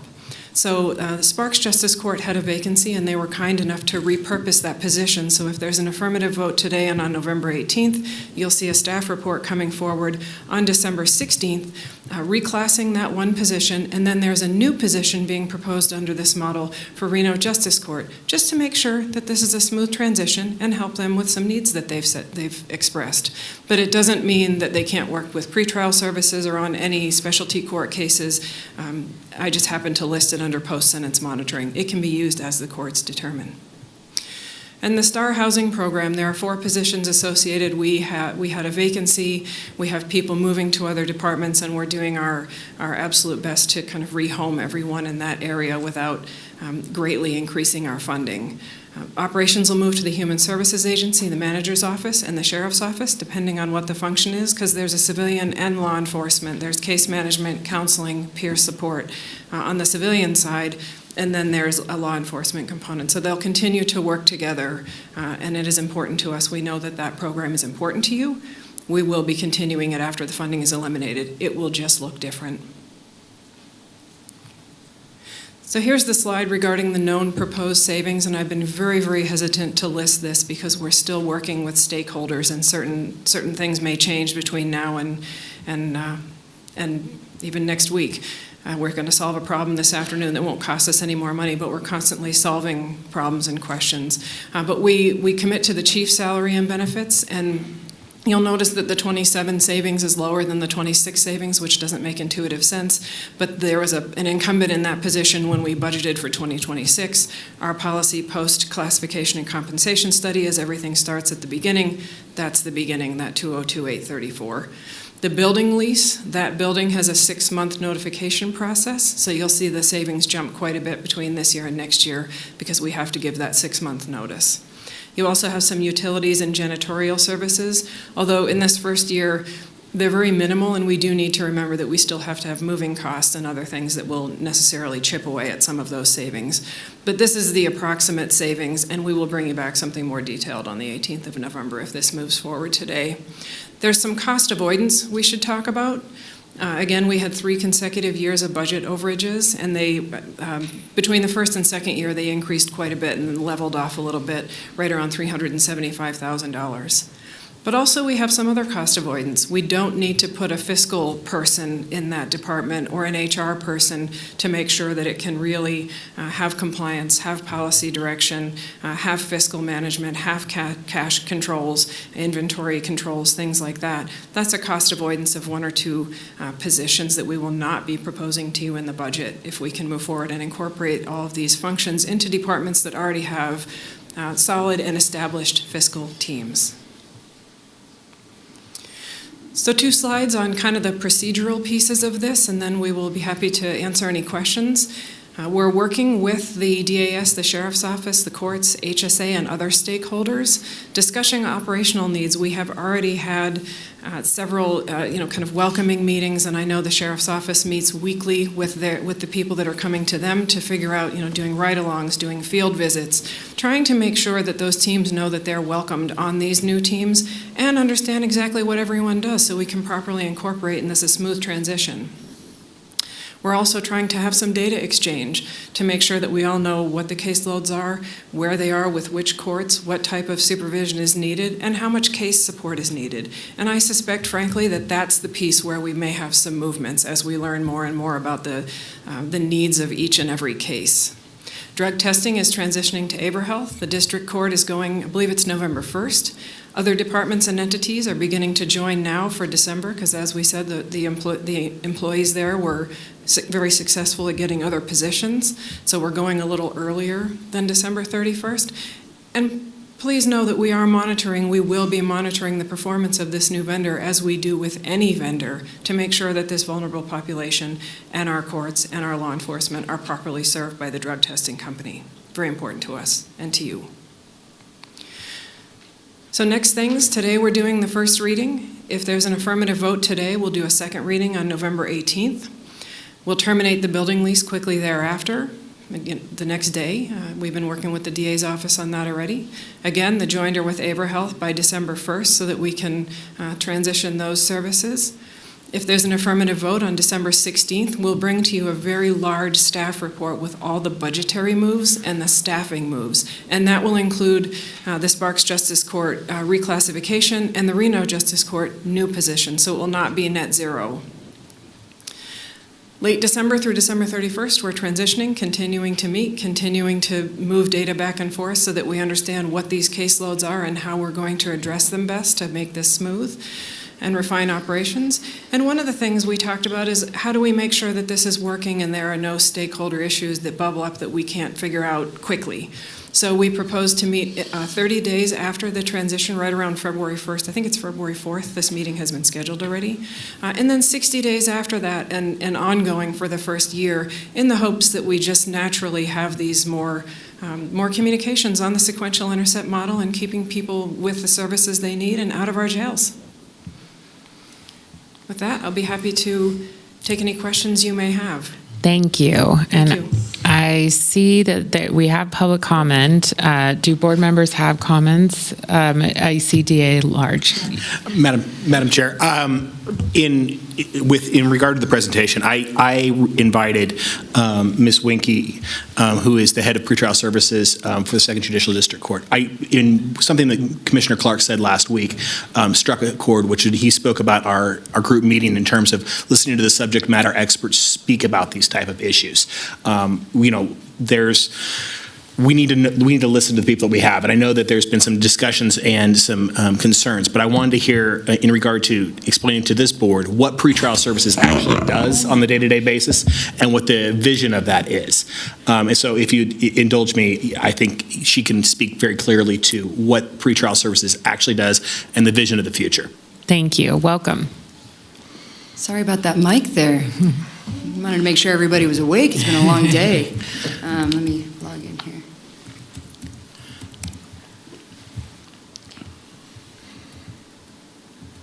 Manji Wenke. I've been with Second Judicial District Court for 10 years and in the legal community for 17. So when I explain how pretrial services is already involved in this system, just bear with me if you guys already know this stuff, because you know a lot, you've been exposed to a lot, but just forgive me. Also, I have notes here to try to keep me on track because I'm caffeinated and I'm excited. I love pretrial services. If any of you have any questions after this about pretrial services, they're like, what is this? Please call me. I love pretrial services. In fact, we are part of the National Association of Pretrial Services Agency.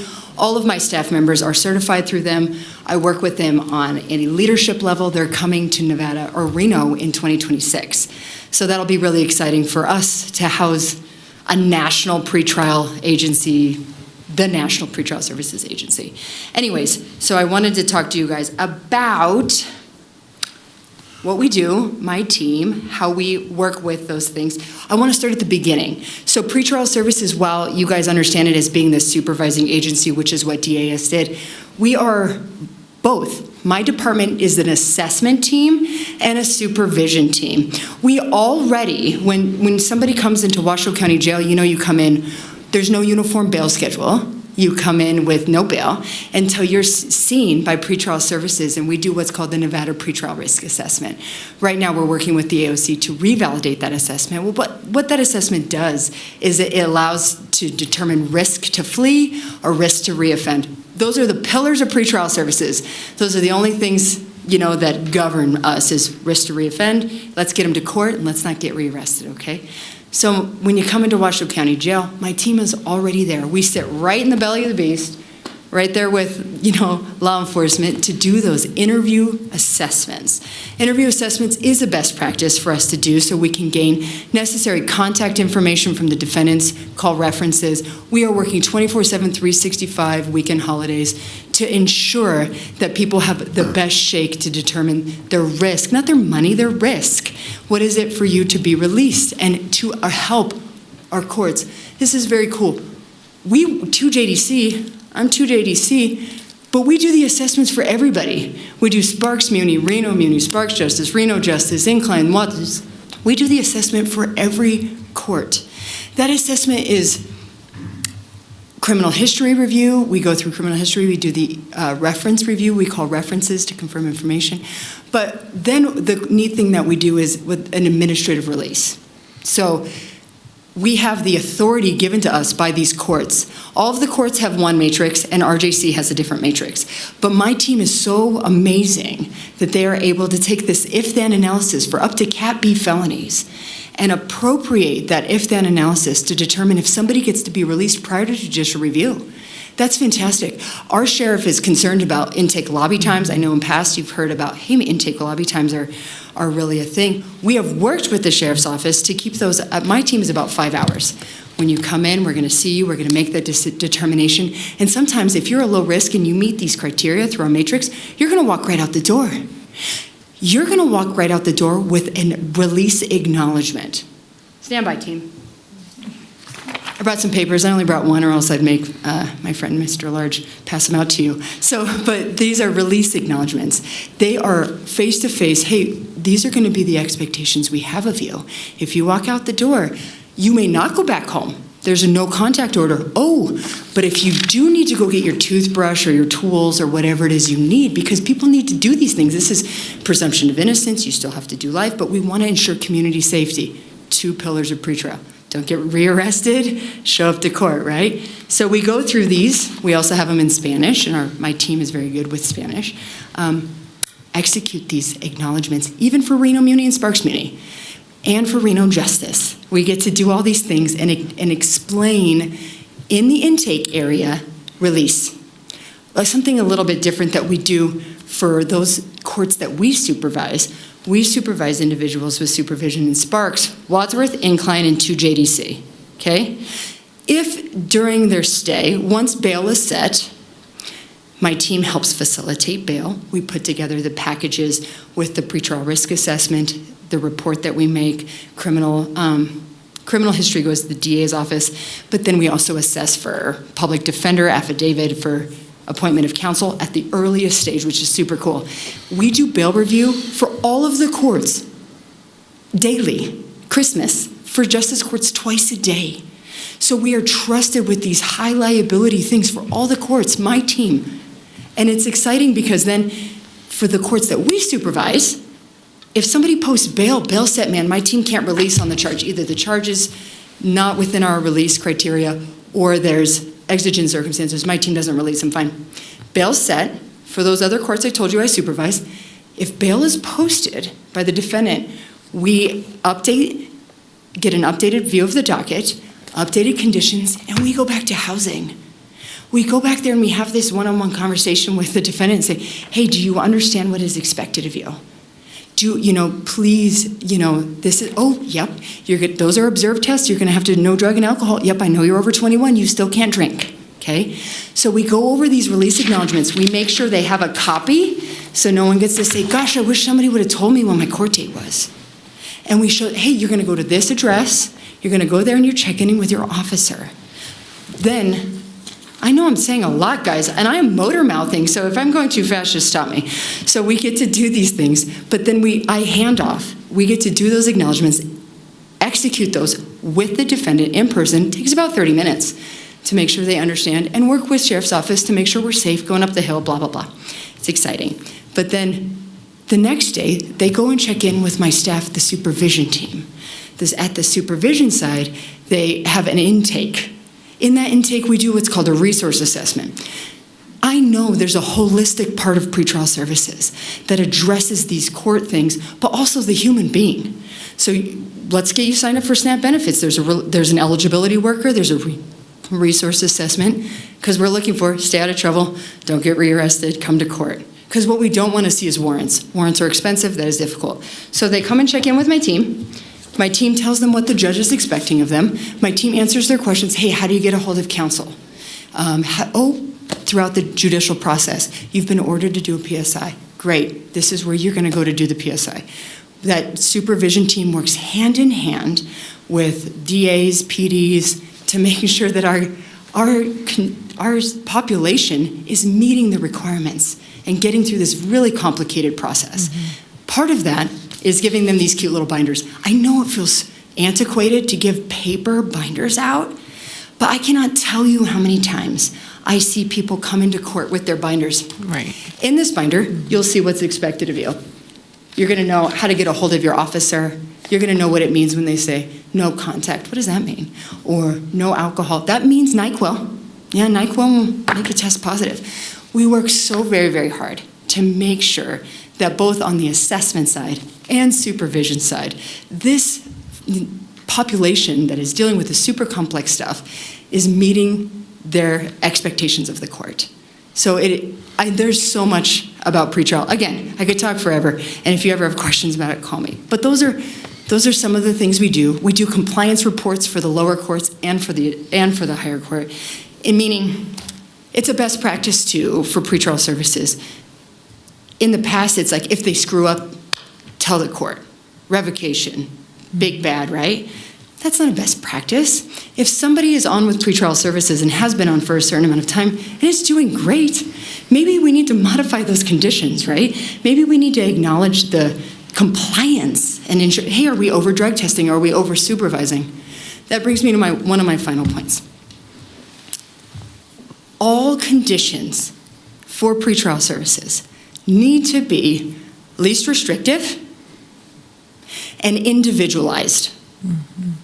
I have not run into a situation with the courts that we supervise, 2 JDC, Sparks Justice, Wadsworth and Incline, where they've given us a least restrictive, individualized pretrial services supervision question or condition that we didn't meet for them, where we check in with them, we facilitate drug testing, we provide compliance reports, we notify the court of noncompliance and work with all the stakeholders to address that.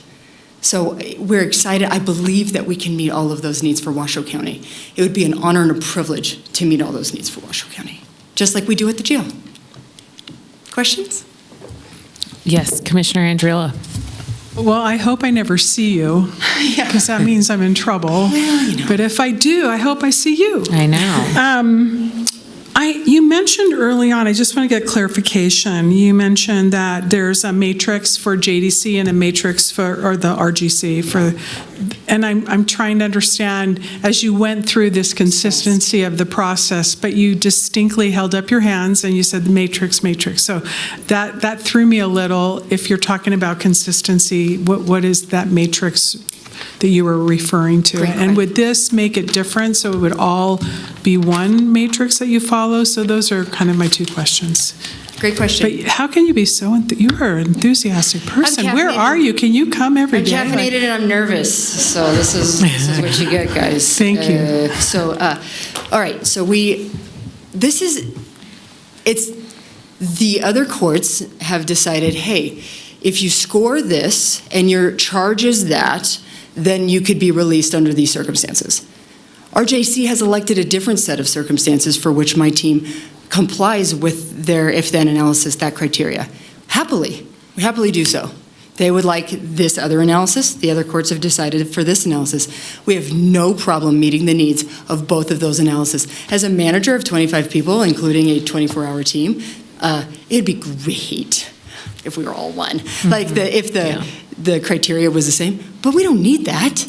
We understand that judges have the right to do different things, including those individualized, least restrictive supervision conditions. That was a lot, sorry.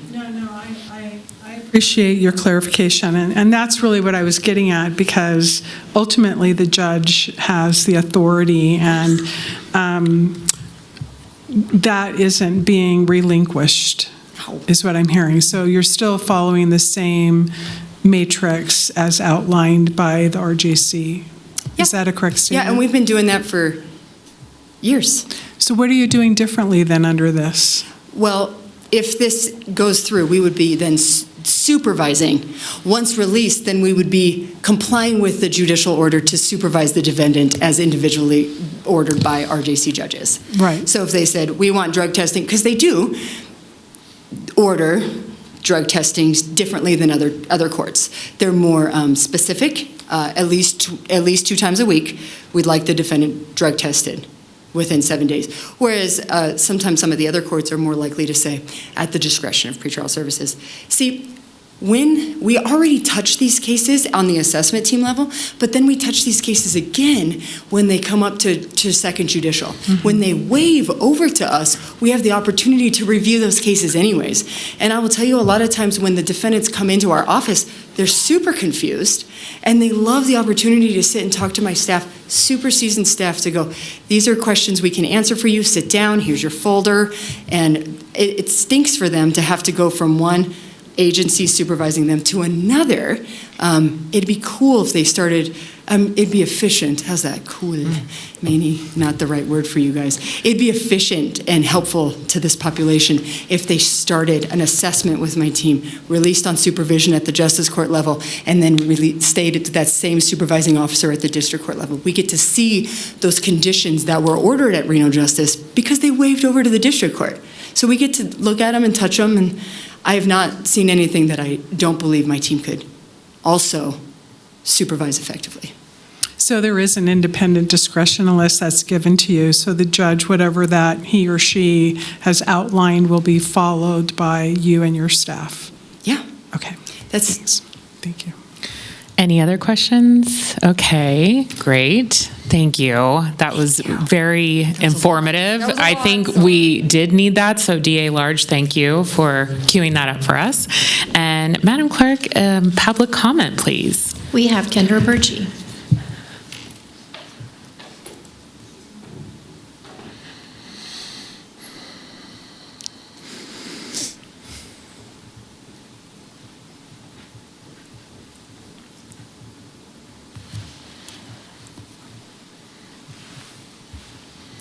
Good afternoon, Kendra Birchie, Bertschy, and I am a Justice of the Peace with Reno Justice Court. What was provided in some of the materials is the National Association of Pretrial Services Agencies recommends that every jurisdiction establish a dedicated pretrial service agency. Based off the conversations we had, we understand that this commission believes that that is not currently possible. Reno Justice Court wants to work with this body to ensure that the core mission of the Department of Alternative Sentencing continues, improving lives by providing accountability, providing opportunities to succeed, and to enhance community safety. Reno Justice Court has concerns with the current model proposed, and as it does not align with the NAPSA standards or the structure of other similar courts in Nevada. Across the state, it is the court who is hearing the case that has the supervisory authority over the pretrial probation supervision agency. Justice courts in Washoe County would be the exception. Over the years, our court has relied on the Department of Alternative Sentencing in many critical ways, from supervising high-risk individuals while cases are pending to providing post-conviction support. DAS is also a vital partner in our therapeutic courts. The Sober 24 program and the STAR program, all evidence-based initiatives provided to reduce recidivism, enhance public safety, and save taxpayers money. The STAR program is not just a housing program, but it is a form of a therapeutic court that is life-saving and has shown to reduce recidivism. These programs fits squarely within the sequential intercept model that this commission has adopted. Just by way of background, according to the Administrative Office of the Court's annual report for fiscal year 2024, the total number of criminal cases for Wadsworth Justice Court was 83. Incline Justice Court, 195. Sparks Justice Court, 2,490. The Second Judicial District Court, 2,823. Reno Justice Court, 4,974. So just as a reminder, not all cases that are beginning in Reno Justice Court go to the Second Judicial District Court. For example, the misdemeanors will all then stay with Reno Justice Court. With the current plan, we have concerns about our ability to maintain best practices and to supervise safely high-risk individuals in our community. We are also concerned with the proposal, how it may limit our authority to set and enforce conditions on those individuals, and concerns with testing. Reno Justice Court has long served as a pilot project and court for innovative services, including the DUI Rant, Sober 24, and our therapeutic courts, including the housing court that I previously spoke before this agency about. These have become models in collaboration and efficiency. We are concerned that our current programs will be directly impacted by this plan and hope our ability to serve this community is not interrupted.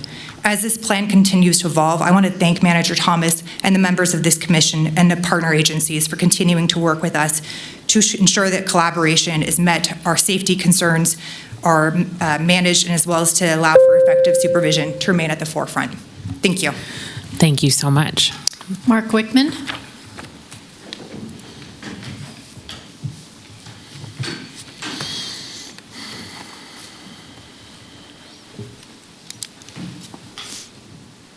Good morning, Commissioners.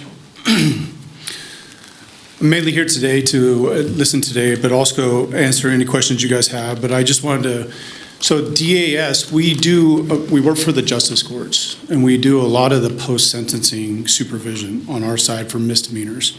So I just wanted to lay that out there. Like Judge Birchie stated, we do pretrial supervision for the Reno Justice Court and Sparks Justice Court. So the District Court and Reno Justice Court were two different courts and systems, and I wanted to make that clear. I also wanted to just put on the record that, yes, I know that the CFO was up here earlier, and she went over the 3 years of the fiscal misspending, and I wanted to say, yes, it was addressed in our audit, but that was also, I want to put on record that was also brought forth to the commission year after year after year, that misspending was happening and should have been addressed at that time by the CFO and Ms. Thomas, which it never was. It was, but if any regards to any concerns with the chief at the time should have been brought forth at that time. And it occurred year after year after year. So I also want to, basically, when we go over, we were told basically when we go over that we're going over as a hard way of saying it is alternative sensing, right? So we're going over to do what we do with our budget and what we're supposed to be doing. So the increase in training and lateral movement and stuff like that, we just have some concerns regarding that also, because we're told we're our department. If we want to do anything with Washoe, we would have to apply. If Washoe wanted to do anything with us, they would have to apply for those positions. And so I don't understand where that training would be able to increase, because we're still our little division. And then the building versus Chief Roper's savings, on the impact we've had with this testing, we've grown from minimal officers that are able to supervise in the field and make sure those compliance checks are done in a timely manner and out in the public, and certain violations are addressed in a timely manner. Whereas with pretrial services, that's in-house. So that's a little bit of the difference also. The testing has grown from urinalysis cups to the lab what it is today, to where we get actual numbers. We can do different assays for specific drugs. So we'd like to keep that too. Like I said, I think we're moving backwards a little bit in this, and the efficiency, I just don't see it being there. So again, I thank you for your time, and I am here for any questions if you have any. Thank you. Well, just to set maybe the table for the board on my thoughts, and then I want to hear what everyone has to say. We had a really, and Commissioner Clark actually went to this meeting, a good meeting, a good starting point with all of the agencies that really touched this issue and really looked at the our justice system as a whole, and it was really great to have the judges there, all the different courts represented, the administrators, and the sheriff's office, and alternative sentencing as well. And hearing those voices around the table, there are still, from what I can tell, concerns from Reno Justice Court on how we want to proceed potentially with this new program, and certainly the staff from alternative sentencing. I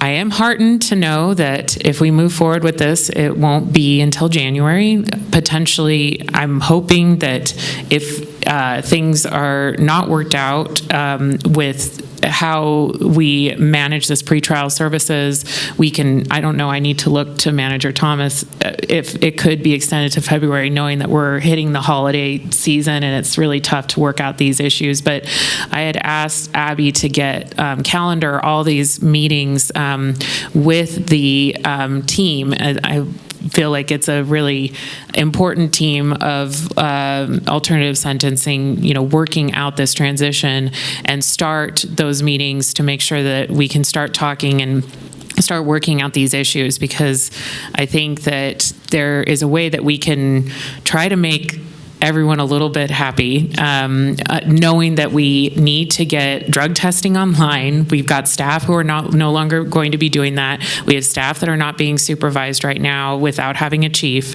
and knowing that potentially this transition could be very good for our customer. And I think for me, that's what I worry about the most, is a person who's going through the justice system and very confused and not knowing who they're supposed to go to. And if there's a way we can make that better, I want to do that. And I feel like that does fit in with the SIM. But I do think we need to make sure that we're listening to our partners at Reno Justice Court and their concerns, hearing from a judge today. So I'd like to move forward with this first reading. I'd like to move forward with this concept, but I want to make sure that we listen to our partners and we're doing what they need us to do to be successful, knowing that there's still little pieces that we need to work out. So that's where I am sitting today. I feel comfortable with this professional team, diverse team from different departments, that they can work together and they can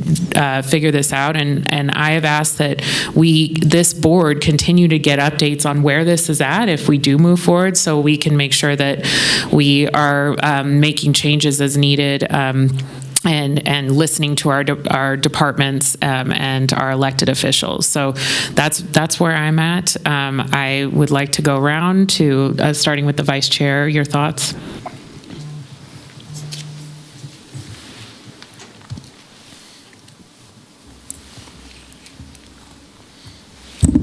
Thank you, Madam Chair. Always being first. I can come back to you. Do you want me to? It's okay. Okay. I'm still in the processing stage here, and trying to get all the information I can, and I'll know an answer by next time we come back. By the time we get that second reading? Yeah. All right, great. Commissioner Garcia.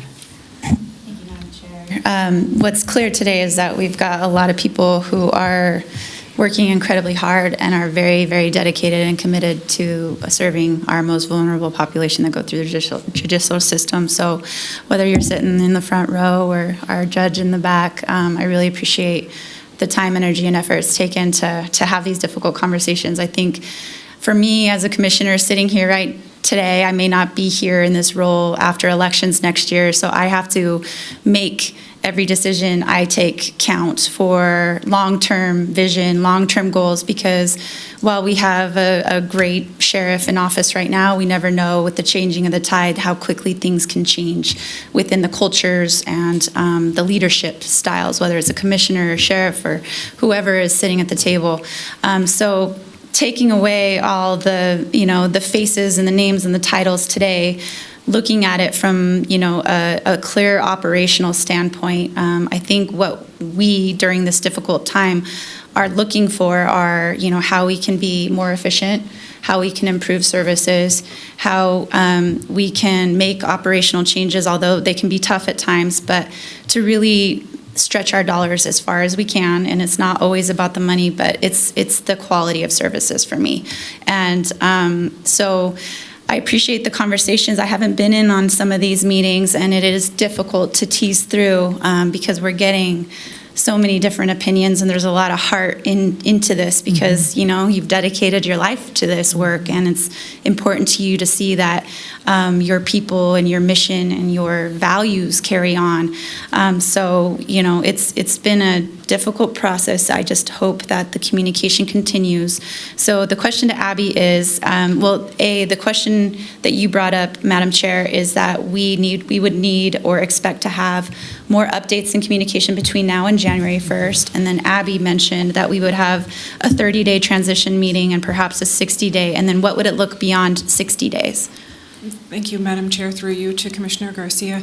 We have scheduled these already yesterday afternoon, 30 days on February 4th, I believe it is, because if it takes effect January 1st, we're into February 1st, and then 60 days thereafter for the first year, with the understanding that we can change things, meet more frequently, but the intention is to get the cadence going so that we start naturally having these conversations. And so any of the operational change or glitches that need to be ironed out that come, in February, March, April, May, would those need to come before the BCC, or would that be taken care of or handled internally? Let me do my best here, DA Large, but first, Commissioner Garcia, internally, we're talking all the time. In fact, we have a 3 o'clock. This team here has a 3 o'clock to address a concern of Judge Birchie's. We're very excited that she's willing to share some of those concerns, and I feel that we have the answer, so we're going to solve that together. We're solving problems kind of all the time. We have a standing bi-weekly meeting internally. We send messages and talk all the time. But if there were things that happened outside of these 30 and 60-day periods, of course, we would reconvene right away. And today, here's where I'm going to try for Mr. Large. Today, and on the 18th of November, if today is affirmative, you'll be voting on eliminating that portion of the code. So every small change will not have to come back to you unless there's a budgetary increase, unless there's a personnel change, or anything over which you have authority and jurisdiction and staff does not. Yeah, does that thank help? you. Yes, and communication is going to be key. How this rolls out and the success of our communication is going to be the success of this transition. So thank Commissioner you. Garcia, I agree with you. Thank you for that. Madam Chair, if I may. Yes. Just interject 2 points. First, there's ongoing meetings, as Abby said, that these are ongoing meetings that we're having in terms of working a plan, and the meeting this afternoon, we're going to schedule other meetings. The plan is by no way in shape. All this board is voting on today is the introduction of the First Amendment.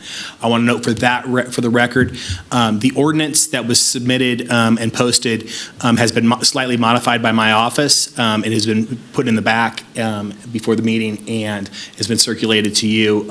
All we are doing in that is eliminating Chapter 11 of the Washoe County Code, and we are updating Chapter 50 with the fee schedule that is currently in Chapter 11. However, I'm going to be working with the stakeholders, including Ms. Grosnick, who I know is still here, and the courts in regard to setting up that fee schedule to make sure it makes sense and complies with all the necessary laws. So there may be some modifications to that specific ordinance when we bring it back for a second reading. Thank you. Commissioner Andriola. Thank you, Madam Chair. I want to just echo something that you said to make sure I am hearing you.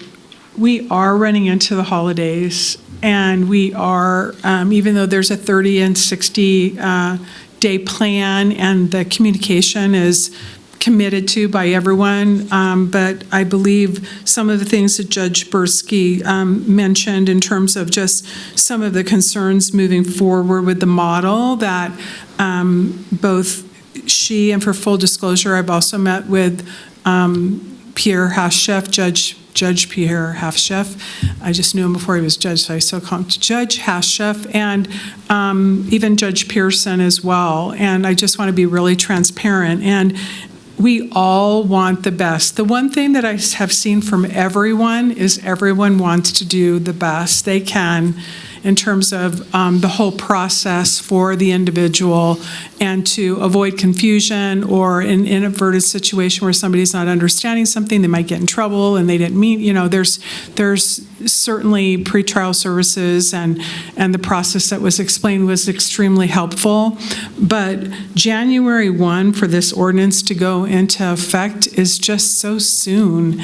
And I'm wondering if there isn't an opportunity to look at, because this is a first reading, this isn't everything in terms of having the plan lined out, but I do, just for clarification with DA Large, the way this ordinance reads at the first reading, it says this ordinance shall be effective on January 1, 2026. If it comes back, is there room to actually change that date, or would we be just taking this ordinance as written? I know it's a first reading and second readings allow that, but I just want clarification. The board would have the power to modify the ordinance in regard to the start date. I would be hesitant to say, however, in regard to that, the timeline that we've worked out is critical in regard to moving employees and making sure services don't lapse. Mm-hmm. So there is a method to why we've put that date in terms of January 1. We've given ourselves a few months to get all the operations thing, and then as Ms. Yacoboyan said, we can then move around in regard to what are the deficiencies that we're seeing, what are the complaints that we're seeing, which is the intent of those meetings that we're going to be scheduling. If there need to be changes, we can modify those.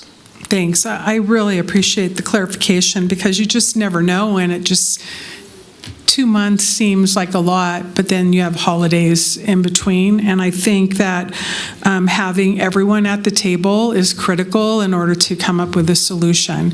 And it's just like anything. Everyone has really to have the sole purpose of its outcome to be the best, but also realizing there may be compromises too. So I think, which has already been shared, but I'd like to reiterate, having the communication with us and where that stands is really critical. And I do want to thank the interim county manager for, I know that's rough, tell us, and we went through it, but your commitment to actually meeting on very specific topics like this has already proven to be very effective, and I would ask for that also to be the case. So we're not necessarily coming to this meeting without really truly understanding those steps. I think having a plan by the Justice Court would be helpful too, in terms of what they see as a framework that would actually work. And I don't know that we've seen that. We may be seeing parts of it. I just don't know. And I think that they're a critical part of this decision. And they are a stakeholder. And they do have a long history of even being involved in standing up DAS per se, as we have seen it in the past in the STAR program and sober. I mean, all of the things that we've seen that have been success. No one wants to throw the baby out with the bathwater in terms of some of those models either. So I really would like to see also what that agreed upon plan is, to be honest with you, as we move forward with this. And so communication on this subject, I guess, is going to be actively engaged and committed to, and I'm hoping that's what we are going to see. Madam Chairwoman, Commissioner Andriola, absolutely. What I will do is every time we have a new fact that rises to your level, I will send a memo to Ms. Thomas and she can incorporate it in your weekly discussions. I really, really appreciate that. Thank you so much. Thank you. And I do want to thank Judge Bursky again for coming. And we actually heard from the public defender, she's sitting there but hasn't said anything. The point is that we've heard enough from everyone that we need to keep this communication really not only alive, but we need to come to a mutual agreement by everyone that works for everyone. So that's what I'm hoping that we see. So thank you. Thank you. Thank you for your hard work on this and everybody's hard work on this. It's not easy when you run into this situation, and I know everyone wants the best outcome, and I know we all do too. So thank you. Thank you. Commissioner Clark. Thank you, Madam Chair. I was fortunate enough to hear about a meeting a couple weeks ago now over at the courthouse. Judge Burchie told me about it, and I shoehorned myself into the meeting. I got invited and went to the meeting and listened to the meeting. And these are the subject matter experts that were in that room. We've got the judges were there, the DA, the public defender, the sheriff, the court administrators. Those are the folks that are they're the subject matter experts. They know more than we're gonna vote on something, but they're gonna have to live with it. So I think that their input and I didn't hear any unreasonable requests from any of the parties at that meeting. We should, I salute the county manager for putting a plan together, but now that skeleton is there, let's flesh it out with the subject matter experts. All due respect, this should be led by them instead of the bean counters, okay? The financial part of it is secondary to having a smoothly run operation. And we can't forget why we're here. This would have continued on. Somebody could have given somebody a heads up. The person who was running this organization and who was supervising them, the county manager at the time, this could have been nipped in the bud. These are law enforcement people there. Nobody saw anything. Nobody had any question about what was taking place. We could have replaced that person and probably just continued on with the way it is. But that's too late for that now. We've had the dubious distinction of having the federal government come in and close down a county department. Nobody in the history of the county can remember that ever happening before. I don't know if it's happened anywhere else in the state before. So that's why we're here. We've got to fix this, and we can't turn a blind eye to what took place. We've got to fix this, and that's on our plate now. And we're not, none of us up here are the subject matter experts. So I say that we reach out to the judges and the public defender and the DA and the sheriff and any of these concerns, any ways that they want to tweak this to make this organization something that works for them. I'm not so much concerned about people who get arrested. They shouldn't have a seat at the table and tell us how we're going to run this division. But the folks that are there should have a big say in what's taking place. And that's where I'm coming from. We can't go on the way it was. That's off the table, it's in my opinion. That train has left the station. We've got to do something different. We have to now fix what was broken and make sure that the subject matter experts and the folks who are going to have to live with this have a big input. And we've got to trust the judges and the DA and the public defender and court administrators and the sheriff and anybody who's going to be working with this, and let them mold this new organization to what they're looking for and what'll work best for them. Not what'll work best for us. We're going to vote on it, but we're not going to have to work with it. We'll hopefully we never have to hear about this again. And that's where I'm coming from. So more input from those folks that are going to be impacted by this and have to work with it on a daily basis. We want to make their lives easier, not more difficult. That's where I'm coming from.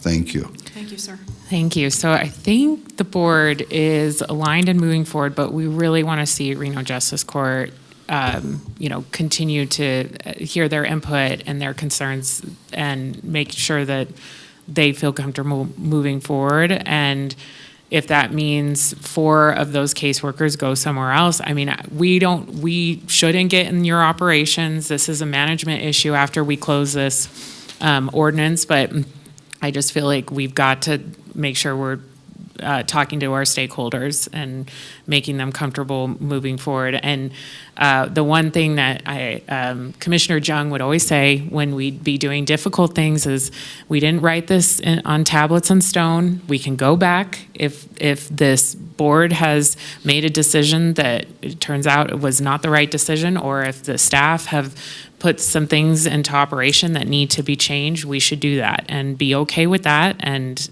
humble enough to accept that we don't always know how things will turn out, and best laid plans. So I think that there's been a lot of consideration on this. I appreciate the time and effort, and I do think the county manager's office job is to pull people together. So Abby, thank you. I know that this has been hard, and your job is to pull people together, and I really appreciate you doing that and be that arbiter that supports all those sides. So thank you for your hard work on that. Thank you, I Madam. really appreciate it.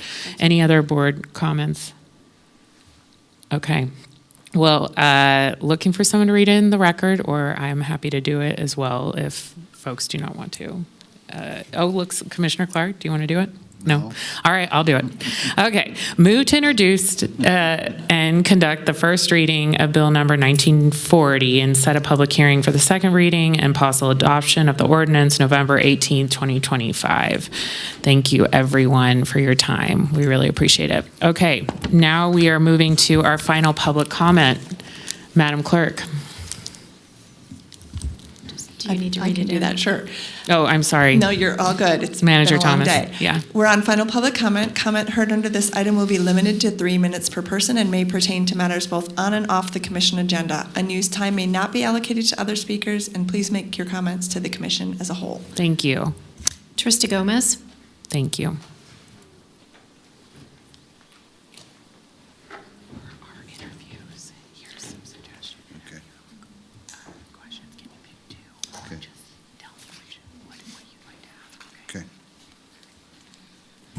My comment's not, Trista Gomez for the record, my comment's not related to the last issue, but just feedback.